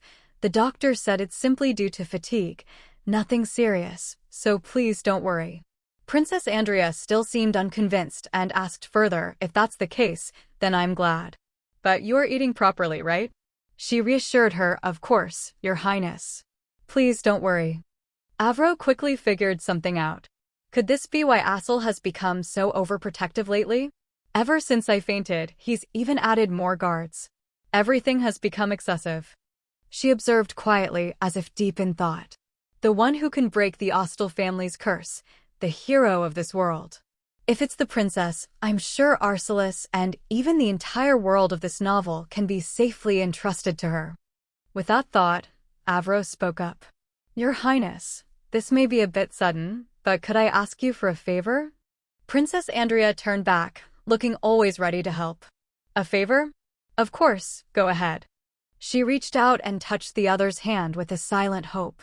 If it's the princess, she'll surely help rename Blue. She has to establish the magic tower and turn the kingdom into a magical nation, just like in the original story. Plus, she will definitely help me. A hint of sadness crossed Avro's face as she pleaded, Your Highness, if it's possible. I have to leave. Can I count on you to help me? Princess Andrea was so stunned she froze for a moment. She could sense it, perhaps, but Princess Andrea forced a smile. If it's just a short trip, won't your husband be able to help? Avro immediately denied it. It might be a trip I can't tell him about. She looked like she was about to cry as she pleaded. If that happens, I want you to keep it a secret. Princess Andrea realized Avro was preparing to leave. She didn't think she could fulfill this request and explained. How can I help with something like that? Your husband cares for you deeply, after all. Avro knew that, but she had no other choice. But there's still no cure for magic intolerance. I'm not planning to leave right away, but my future plans are. Suddenly, a threatening voice came from behind. Who gave you permission to do that? She heard it and whipped her head around in terror. Avro recognized Aislos standing there. Aislos. He seemed to have overheard their conversation. His sudden appearance made her rush to explain, "Wait, that's not what I meant." Asilos's gaze softened. "Avro, even without your memories, you still think that way." He suggested, "Your Highness, please leave us for a moment." Princess Andrea, being very understanding, agreed immediately. "Of course, I'll take my leave." As soon as they were alone in the room, Aislos warned Avro, "Avro, I'll make this clear. If you try to leave me again, I can't guarantee what will happen. Even if I don't mean to, my magic will surely go out of control. Who knows what that out-of-control magic will do to this world you hold dear? Isn't it time you told me the truth? How do you, with your magic intolerance, know about the existence of Islet? Or asking me to teach the princess magic? The person behind that scandal." Her face turned pale as she lowered her head. Avro looked up, wanting to explain, "Aislos, about that." He cut her off with a cold laugh. "You really don't know anything about me. All this time I've been by your side, I've always listened to every word you say. After I promised not to eavesdrop anymore, I try to stop listening with magic. But you know my physical senses are far beyond any normal person's." Avro was stunned, because she had previously declared, "From now on, I'm determined to change." Hearing Aislos say that, she was shocked to realize. "So, he heard everything I just said." He suddenly grabbed Avro's hand and asked, "Avro, is my question too hard to answer?" She avoided Aislos' gaze and had to explain, "Well, it's because I have prophetic dreams." But he didn't believe her at all and immediately denied it. "You're lying. Only those blessed by the gods can have prophetic dreams. With your magic intolerance, that's impossible." Avro didn't reply, looking down at her hands and thinking, "I'm at a loss for words. What should I do now?" Asilos's expression became emotional and pained. He suddenly spoke up, "Even so, I believe you, Avro." She was naturally startled to hear that. Aislos walked towards Avro step by step. "Whether your dreams are real or not doesn't matter to me. Because to me, everything you say is the truth." He carefully pulled her into an embrace and expressed himself. Avro was still surprised that things turned out this way. She slowly began to feel it. "My heart is beating so fast." Guilt and regret towards Aisel. And then she pulled away from Aislos and said, "Let me go, Aislos." Avro blushed slightly and made an excuse for her body's uncontrollable reaction. "All the emotions I've hidden seem to be bursting out. They must be Avro's feelings. Otherwise." She still seemed determined to do things her way. "I need to go, so." Aislos seemed to understand why Avro was acting this way. "Are you flustered because I admitted to hearing your private thoughts?" She admitted. "Yes, that's it. I'm too embarrassed to face you now." He knew I was lying and still approached me. How can I reject someone who trusts me so completely? He reached his hand towards Avro and laughed. "I promised I'd never eavesdrop again." She asserted, "Of course. You'd better not in the future." But Aislos' sudden kiss cut her off before she could finish her sentence. Avro was completely stunned and couldn't react. He suggested a bit shyly, "If you want to go again, don't leave in secret. Just go with me. No one can protect you better than I can."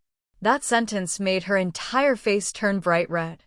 Aislos, alone in his office, buried his face in his hands as he remembered. Why did I do that? He felt regret for what he had done. Even if it was just a mistake, my magic could be dangerous to Avro. I should have been more careful, yet I selfishly kissed her. Aislos helplessly blamed himself. "Seriously, am I a lost cause?" Then he touched his lips again, remembering the moment they kissed. "Whenever I'm near Avro, my heart flutters uncontrollably. To say, 'I love you.' To say, 'I'm sorry.' Even if I spent the whole night expressing all my feelings to you, Avro, a lifetime wouldn't be enough. Even if I pretend to smile to be a gentle, caring husband or become a great man that anyone who knows me would be proud of, it doesn't change the fact that my magic is dangerous to you." Aislos thought uneasily, "I know you'll be healthy if you leave me. But without you, what reason do I have to keep living in this world?" He remained in that gloomy mood, standing lost in thought by his desk. Unable to cure the illness of the one I love, knowing that if I don't find a solution, I'll eventually have no choice but to let you go. How can people call me a hero or say I'm great? Thinking this, Aeschylus couldn't help but click his tongue. He picked up a piece of paper that was on the desk. After reading the contents, Aeschylus seemed to have made a decision. I tried to ignore it, but it seems I have no choice but to use that method. As Avro said, if we rename the tower, mages will soon appear all over Lidiola, turning it into a magical nation. Even now, with the tower sealed, mages are starting to appear. But other than Andrea, who has high magic compatibility, I have sealed all other mages. He stared intently at the paper, no longer hesitating, and made his decision. Even if this draws criticism or harms my own body, it doesn't matter. Because if the seal is opened, Avro will collapse just by meeting a magic user outside. Aeschylus wasted no time and strode towards the door. I know it's selfish, but I can still control it for now. The tower is helping to control the concentration of magic. I will continue my research. He reached out and opened the door. Aeschylus quickly left the room to carry out his plan. If I can keep Avro by my side, I'm willing to do whatever it takes. Even if it means using the power of Blue's seal to eliminate all magic from Lidiola. Elsewhere, Avro seemed to be observing something thoughtfully. On the table were piles of gift boxes. On the other side were invitation cards that made her wonder, these people, do they have too much money? Avro asked with a slight headache, they say this territory's economy isn't good, so what is all this, Senna? Senna happily pointed to the pile of things and explained, my lady, what you said is quite hurtful. These are all new items, purchased within the very strict budget you allocated. She seemed genuinely confused. What does that even mean? She explained excitedly. The group of merchants who visited sold them at a very cheap price. Avro seemed to remember and wanted to confirm. You mean that rude, pushy merchant guild that forced their way into the estate last time? Senna confirmed it, and then speculated curiously. Yes, that's them.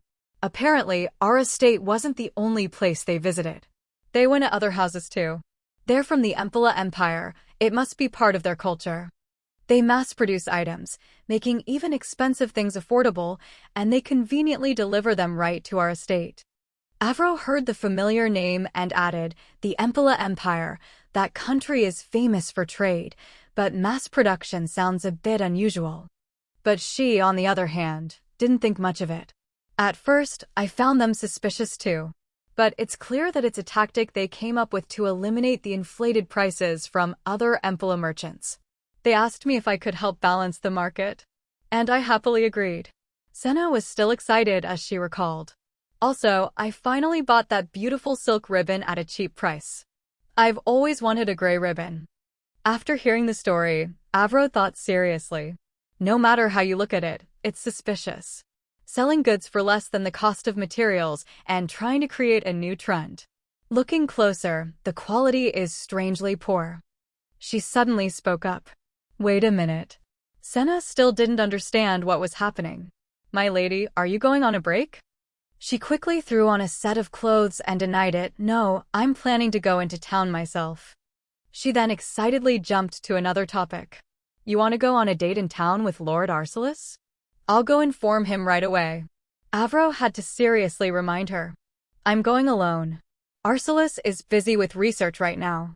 Even so, Senna still enthusiastically suggested.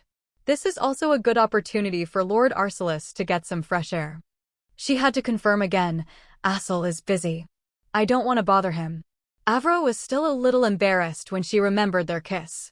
Besides, after that, it's too awkward to face him.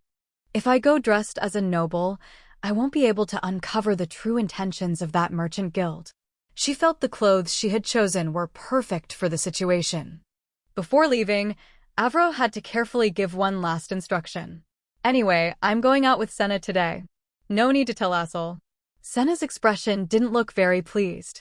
Just as she was about to leave, Aeschylus suddenly appeared and asked, Where are you going? Which made Avro freeze. Aeschylus. He seemed ready to go out. Aeschylus said with a hurt expression, You were planning to go without me, Avro? Aeschylus stood blocking the door, asking pitifully, Were you really planning to go without me, Avro? Avro reluctantly made up an excuse. I was just going to check out the town with Senna. He sounded like he'd been abandoned as he exposed her. From what I heard, it seems you were planning to sneak out. So she had to explain, I simply didn't want to disturb your research. But Arcelis didn't feel that way. Avro, you never disturb me.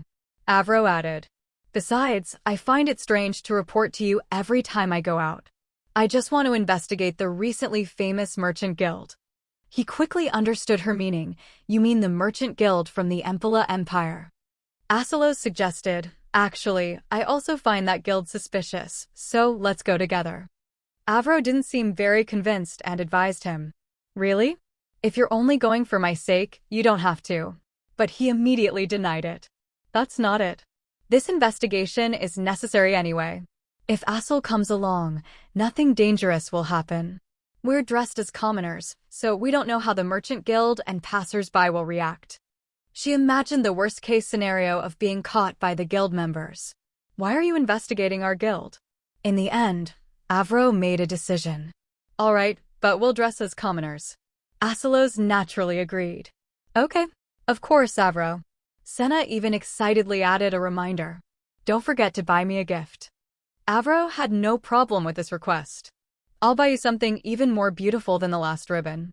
Hearing that, she was very moved and praised her. My lady, you're the best. Acilis felt relieved watching the two of them talk. But he quickly regained his seriousness to reflect. The Empire is one of the threats the kingdom is watching closely. If this is part of a plan to invade the kingdom, I need to know. Meanwhile, the two of them were still happily chatting. Acilos glanced at them. It would be best if I went by myself to keep Avro safe in the estate, but that would only make her unhappy. I'll avoid doing things she dislikes if I can. When she was alone, Avro thought to herself, I should have left right after meeting Alice. Even if the Empire plays a major role in invading the kingdom, it's usually not a major threat. She recalled everything. At this point, magical tools should have been common to the public and Acilos' students should have matured. Lidiola should have become a magical kingdom by now. But because of me, that future was ruined. Instead of researching magical tools, Acilos was busy looking into my illness. And the magic tower, which should have amplified the kingdom's magical power, was sealed to protect me. Avro seemed to have predicted the situation. Acilos has no intention of leaving me, and even if we separate, things won't turn out exactly as I thought. Now that it's come to this, I have to do what I can. By staying with Acilos, I'll help steer events back to their original course. Just then, a voice called out. Avro, I'm ready. She looked up towards the source of the sound. You're done already? Acil. Then Avro's jaw dropped in amazement when she saw him and asked, When did you prepare all this? Acilos wore an outfit just like hers and replied cheerfully, What's so special? I've always used magic for these things. He further explained, I'm still wearing the same clothes, but to others, I look completely different. It only uses ambient magic, so it won't harm you. Avro laughed happily at that and suggested, Great, let's go then. The carriage set off, rolling down the road. While inside the carriage, Avro was asked, By the way, Avro, are your prophetic dreams real? She immediately confirmed, Of course, Acil. Acilos asked further out of curiosity, So, do you see anything about the future? Avro's hand, resting on her lap, flinched slightly. She could only find an excuse. I haven't dreamed that far yet, but I don't think anything unusual will happen. He seemed relieved by this answer. Really? That's a relief. I was worried something bad might happen. Avro then fell silent, lost in thought. Even though he knows someone with magic intolerance like me can't have prophetic dreams, does he really believe me? At that moment, the carriage stopped. Acilos got out of the carriage and introduced the place to her. We're here. This is the market where merchants set up shop. A nearby shop was cheerfully advertising, cheap goods, very cheap here. Buy the best fabrics from the Empire for just 1 silver coin. Another was enthusiastically pulling in customers, we're also giving away buttons as gifts. Avro looked at him and commented. The entrance is already crowded with Empire merchants. Acilos suggested. I'll go ask if there are any dresses that can be bought with a silver coin. Avro didn't object and carefully reminded him. Be careful not to get caught, asshole. He went straight to a nearby clothing store to inquire.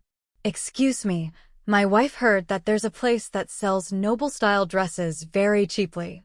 I only have about 10 silver coins.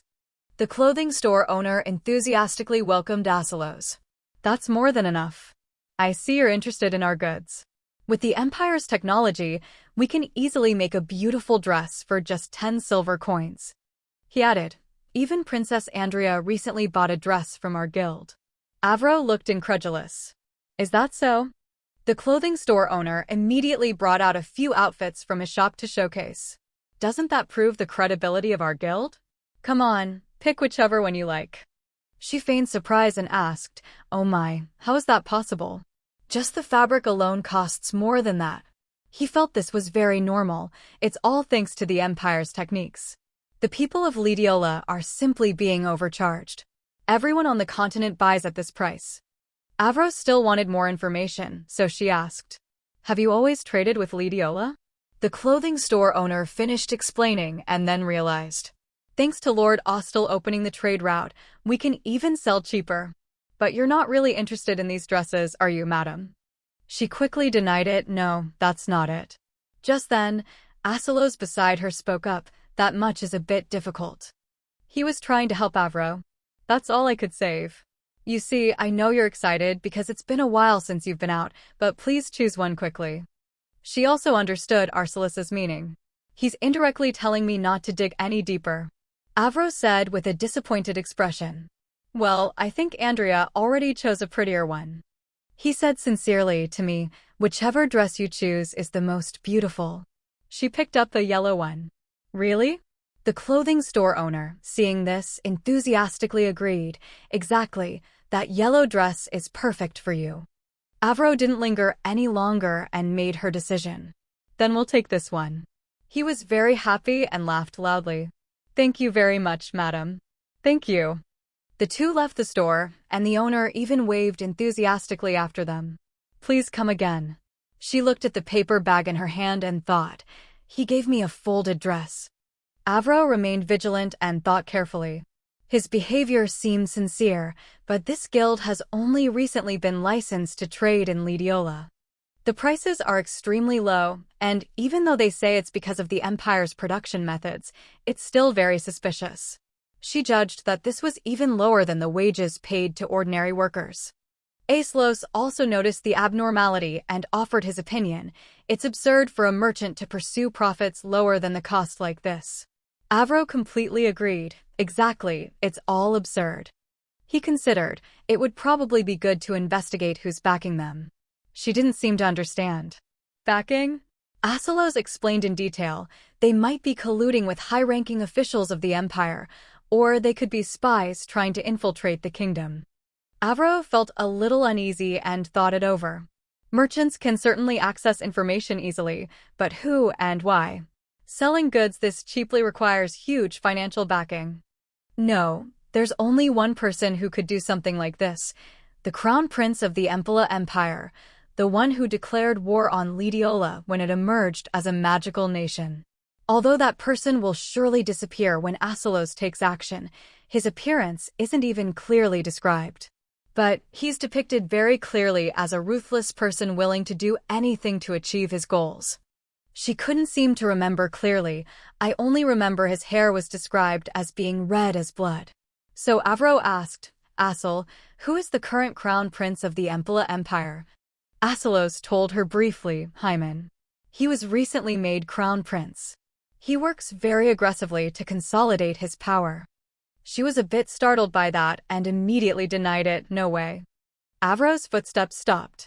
Asil, it's just my suspicion, but Crown Prince Hien Meng is very likely the one behind all of this. She said it, but she seemed very sure. Aislos seemed a little surprised. Crown Prince Hien Meng. He didn't think so and was about to object, even if he is aggressive and has power. Isn't it true that the Empala Empire doesn't really have influence in Lidiola? Avro, on the other hand, was very confident in her abilities. You know I have prophetic dreams, right? Recently, I dreamt that a war broke out. She said what she knew. In the future, Blue has been renamed to ASD and Lidiola has become a magical nation. Aeslos understood, so that's why you suggested changing the name. Avro quickly admitted, that's right. All right. Axlos didn't hesitate to suggest, I understand. Then we should prepare in advance. This made her feel a bit amazed. I didn't think he would believe me so easily. Avro hesitated a bit and asked again, do you really believe me? It's not that easy to accept. He, on the other hand, felt this was very normal. You're the one who said it. Why wouldn't I trust you easily? She felt a bit helpless. What? Asalos didn't mind and changed the subject anyway. Give me that bag. I'll carry it for you. Avro felt it was unnecessary, but still gave him the bag as he said, it's just one dress. How heavy can it be? She pondered deeply. Anyone would probably think it's absurd, so foolish. Asalos truly believes what I say. It's really painful to not be honest with someone who trusts me so completely. The two of them then returned to the estate. On the table was a very carefully made cake. When Avro saw it, she praised it with delight. Today's dessert is waffles? They look delicious. Senna enthusiastically welcomed them. Yes, my lady. Welcome back. She proudly introduced it to Asalos. I know the best way to eat waffles. Wait a moment. He saw how much Avro seemed to like it and offered. If you like it this much, I'll give you my portion, Avro. However, she refused. No, you should try it like this. Asalos was slightly moved as he looked at the waffle in front of him. You like sweets so much, yet you made this for me. But Avro didn't pay it much mind. It's no big deal. Just try it. Her eyes sparkled with anticipation for his reaction. It was a combination I used to love when I worked part-time in Korea. After tasting it, Asalos exclaimed, it's really delicious. Avro seemed very pleased with this answer. Yes, I told you it was delicious. She suddenly reached out and touched his face. You have some cream here, Asal. Avro smiled innocently and teased. Sometimes you're like a child. Aeslos blushed slightly and thought, Avro seems much happier since she found a clue. That's a relief, but... He voiced the question that had been on his mind for a long time. Avro, sometimes I wonder if you see me as a man. She still didn't seem to understand why Arsalis would suddenly ask that. He added, you're so comfortable being close, touching my face so normally. Avro reached for the teacup on the table. What's the big deal? It's just the two of us. But Asalos's next sentence made her blush and almost choke. We've kissed, after all.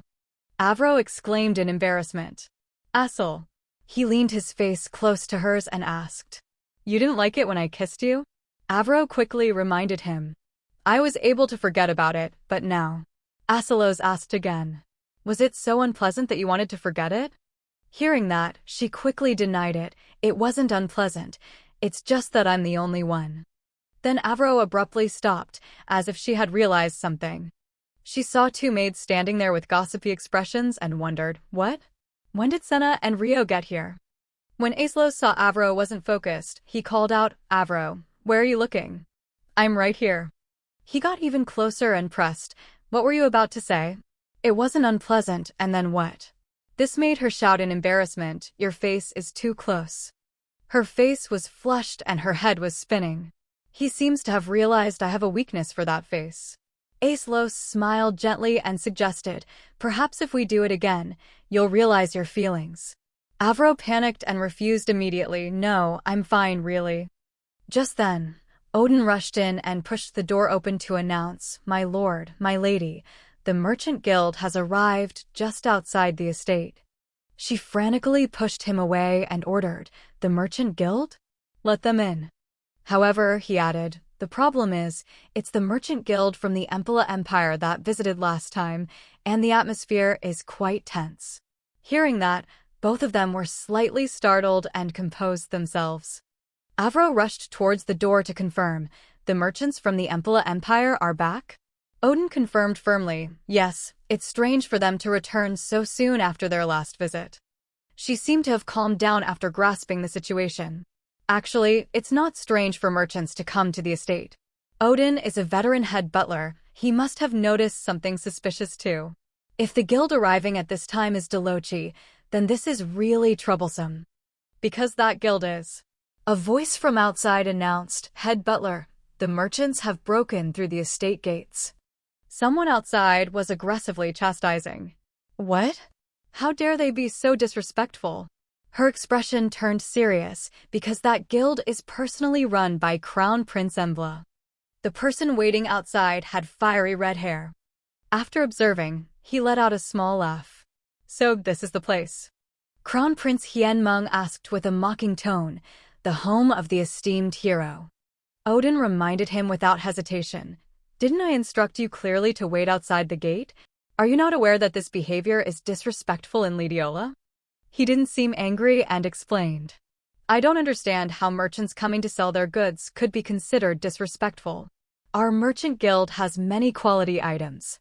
I'm sure even the esteemed hero will be pleased with our goods.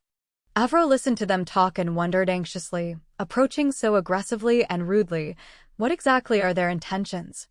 Just then, a voice called out, startling her. Avro. Asilos offered, I'll handle this. Can you wait in your room for a while? Avro seemed a little hesitant, but Asilos. He spoke up to explain, if your prophetic dream is correct, they are our enemies. And as the head of the house, I have a duty to protect you and our family. Asilos reached for her hand and kissed it. Your safety is the most important thing to me. He gently and carefully touched Avro's face. Crown Prince Hyman and Asilos stood facing each other. He glanced towards Avro, who was standing behind, so that's the rumored Marchioness. He noticed the Crown Prince's gaze and snapped, Who are you looking at? He made up a random excuse. My apologies, I'm just a guard, unfamiliar with noble etiquette. Asilos didn't want to bother and asked directly. Enough. State your reason for trespassing on my estate. Crown Prince Hienmeng seemed to disagree with his words. Trespassing? We are merely merchants promoting our goods. We are the merchant guild from the Empala Empire. Faced with fierce competition in Empala, we came to establish friendly relations with Lidiola.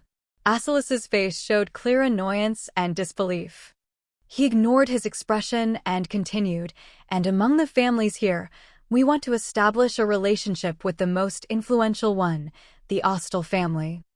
I hope to establish a good relationship with Marquis Ostel. The person Crown Prince Hyman was targeting was Arcelis. He clearly showed his unwelcoming and dissatisfied attitude towards him. You speak too boldly for an uninvited guest. I have no reason to accept negotiations from someone I can't trust. Crown Prince Hienmeng didn't hesitate to state his terms, 10 years. If you accept a deal with us, we will provide goods at a minimum price for 10 years. However, Arcelis remained firm in his initial stance. We have enough goods without your discounts. Therefore, we have no reason to trade with you. Yet he didn't seem offended at all and casually changed the subject. What a pity. By the way, if I may ask. Crown Prince Hienmeng looked up above his head, this invisible energy surrounding the estate. They say it's magic. Asilos reached out and touched those magic particles. I've only heard that very sensitive knights can feel magical power. Such an ability seems a bit much for an ordinary merchant guard. He assessed him with a meaningful look. Crown Prince Hienmeng didn't answer but bowed politely. I'll take that as a compliment. Please reconsider our proposal. Asilos gave him the same answer as before. My decision will not change. Leave. Crown Prince Hienmeng looked regretful. What a true pity. His gaze was threatening. You will regret this choice. In any case, it was an honor to meet you, Lord Ostel. He said nothing, just stood still and watched Crown Prince Hienmeng leave. The door slammed shut in front of Asilos. Inside the room, a maid's concerned voice asked, My lady, are you all right? You must have been frightened. Avro quickly replied to reassure her. No, I'm fine. Thank you for your concern. Senna offered. I'll bring some hot tea to help you calm down. She anxiously recalled the image of Crown Prince Hienmeng from earlier and told herself, that man is definitely not an ordinary guard. The aura around him is much stronger than that of a merchant's escort. Even the merchant leader was intimidated by him. Hair as red as blood, an image flashed through her mind. At that moment, Avro was startled as if she had realized the truth. Could it be? Meanwhile, Crown Prince Hienmeng had left the estate. A member of the Merchant Guild cautiously asked, "Excuse me, how did it go?" "Your Highness, Crown Prince Hienmeng." Despite being rejected, his mood didn't seem bad. Crown Prince Hienmeng even cheerfully asked himself, "Now what?" He suddenly remembered Avro's fearful expression when she saw him. Crown Prince Hienmeng laughed with amusement and then ordered, "Let's go back. I'll consider our next move." The carriage began to roll away. Hienmeng always struggled to erase the stigma of being the son of a barbarian mother, constantly threatened because of his bloodline. He achieved many accomplishments before becoming the crown prince. But even after becoming the crown prince, his position was not stable enough to consolidate power. He planned to control all of Lidiola, but suddenly, Asalos appeared. A hero with extraordinary power known as magic. Since Asalos is now considered a hero in Lidiola, Hyman decided to tame Asalos himself, which is why he visited the Ostal estate. Crown Prince Hienmeng suddenly asked, "You said Lidiola is very cheerful." The Merchant Guild member quickly affirmed, "Yes, Your Highness." He assessed the current situation. Preparing Deliaker's merchant ships to visit under the pretext of establishing trade should be enough. He quickly suggested, "So, should we just leave the representative position open?" But Crown Prince Hienmeng didn't want to do that. "No, I'll continue as a guard for now." The guild member quickly accepted the order. "I understand. I'll inform them immediately." He softly repeated a name, Lidiola. Unlike the deserts of Emphala, this place is warm, with flowers and fruits in bloom. Crown Prince Hienmeng observed the scene outside and recalled, "My mother's homeland. I've always wanted to visit once, though I didn't think I'd visit like this. Actually, it feels like I've been there before." The image of Avro flashed in his mind again. Unfortunately, the hero Arcelis doesn't seem easy to control. But isn't there a woman who embodies the spring of Lidiola? No doubt, that woman changes things. Crown Prince Hienmeng was very pleased to have figured out a secret that was the hero's weakness. Meanwhile, at Arcelis's estate, he was still lost in thought. The suspicious visit from the Merchant Guild, their hidden motives, the merchants swarming the estate, and that mysterious guard. Avro's warning kept replaying in his mind. "I can't sleep." Aeslos remembered Avro's careful reminder at that time. It's best to investigate who's backing them. It's probably someone from the Emphala nobility. That made him feel anxious. She must be talking about the dream of war. Emphala intends to weaken Lidiola and has probably already planted spies here. Arcelos turned and asked, "What is it?" Senna announced, "My lord, your student has arrived." He was a bit surprised. What? Aeslos was confused and wondered, at this hour? Princess Andrea spoke politely. "I'm very sorry to disturb you so late, Marquis Ostal." Asalos frowned, a little suspicious of her sudden appearance. What brings the princess here at this hour? Princess Andrea sighed, perhaps tired of his overly suspicious attitude. "While reviewing confidential documents on magic intolerance, I found this. You need to see it immediately. You don't have to be so guarded. Can you come with me to the royal archives right now?" Aeslos quickly questioned, "Could it be you found a clue?" She smiled smugly. "Of course, you know me so well. However, my skills in ancient languages are limited. I can't fully interpret its contents. So, it's best if you read and evaluate it yourself." He was overjoyed, feeling as if he had grasped his destiny. "It seems I've finally found a clue." Asalos eagerly complied. "Then let's go right away." They quickly activated a magic circle, which emitted brilliant and blinding golden light that enveloped the luxurious library space. Princess Andrea handed him the book to begin his work. "Could you check this book?" She opened the book's pages. Princess Andrea exuded an aura of calm and knowledge, her amber eyes focused on the page. "We interpret this aura around the heart as magical power.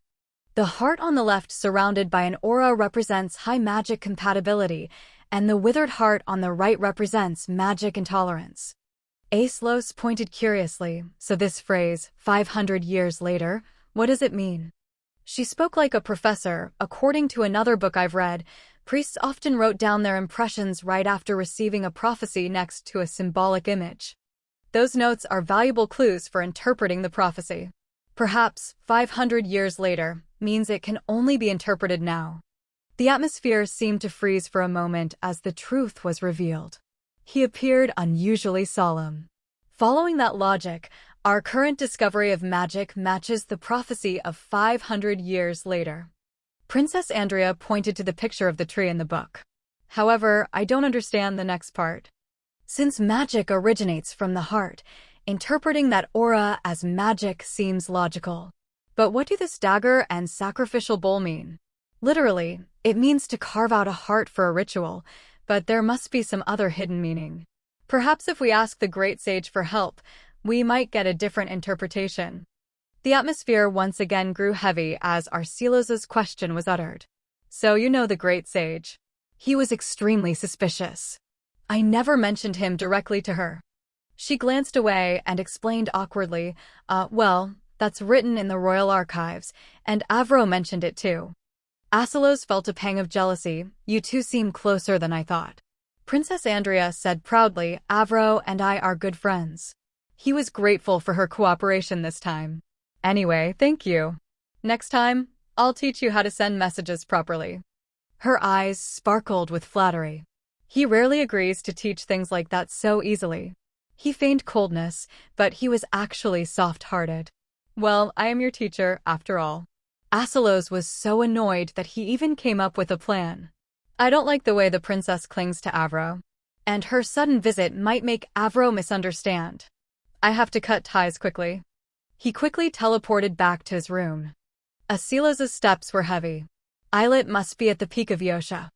He gently raised his hand, exuding a regal, arrogant, and breathtakingly charming aura. The hidden space where I trained with Islet. After the training ended, I never intended to open it again. Yet now I have to open it once more. In the hazy space, the sound of footsteps on the classic pattern tiles echoed with determination. The footsteps grew closer to the door, heralding an arrival. The door was opened. It was Avro. She rushed over to speak with him. Asel, I'm sorry I'm late. Can we talk for a minute? A blinding snowstorm enveloped the mountainside, covering the pine trees and desolate cliffs in a cold, white blanket. Acelus panted in the cold. It's been a while since I've been to Yosha. This place is still covered in eternal white snow, new snow on top of old. This makes the mountain more prone to avalanches. Rozov. That's right. The only small creature that can survive here must be Islet. What exactly are you doing here? The cliff face was riddled with cracks. Islet crossed his arms and listened. Is it reasonable for someone who abandoned their teacher to come looking for me to talk? Acelos knelt down with a stunned expression. Are you very disappointed? He dismissed it as a matter of course. Of course. I know you wouldn't seek me out without a reason. Why are you here? He had to swallow his pride and ask for help, which made Islet laugh contemptuously. It's about the ancient prophecy. How ironic. You kick me aside, then come running back when you need me. Acelos sighed wearily. I admit I was at fault back then. He turned away with a smug look. At least you know how to admit your mistakes. He offered the best terms. If you return to the estate, I guarantee I will treat you with the highest respect.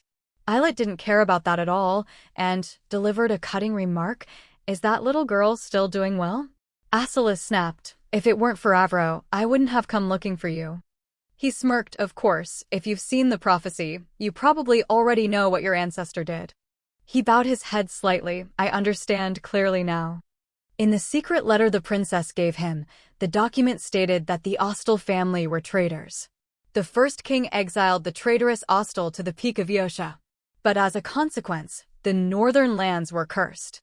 Acelus bowed his head with a sorrowful expression. After that, only the descendants of the Ostel family could rule the northern lands, and the king had no choice but to grant them control. The king suspected Ostel was behind the curse and remained wary of the Ostel family until his last breath.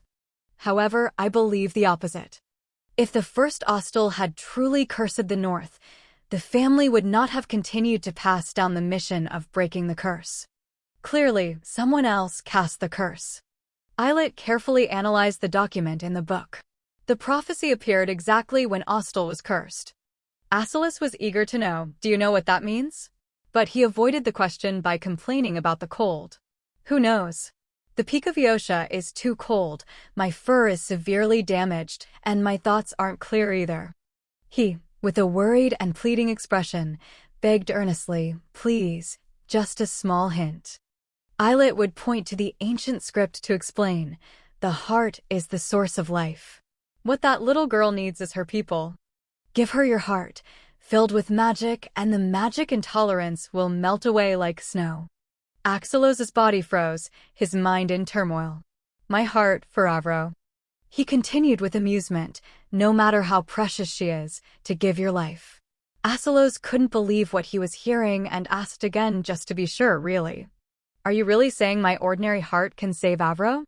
Thank goodness. Eilert exuded an air of weariness, helplessness, and was somewhat at a loss for words. Just to be sure, since I'm questioning my sanity. You do know that humans can't live without a heart, right? He declared firmly, I know, but for her, I'm willing to sacrifice everything I have. If there's one thing more terrifying than death, it would be. He was happy because he hadn't been back in a long time. It's been a while since I visited. This bed is still soft and comfortable. Aeschylus had to restrain himself a lot to bring Eilert back to this place.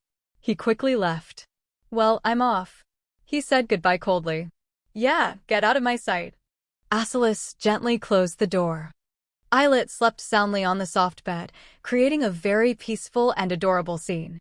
He heard a noise from the door and opened his eyes to see who was still there.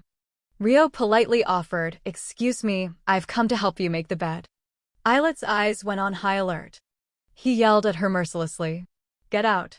I said get out. How dare a mere human enter here? She apologized meekly. I'm sorry. I'm so sorry. Eilert continued to shout. I said leave right now. He rose with glowing red eyes, surrounded by a swirling, sinister purple aura that floated in the air. That power even crept into every corner of the room. Eilert stood in resentment. After being cared for by Avro for so long, I let my guard down. Only then did I smell the stench of humans filling the room. Avro, that child is special. She's not like other humans. Because her life force is depleted, she no longer has a scent. The magic circle activated, shooting up pillars of brilliant and powerful golden light as if to tear apart the surrounding space. Heavy footsteps echoed as Axelos's tall black boots slowly approached. He smiled gently with a calm demeanor, telling himself, I was originally going to stay with Avro, but it's fine. Knowing that Avro's illness can be cured makes me feel relieved. But why does the estate suddenly feel so chaotic? Axelos's intuition grew stronger when Senna shrieked, my lord. He turned around in panic. Senna, did something happen to Avro? Her eyes were welling up with tears. It's not good. My lord. The lady has fainted again. His gentle smile vanished, replaced by a look of utter shock and devastation. What? He ran without a second thought. Senna recounted tragically, I happened to see your bedroom door was open, and when I went to close it, the lady was inside. Aeschylus was in a state of extreme panic, hastily reaching out his hand, shouting in desperation as if to prevent the terrible thing happening before his eyes, but it was too late. Avro. Rio was speechless, my lord. Avro was still deep in sleep. That made his legs tremble uncontrollably. She must have entered the room right after I left. Her condition is so bad that even a tiny bit of leftover magic made her faint, right when I thought I'd found a clue. She asked worriedly, Rio, how is she? Is Miss Avro any better? She replied sorrowfully, fortunately, her breathing has stabilized, but she's still. Aeschylus was incredibly grateful. Well, Senna, thank you for taking care of her. The two of them turned around in fear. My lord. He volunteered to stay and take care of her. I'll watch over her now. Go get some rest. It's late. They didn't forget to instruct him before leaving. Yes, my lord. If anything happens, please call us immediately. In the cold winter, a brilliant sunset painted the sky in shades of gold. Avro groggily opened her eyes, Aeschylus. Avro had just woken up in the royal bed and immediately called out Aeschylus. She got out of bed in a confused state. I remember entering Asel's room at dawn and fainting. Have I been sleeping until now? Aselos must have brought me back to my room, but where is he now? Avro stepped outside, surprised to see Aselos already waiting, and asked, Asel, why are you standing here? Come on in. He forced a smile. I just wanted to get some air. I was sweating a lot. She smiled brightly, waving for Aselos to come into the room. Come in, Asel. I'll have Jack prepare a bath for you. He leaned away to avoid her. It's fine, I should just meet you here. That made Avro think, why does it feel like he's avoiding my touch? She tried to pull Aselos in. We can meet inside too. Besides, the sweat on you must be dry by now. He dodged further away. The inner layer of my clothes isn't dry yet. That's the problem. Avro's face contorted with her eyes squeezed shut, her mouth agape, and a drop of sweat running down her temple. He clearly just threw me. Aselos didn't forget to mention. Also, Avro, I've locked the connecting door between our rooms. On the outside, she smiled, but on the inside, she cried because of the unexpected dilemma. What? Didn't we agree to leave that door open? Why did you lock it again? He explained awkwardly, it's for your own good, Avro. Avro snapped, thinking she'd been deceived. Doing something for my own good without a proper explanation is even stranger. Seriously, Aselos, this makes me sad. I thought we were finally getting closer. Was I wrong? Aselos bowed his head sorrowfully. Senna told me she saw you faint after entering my room. I locked it because I was worried you might faint again. If I suddenly had to leave, like today, I apologize for locking it without telling you first. She was curious, but where did you go? He replied softly, to the peak of Eosha. I went to see Islet. Avro's hands stiffened. Islet? Why did you suddenly go to see Islet? Weren't you still upset about what happened before, when he dropped me from the balcony? Axelos's gentle confession revealed the reason for his unexpected actions. Yes, but I thought you seemed sad, so I brought him back for you. I let him stay in the former head's room. She couldn't believe that strange action was for her. He really went out at dawn just to get Islet, someone he dislikes, back here for me? It makes no sense at all. His eyes filled with remorse as he gently touched Avro's face. More importantly, I'm sorry for making you faint because of me. I promise to be more careful. I'll make sure this doesn't happen again. I'm sorry, Avro. The magnificent castle. Princess Andrea stepped out gracefully. She smiled smugly. I've gotten quite good at sneaking out, haven't I? I gave my personal maid 1,000 gold coins. Money doesn't matter. Today, I'll finally.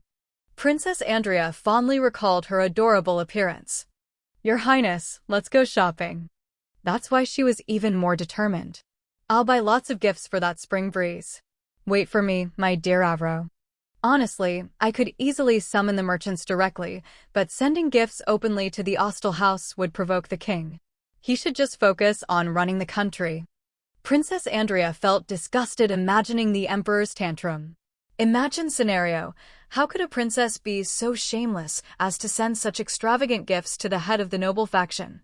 Do you have no royal dignity? She thought with disgust, no need to be afraid. I avoid him because he's disgusting.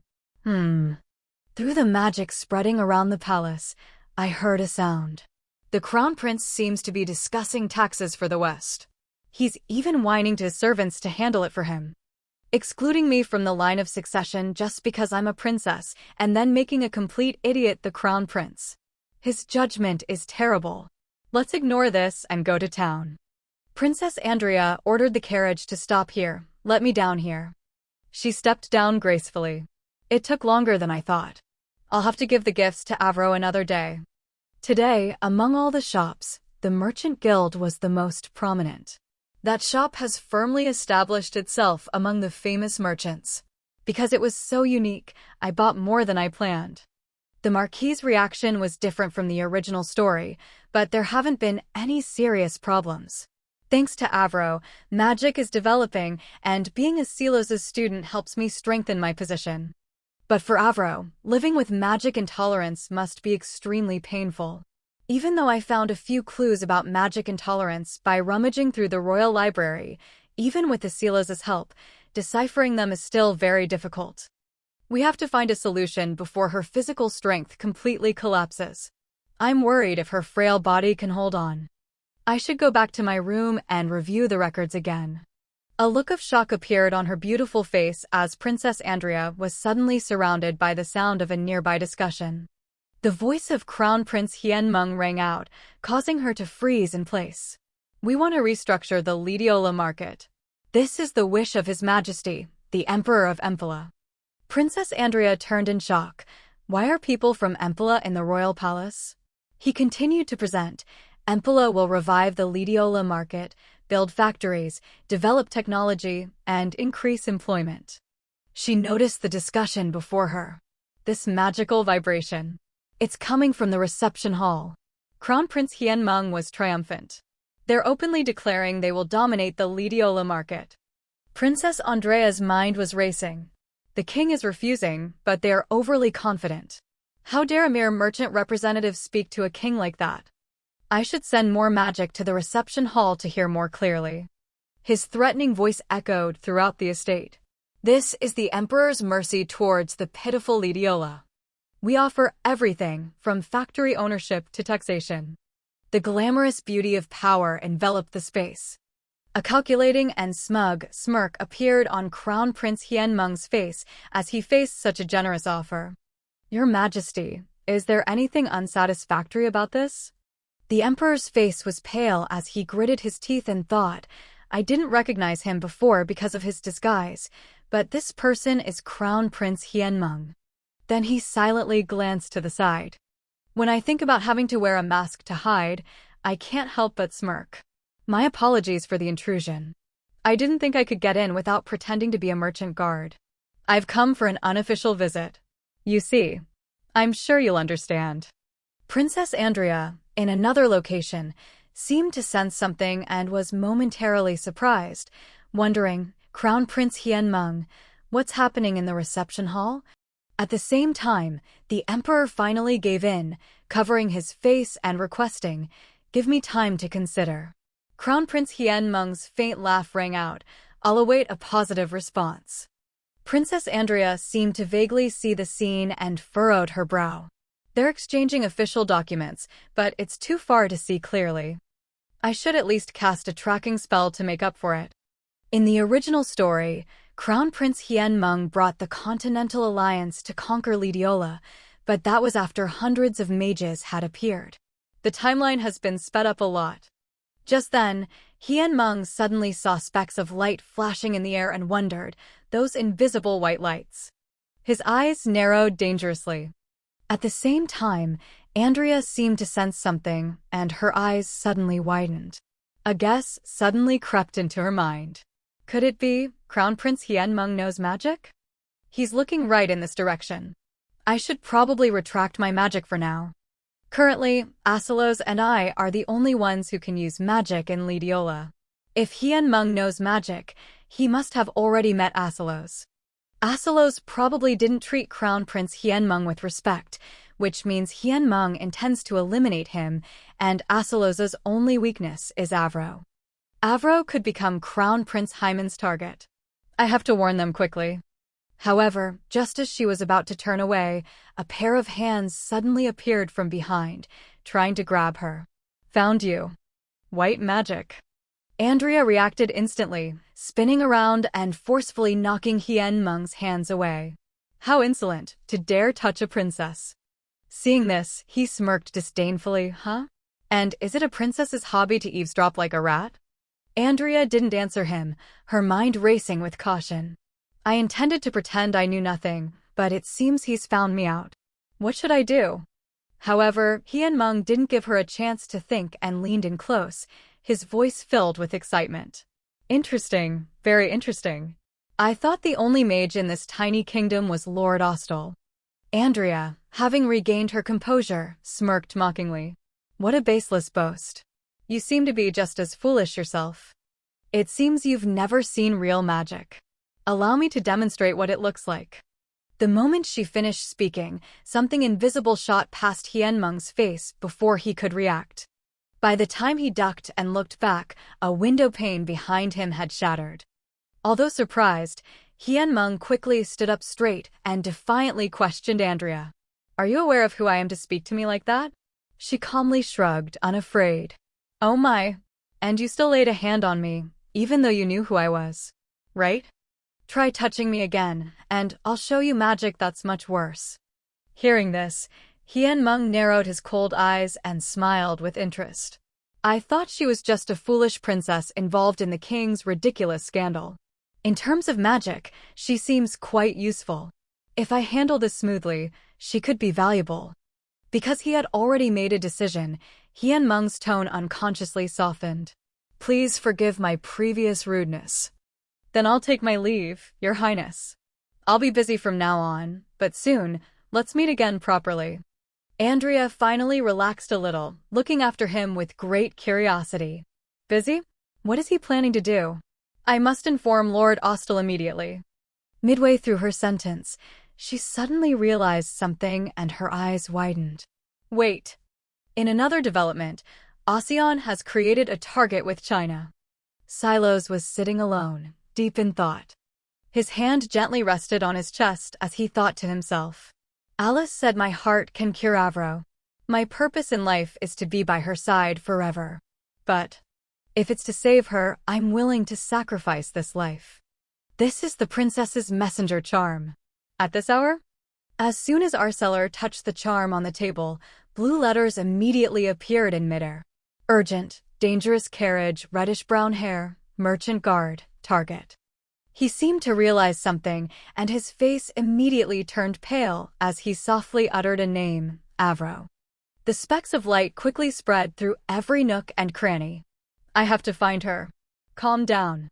Listen carefully for any sign of Avro, even the smallest sound. Please.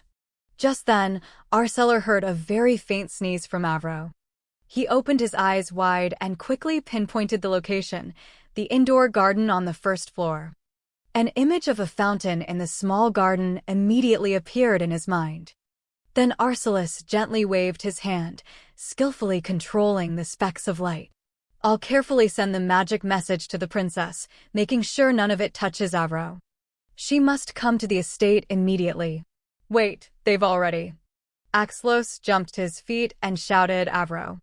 As the thick smoke gradually dissipated, behind it was the indoor garden on the first floor. Asilis burst out from the smoke and called out urgently, Avro, can you hear me? Suddenly, an arrow shot out from nowhere but was easily caught by him. The intruders have already entered the estate. At the same time, a scream echoed from within the smoke run. The sound made him freeze for a moment. The servants' panic screams, the intruder hiding in the smoke, threatening me from the shadows. They're deliberately causing chaos to capture Avro.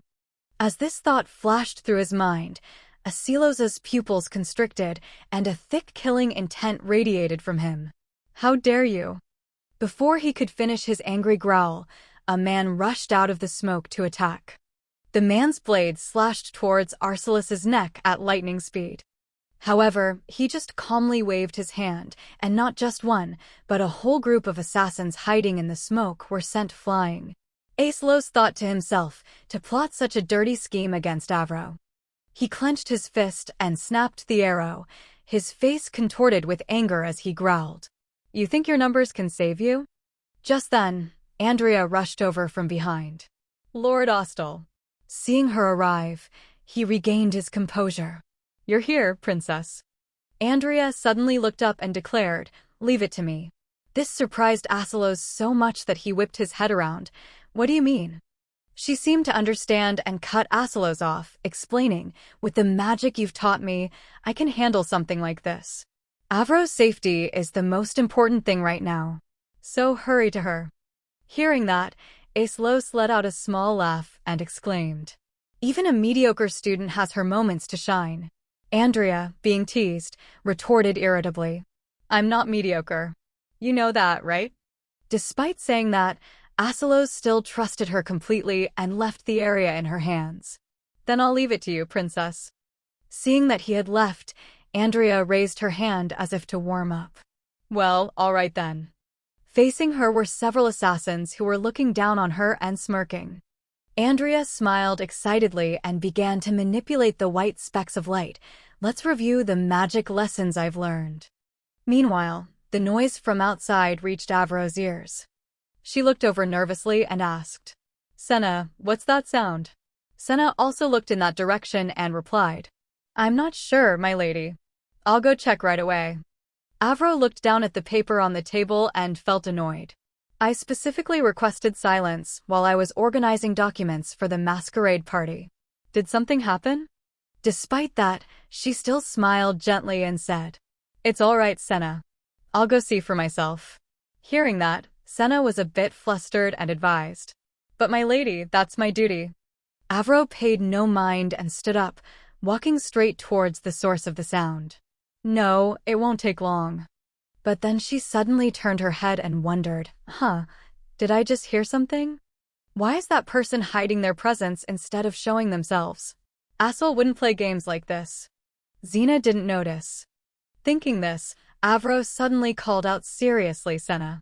She replied in confusion, Yes, my lady.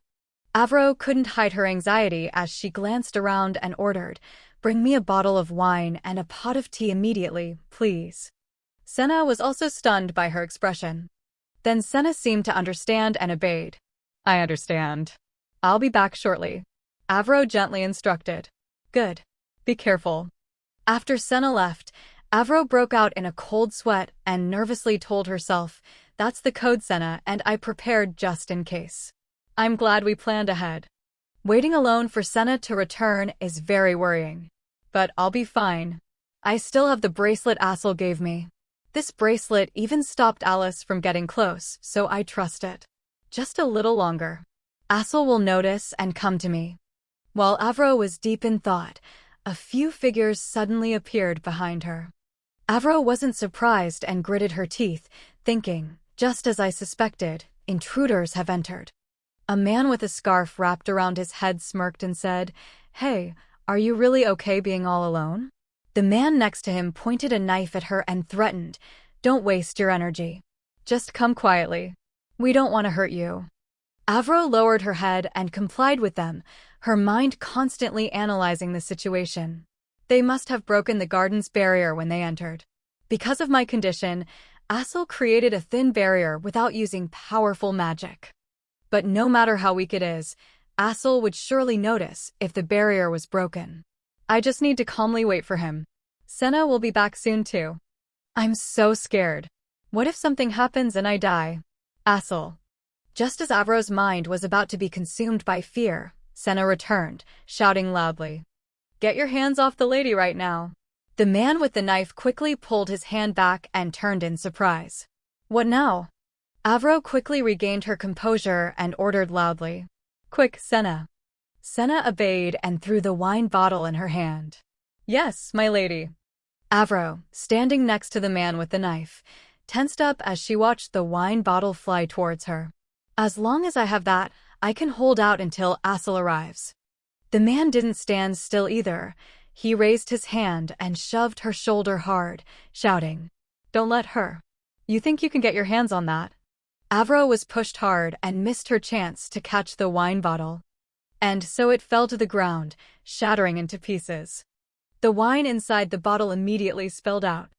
Everyone stared in shock at the puddle of red wine spreading on the ground. The two assassins saw this and smirked triumphantly. What's this? Just ordinary wine? We're not sure what you were trying to do. But it's spilled now. Too bad. However, Avro's lips suddenly curled into a faint smile. Her eyes flashed with determination. No. Next, she immediately covered her mouth and nose with a cloth. Senna, beside her, also covered her nose with a handkerchief. A white smoke suddenly shot up. The man with the knife, who was still clueless, gritted his teeth and questioned, What are you smirking at? Before he could finish, his words were replaced by the screams of both of them. What is this hot smoke? What is that smell? Avro looked at the broken wine bottle that was emitting smoke and thought to herself, This wine is a simple concoction that can change its composition based on impact. Even just smelling it causes severe dizziness. It causes facial swelling like an allergic reaction, but it's not life-threatening. His face is swollen now. He'll pass out soon. Senna, from behind, quickly moved forward to check on Avro's condition. My lady, are you all right? Were you scared? Avro smiled reassuringly. I'm fine, because you came quickly, Senna. Assel will probably be here soon too. Before she could finish her sentence, a noise from the nearby bushes caught her attention. Avro and Senna immediately tensed up and looked towards that direction. Wait, there's still another intruder. The bush rustled more and more violently, and a dark figure leaped out from within, startling Avro. Unexpectedly, it was Axlos, frantically calling out Avro. Seeing who it was, Avro took off her handkerchief and called back, Assel. Asselis, as if he had just found a lost treasure, rushed to embrace her. Avro, are you okay? Avro was a bit startled and exclaimed, Assel, you're finally here. Only then did Avro relax her mind, and the fear immediately washed over her. I knew Assel would come for me, but I was still so scared. Maybe the relief of seeing him made me relax. Now I can't hold on anymore. The hand she was holding Asilos's with suddenly went limp, which confused him. Avro. And then Avro closed her eyes and leaned back. I've reached my limit. Immediately after, the worried and panicked shouts of Aselos and Senna rang out at the same time. Avro. My lady. A long time later, in a quiet pink room. Avro was still unconscious and frail on the bed. Aselos looked at her with a heartbroken expression. Avro has gotten much weaker. She didn't used to faint so easily over something like this. She even insisted on helping with the estate's restoration. Thinking of this, his gaze lowered slightly, and he asked in a low voice, Is Empela behind this? Andrea, beside him, replied, Possibly. Before coming here, I saw the king speaking privately with the Crown Prince of Empela. That man known as the Merchant Guard is the Crown Prince of Empela. Aselos immediately remembered Avro's warning. Crown Prince Hyman is probably behind this. He couldn't help but frown and think, just as Avro suspected. Then Arsalos asked again, What do you think Empela is aiming for? Andrea's somewhat somber voice replied, Probably war. Aselos looked at Avro on the bed again and muttered softly. Avro said the same thing. Just then, Senna's voice announced, My lord, the royal guards have arrived. Hearing that, Aselos turned to leave. I'll be right there. Your Highness, please stay here. It wouldn't be good for the kingdom to know of your presence. Andrea replied with some gratitude. Thank you for your thoughtfulness. With that, the room fell silent once more. Be gently stroked Avro's hair. Avro, I'm truly sorry. Meanwhile, Arsalos had quickly stepped outside. The two guards who were waiting saw him and took turns speaking. My lord, we've captured all the intruders, but why does it smell like wine here? Axlos replied sternly, It's nothing important. Despite saying that, he felt a little embarrassed thinking about Avro and Senna's trick earlier. I never thought wine could be used that way.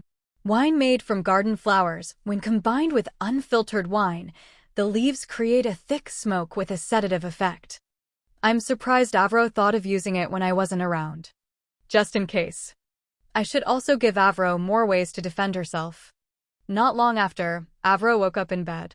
She was a bit speechless with herself as she slowly sat up. I fainted again. From the looks of it, I must have slept the whole day. Luckily, Assel came quickly that night. I thought he would come soon, but he came even faster than I thought. I should thank Aselos properly. Huh?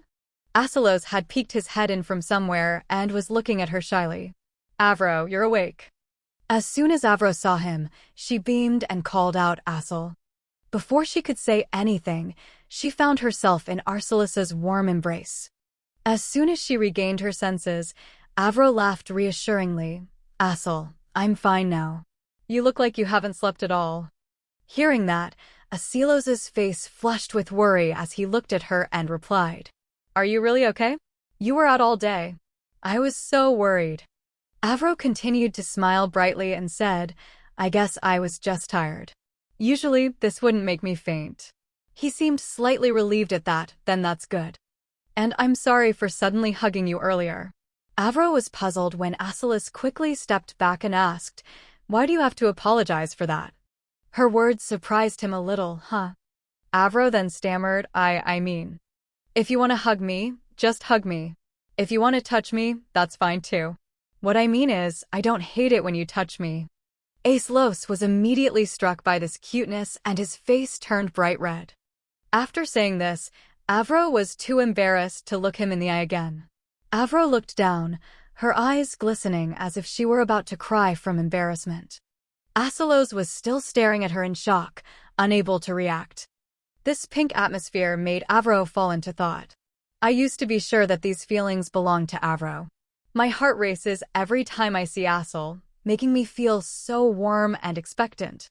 But as Avro's obsessive symptoms faded due to her weakening body, that fluttering feeling never changed.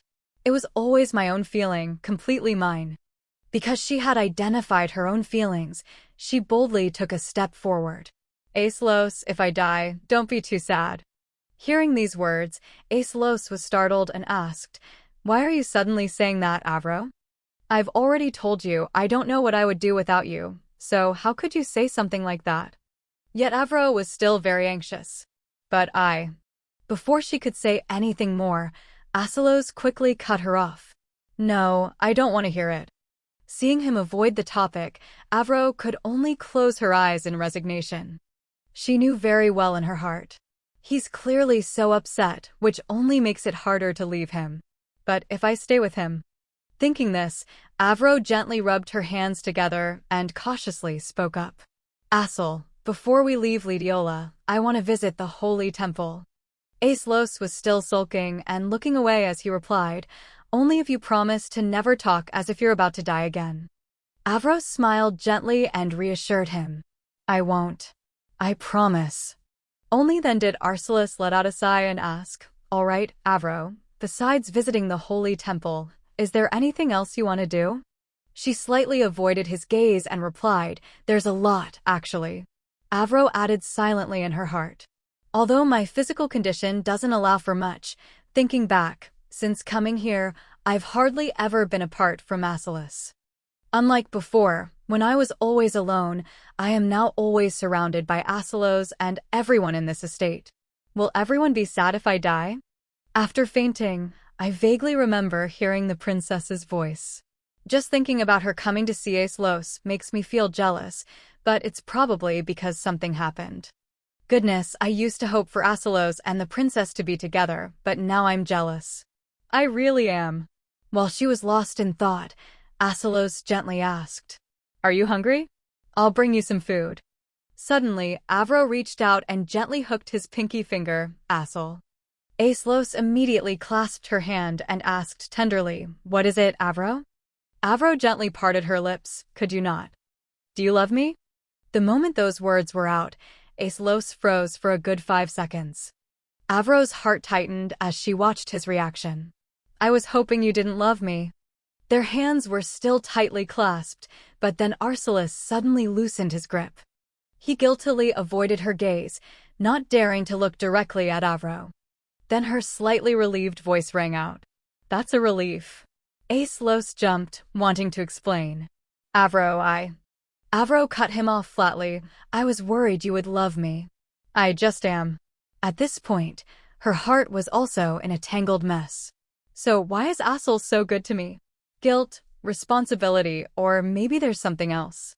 However, what I've realized is... Avro took a step forward and softly called, Aisel. Her heart stirred like a drop of water on a still lake. Even if it's not called love, one can still deeply desire someone. Avro smiled brightly, her eyes crinkling and sparkling as she looked at Aislos and suggested, kiss me. Hearing that, he froze in disbelief.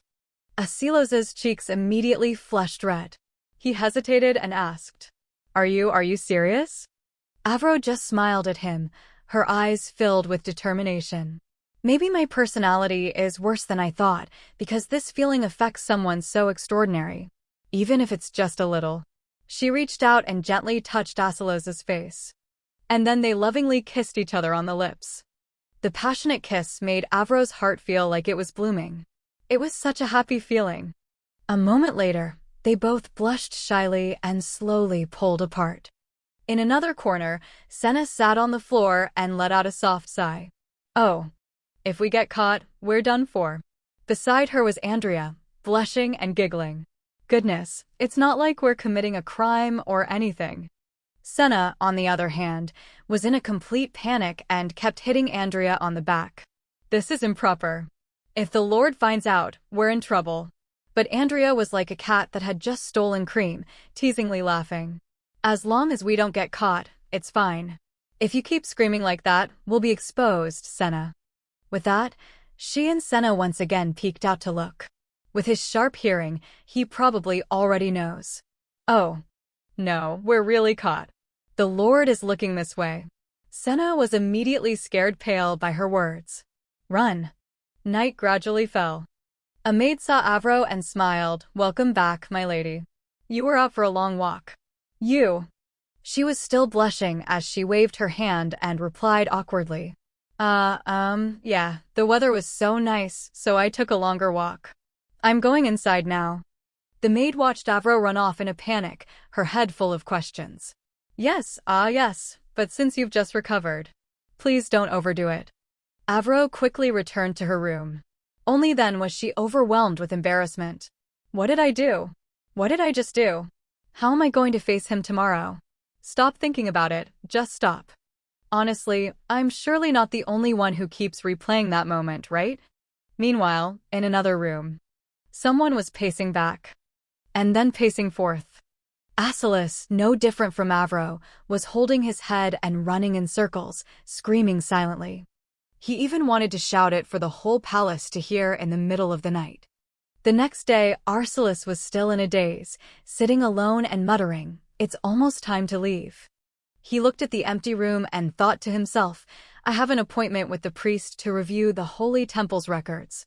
But why did Avro suddenly want to visit the Holy Temple? Doesn't her body resist divine power? The last time we visited the temple together, she even fainted from a high fever. In short, the Holy Temple isn't as important today. Its power has weakened over time, and now the priests mostly perform commemorative rituals. Even though the divine power can't be suddenly restored, even a little bit of it greatly affects Avro. Why would Avro, who is so frail, want to go to that temple? I'm crazy. How could I doubt her before she explained anything? Even if I doubt her, Avro always ends up being right. I must not doubt her, not even in my thoughts, until she tells me herself. But it's painful to stay silent about matters concerning Avro's health. It's truly sad. A while later, someone was walking down the road. In front of them was the Holy Temple. Ace approached and said coldly, I've come to see the Holy Temple's records.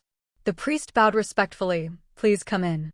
Shall I show you the records related to the Ostel family? Hearing that, he replied politely, yes, thank you. Nobles register their births at the Holy Temple. Avro's record must still be there. Ace thought to himself as he looked at the record book. It only shows how much the Roche family donated, and that Avro has been visiting the temple since she was 5. Did she simply forget that she fainted at the Holy Temple? She was still young, after all. Maybe she was just following her family's support for the temple. I can't believe I doubted her over this.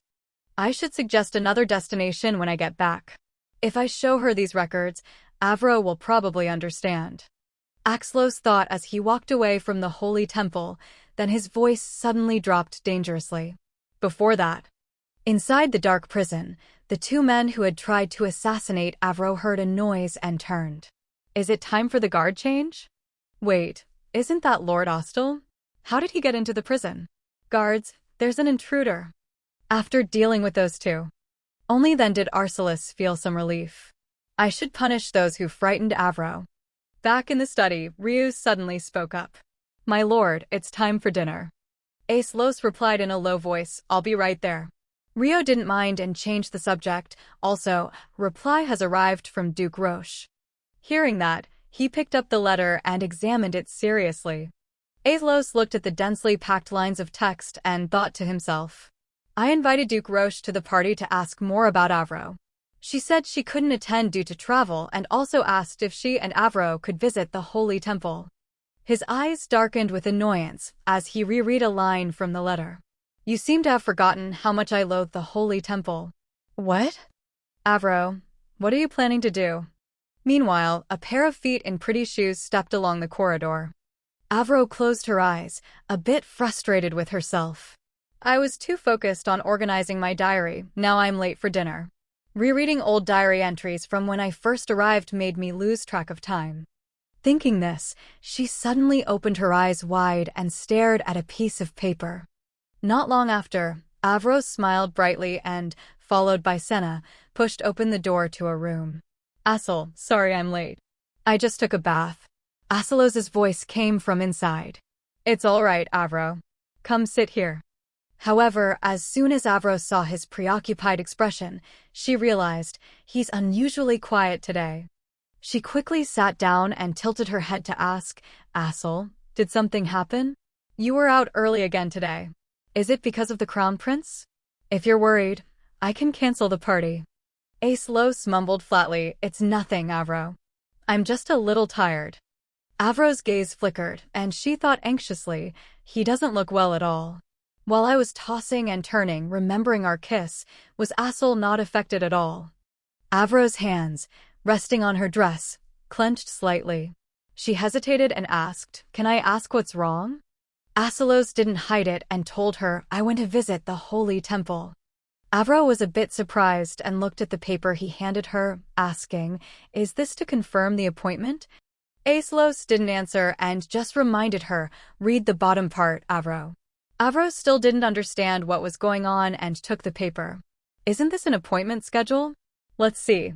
Avro Laroki, subject is forbidden from participating in rituals. Developed a high fever when visiting the holy temple. After reading this, Avro put the paper down on the table and let out a forced laugh. I completely forgot. She felt a bit guilty. Oh no, this wasn't mentioned in the original story. The holy temple later provided important support for the princess's power. I had no idea Avro was incompatible with divine power. Now what? There's nowhere else to gather information about childbirth, to learn about my original world. The holy temple is very important. At this rate, leaving the country might be my only option. I don't want us to part like this. While she was lost in thought, Aselos suddenly called out Avro. We can find a better place. Can I invite the priest here?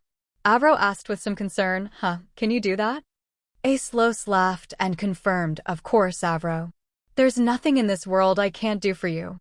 Hearing that, she replied shyly. All right then, thank you, Asel. Seeing her reaction, Aselos was silently puzzled. Strange. Before, she would ask a lot of questions. Why is she suddenly so quiet this time? Avro wandered aimlessly around the palace grounds. If I wait in the garden, the priest should arrive soon. I said I wanted to meet them, but I didn't expect them to come so quickly. Perhaps I've underestimated the kingdom's hero. She turned around when she heard Aselos's voice. Avro, you're already out here.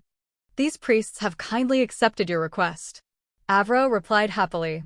Really? I really don't know how to thank you. Grace. Grace shyly greeted her, Avro, it's been a while. I heard you fainted recently. I'm sorry I couldn't visit sooner. Work has been so busy. She ran over to ask with concern, I'm fine, it's nothing serious. But why you? He explained awkwardly. Because you requested a priest, I came as a representative priest. I have that authority. Avro's mind was filled with question marks. So Grace is the high priest? Grace shyly clasped his hands together. You seem surprised. Officially, it's still a secret. By the way, your husband is over there. He doesn't look very comfortable with me around. She said apologetically, I'm sorry, he's just worried I'll faint again. He laughed awkwardly, I see. Then let's discuss things here. Avro happily agreed, okay, thank you for being so thoughtful. Grace got straight to the point. First, Avro, please explain why you called us. She sat down and slowly recounted, actually, I have prophetic dreams. Lately, they've all come true. And prophetic dreams are related to the divine, right? He was stunned. Prophetic dreams? Can you tell me specifically what you dreamed about? Avro calmly replied, for example, I knew beforehand that Aselos would become a mage. I even found him a mentor. Grace tapped the table, curious, anything else? She calmly recalled and recounted, well, I dreamed of the day Princess Andrea visited the Holy Temple. A part of the aurora appeared in the sky. Flowers bloomed all over Lidiola, even in the coming winter. Flowers still bloomed. Avro silently guessed, I'm sure that's what was described in the book. She continued to recount, and on that day, I saw a prophecy from the goddess. I believe that was the ancient goddess. He was startled. All of that appeared in your dream? Avro knew that, of course, they would be astonished because the goddess was only known through ancient legends. I only knew about the goddess and the three sages from reading the original story, but Grace and the priests won't doubt me after hearing this. How could they doubt what I said I saw in a dream? On the surface, she still cheerfully recounted, therefore. Grace interrupted, wait, Avro, I'm sorry, but can we talk in private? The smile on Avro's lips vanished, His expression also changed when he heard his request. She turned to look at Asilos and said, Asilos, can I talk to Grace alone? Just for a moment. It might be related to the Holy Temple's secrets. He was tense and restless. The two of them watched Asilos's back as they heard him say, all right, Avro. Avro turned back and smiled at Grace. So, Grace, what did you want to talk about? He changed his attitude immediately. Thank you for cooperating, Avro. But you're lying about the prophetic dreams, aren't you? She froze with a forced smile, Grace got straight to the point. I'm sorry for saying this, but you have no divine power. Only those chosen by the gods can have prophetic dreams. Avro maintained a calm smile. Is that so? Then what did I see? But inside, she was panicking. What's with this sudden change in attitude? He said bluntly. However, Avro, what I see is... Avro was too scared to look into Grace's eyes. Grace's eyes have turned purple. Is that divine power? What should I say? How should I respond? He continued to speak. Don't worry, Avro. Your secret is safe with me. She managed a calm smile. Secret? What secret? Grace leaned in close to Avro. No need to lie to me. I'll help you. But there's one thing I can't help you with. It's beyond my authority. Her eyes widened in confusion. What do you mean? His face flushed red. Avro tensed up as she heard Grace's next words. Avro, if you stay with Arcelis, you will die. She panicked inside. How could he possibly know? She grew tense at his confession. Avro, you've loved Asilos since you were a child until you first met him. I couldn't interfere. Grace released Avro's hand. That voice continued to ring out. So that's why I'm telling you this. After you die, he will die too. Her eyes widened in shock at these words, and Arcelis's angry voice suddenly cut in, Grace, that's enough. Axelos's heavy footsteps approached Avro and Grace. His face was filled with a jealous rage. Asilos gritted his teeth and growled, I think your conversation has gone on long enough. You're just talking nonsense. Leave my estate at once. She trembled in confusion. Wait, Asilos. Grace, is that true? If so, you could die after I die. He said angrily, no, Avro. He's just trying to manipulate us. Neither you nor I will die. Avro's heart was filled with worry. Could that be true? There's no way there's a future where Asilos dies. But why do I feel so uneasy? It's as if Avro survived when she was supposed to die. Asilos was tense and worried. Avro. She was lost in a daze of anxiety. Maybe Asilos, who was supposed to live, ended up dying. The scene changes to a magnificent, splendid castle. Hien-Meng gritted his teeth and demanded. The attempt to capture the Marquis's wife, Ostel, failed. The subordinate replied respectfully, yes, Your Highness. It's worse than that. All of our mercenaries in the prison were brutally murdered. He scowled in annoyance. This is more troublesome than I thought. We need to speed up the plan. He asked for his opinion anxiously. Where should we go now? Hien-Meng decided to go see the king. The emperor was surprised by his appearance here. We don't have a scheduled meeting right now. Hien-Meng laughed and greeted him. Forgive my sudden intrusion. Your Majesty seems to have some free time. He demanded, what nonsense is this? He bowed and spoke words that hit the emperor's sore spot. No need to play dumb. A throne in contention like this isn't a common sight, is it? I know you're worried about Lord Ostel, and you plan to use the princess to trap him, but here's the surprise. The princess has already joined forces with Lord Ostel. She bought 1,000 gold coins worth of luxury goods from my guild and sent them to the Ostel estate. She also happened to disappear right at the time of the attack on Ostel. That could only happen if they were colluding. If you need proof, just question her maid. Even I was surprised to hear it, which makes me feel sorry for you. He stared wide-eyed and trembled. Impossible, the princess? Hienmeng handed the emperor a vial of poison and said, "Here, take it. The antidote is only made from the leaves of the kacha tree, found in the empire's desert, and anyone who drinks this poison won't survive for an hour." We were shocked and wondered, "What do you mean?" He leaned in close to the emperor and said, "You can't just stand there and take a beating.